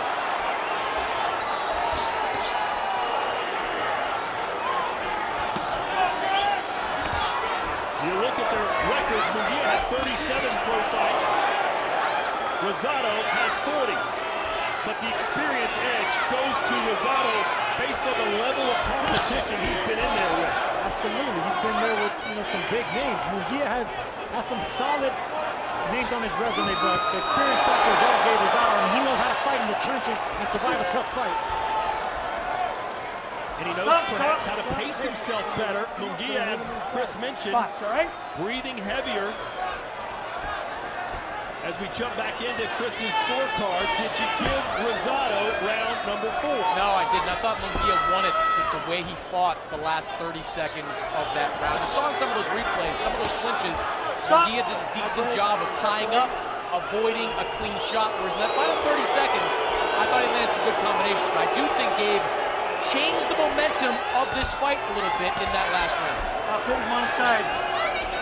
Munguia continues to look at the referee for help, Sergio. You noticing that? I do notice that, and there's a little, I don't want to say discouraged, but there's a little look on his face like of concern, I want to say. And there's more confidence in the face of Rosado, even though Munguia's winning.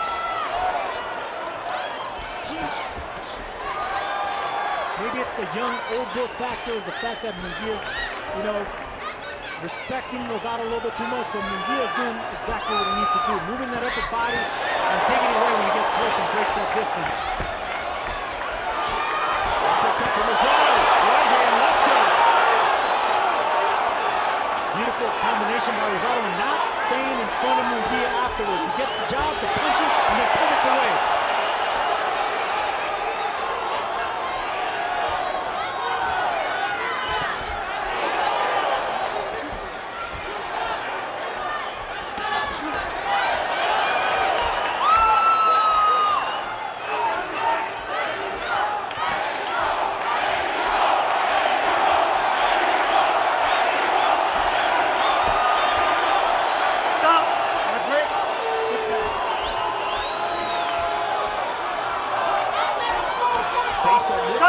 What do you think rounds 9, 10, 11, and 12 are going to look like? It's hard to say. Gabe Rosado has been there before. Jaime Munguia's experience in those types of fights are limited. Rosado, as much as he's improved the last round and a half, now 2 rounds, Munguia is still a far more active puncher.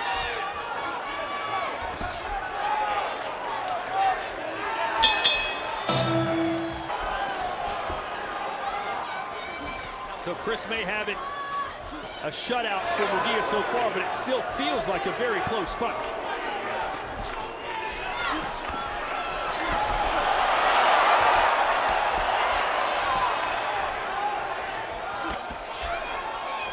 Stop. Nobody points. Nobody points.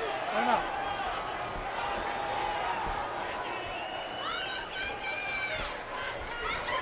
Munguia has stopped 24 of his last 28 opponents. Nice combo there.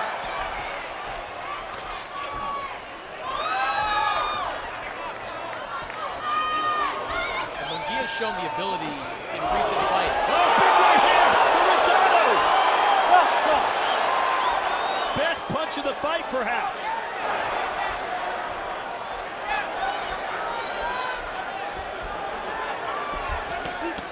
And then Munguia with a left hook.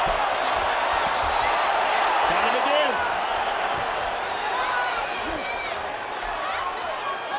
Stop punching. Stop. Separate. You don't see a lot of emotion in the face of Jaime Munguia. You can't really tell how he's feeling in there. That was a really strong fight, though. Oh, nice left hook. And he's backed Rosado up. Yeah, it's not benefiting Gabe Rosado to be blocking the shots with that earmuff defense, because Munguia's a strong puncher punching through the gloves of Rosado. A lot of activity for Munguia, though, Chris. Can he keep this pace up? Well, he's shown he can, at least in recent fights, averaging about 70 punches per round as a middleweight. And Gabe's had a couple of good moments in this round, but Munguia has just overwhelmed him with volume, and that's the kind of stuff the judges are going to look for.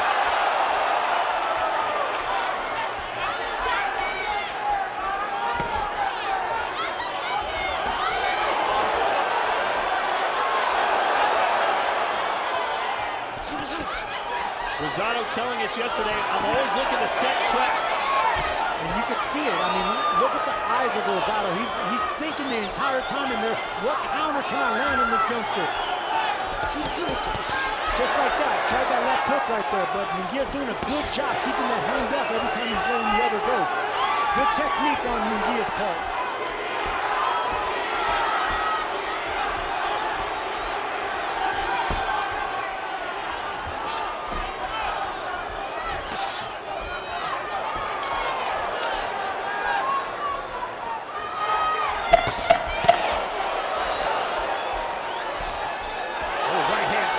Jaw of Munguia, who dropped his gloves for a split second.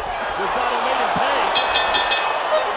How's the fight looking from your perspective, Sinisa Estrada? Wow, I am behind you guys going absolutely crazy. This fight is living up to the potential. I had it 5 rounds to 0, and last round I gave that round to Gabe. But this is an exciting fight, and it's just going to get more exciting as the rounds go on. And anyone can take the win on this fight. Chris, as they heat up again, Munguia playing some combinations, and Rosado wisely trying to hold on. And now it's a takedown. Está bien. Está bien. Munguia's landing really solid with that right hand. It's a chopping Yeah, right hand. dude, you can't wrestle him now. Are you okay? Blocking is not going to be enough for Gabe Rosado no more. He needs to dodge those punches, make Munguia miss and fall off balance.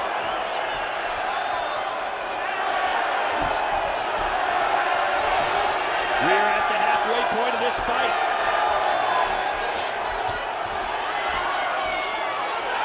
Chris, how did you score that last round? I've got a 5 rounds to 1 in favor of Jaime Munguia, who's just been in complete control. One question I have coming into this fight. Gabe Rosado sparred with David Benavidez coming into it, and he sparred between 80 and 100 rounds with Benavidez. On the surface, Sergio, I would say, great, good sparring. But does Gabe Rosado, at 35 years old, need to be going 80-plus rounds with a young stud like David Benavidez? That felt to me maybe a little bit too much for a fighter at this stage of his career. Yes, it sounds like too much. And anytime you're dealing with a fighter like Gabe Rosado, he knows how to fight already. You don't need to train harder, you train smarter, but there is confidence being gained there. Whenever you have a legend in your corner like Freddie Roach saying it's all right to continue fighting and doing 100 rounds and Benavidez, and you just got to follow your gut and follow what Roach is saying. Freddie Roach also said he could stop to those sparring sessions towards the end because they were becoming wars. I'm not so sure Gabe Rosado needs wars in sparring sessions. Well, we're going to find out if the wear and tear is there, because this is when it starts happening in the 7th and 8th rounds.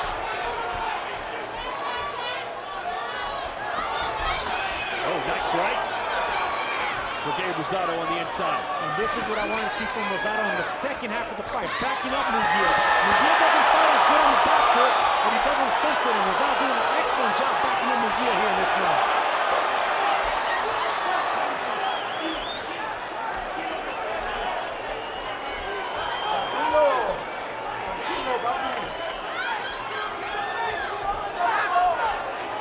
Both fighters trying to set each other up for a big right hand, it looks.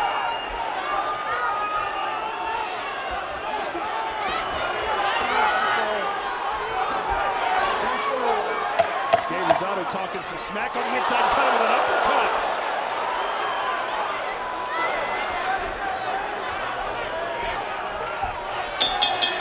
Rosado was on his feet trying to wave the crowd back into this. He likes the energy they're giving him. And Chris, are you getting the sense that Rosado is content not to try and win by decision at this point? He's going for a knockout or a stoppage. Well, look, I think he came in wanting to win any way possible, but volume punching of Munguia has effectively, at this stage of the fight, taken it off the tables. He's got to find a way to time Munguia coming in and land a big shot. Munguia doing a good job of not letting himself get time because he's concentrating on speed and maintaining. He's not breaking that distance as he used to. So I can see the influence and the effects of Eric Morales already. No, you're right, Sergio. He really only had one moment, and that was in the 3rd round when he leaned in kind of recklessly and Rosado just missed him. Since then, he has been very savvy in there in the ring, and my scorecard reflects that. 6 rounds to 1 in favor of Jaime Munguia. And those are vicious, brutal body shots by Munguia. You can tell what type of shape Gabriel Rosado in, because those shots are heavy shots being landed. But I will say this, Rosado, known for getting knocked down and coming back up and getting into fights, has stood his ground all night. Really hasn't been wobbled to the point where you think he might go down. And Munguia knocks almost everybody down. Has stopped 24 of his last 28 opponents. Has an 81% knockout ratio. Left hook there from Rosado. Both of them exchanging left hooks right there and landing.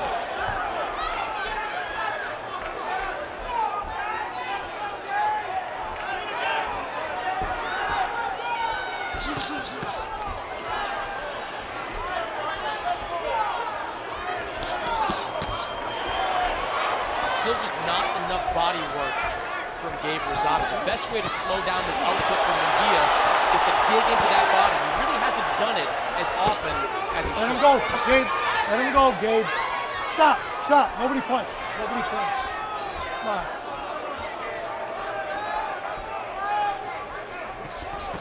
I'm really impressed with Munguia. Big left from Rosado. Why did you want to praise him, Sergio? Munguia hold with that shot, I'm telling you. They didn't land as cleanly as you thought, I'm telling you. That's a clean shot right there. Got him again with a jab. Again, you can't tell from the facial expressions of Munguia when he's hurt and when he's not.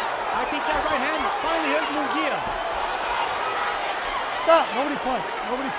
Don't push him to take advantage.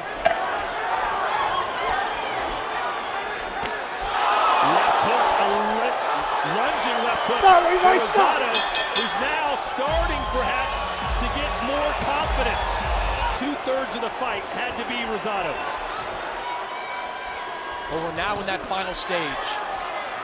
Rosado has got to do something big to change the course of this fight. Munguia is racking up rounds, but you can see the fatigue on him. Whereas Rosado, he's been comfortable in this type of situation before. But Sergio, you know Rosado, he doesn't think he's ever lost a fight in his life. Do you think he realizes he's down this much on the cards? I don't think he looks like that. I think he just looks at the fact that he's still in the fight and he sees that the traps are getting closer and closer to work. And so anytime you're dealing with a gladiator like this, that one punch away, he's always going to have confidence. Even in his biggest losses, you know, where he was cut up and bloody and being battered around, he was still eager to fight. I'm just thinking, is he feeling, hey, I can win this on the scorecards. I don't have to go all out for the KO. Stop. He can't possibly be thinking that. I don't think he's thinking that, no. I think he's setting up for something big, at least for a knockdown to even things out.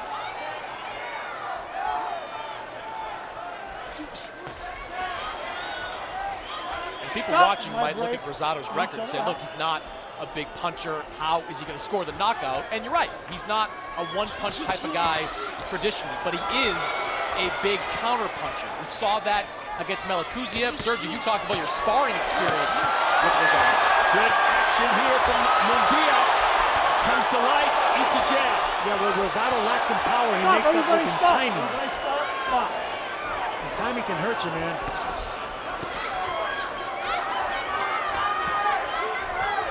Stop. That breaks the back box. The wear and tear starting to show in Rosado's face.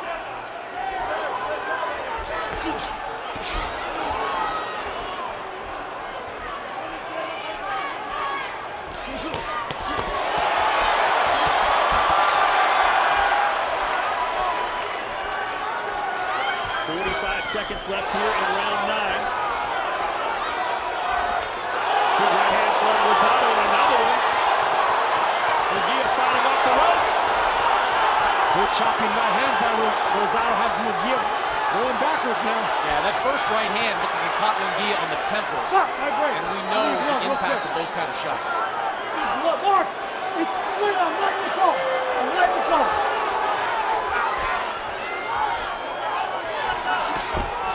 Good combination left from Munguia. One in the head, back to the head. Up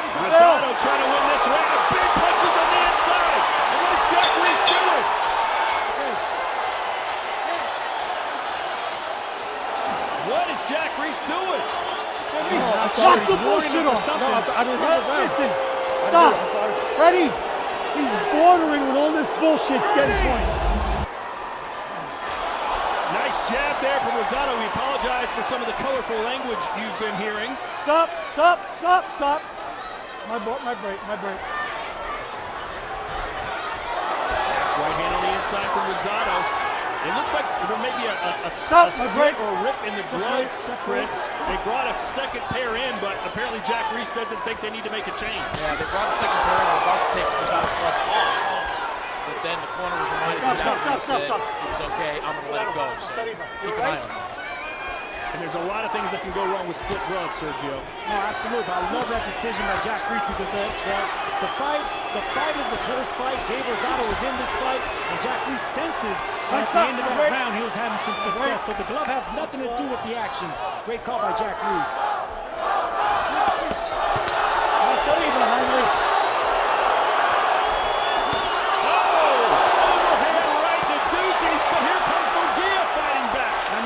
Take a big shot. That was a short right hand by Rosado. Didn't pull it back. What a chin on Jaime Munguia. All right, stop. My break. And almost all the great fighters throughout the history of this sport have been able to take punches as well as they give it.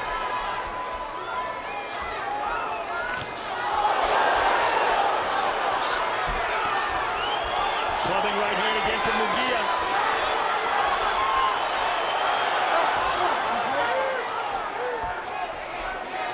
Munguia's still landing some shots, but Rosado has become the pressure fighter and the bully in this round. Yes, he has.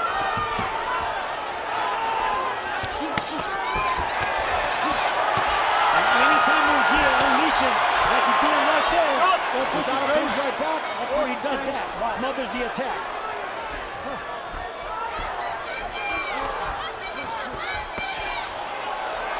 There's Bernard Hopkins, one of the all-time greats. Part of Golden Boy, of course. Munguia's output continues to be high. Nice counter right there from Munguia. Rosado started this round really fast. Munguia started it. And Rosado might be hurt.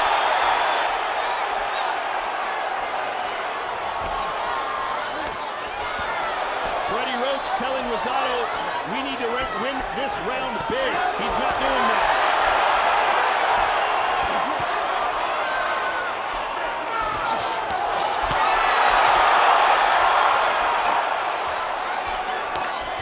All right, stop. Nobody punch.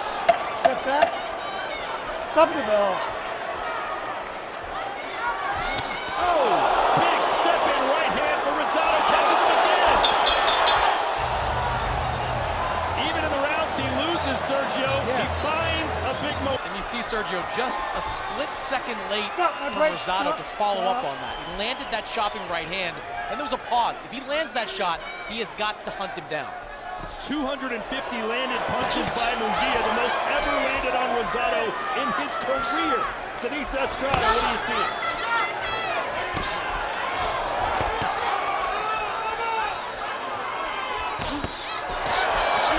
Nice rights and lefts from Munguia, backing up Rosado.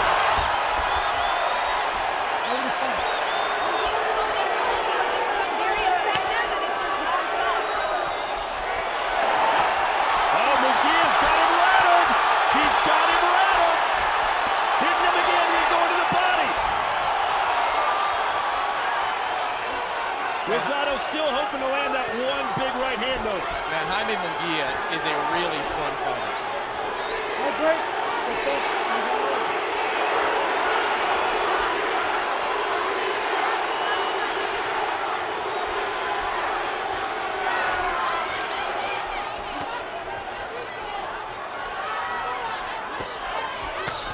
Rosado just totally forgot about the body, looking for that overhand right. Munguia caught on to that.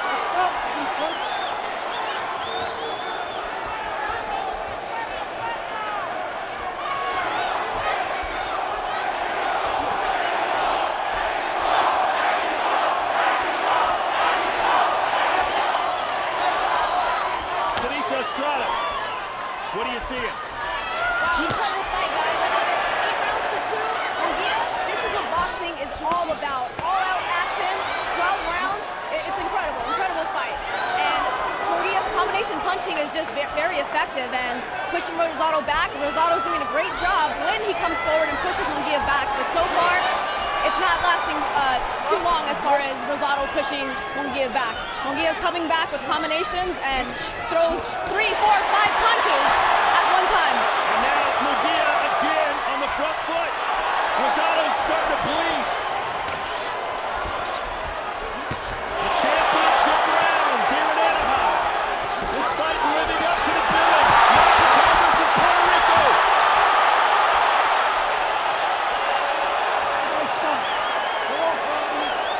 Box.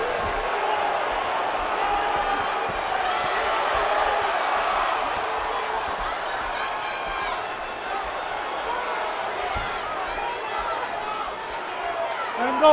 Let him go. Work out of it. Abajo. Don't stop. I break.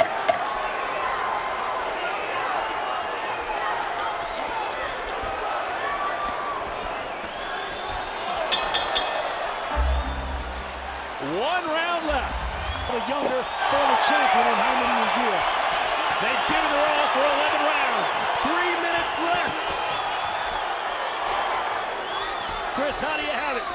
I've got Jaime Munguia up significantly, 108 to 101. He has just been in control, throwing far more punches. As you noted that last round, Todd, landing more punches on Gabe Rosado than any opponent in his career. So Gabe is going to need a knockout to win this fight.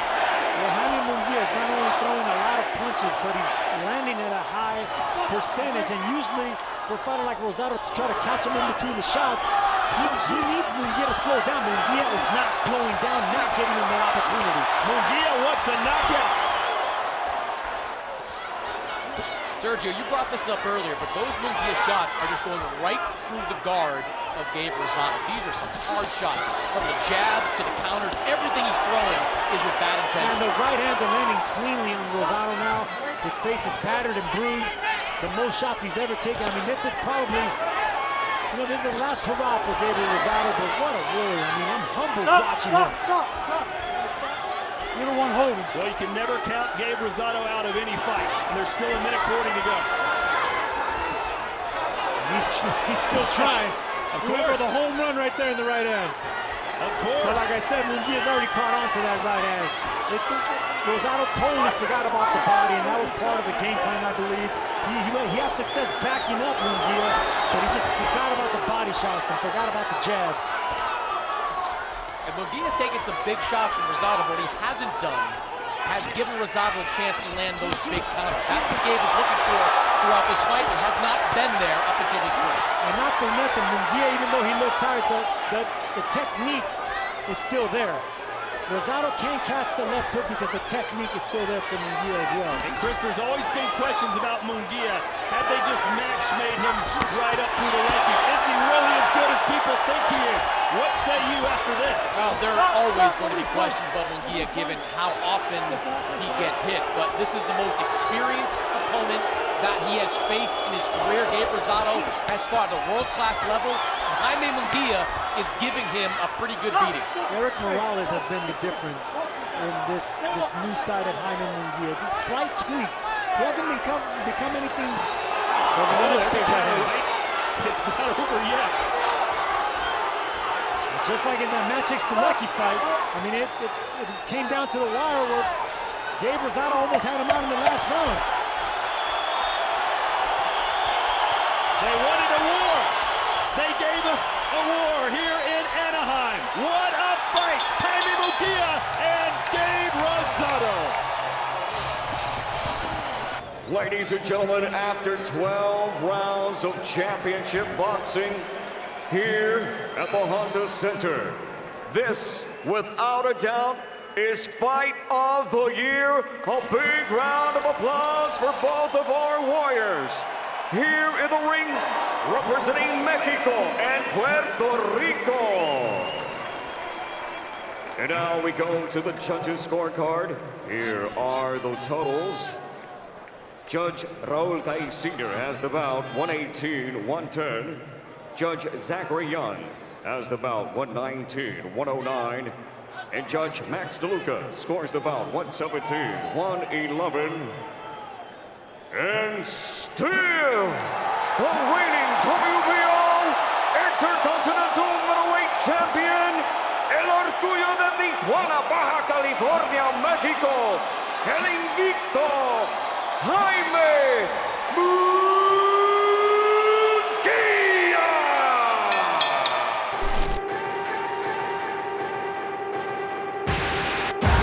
Good body shot by Munguia.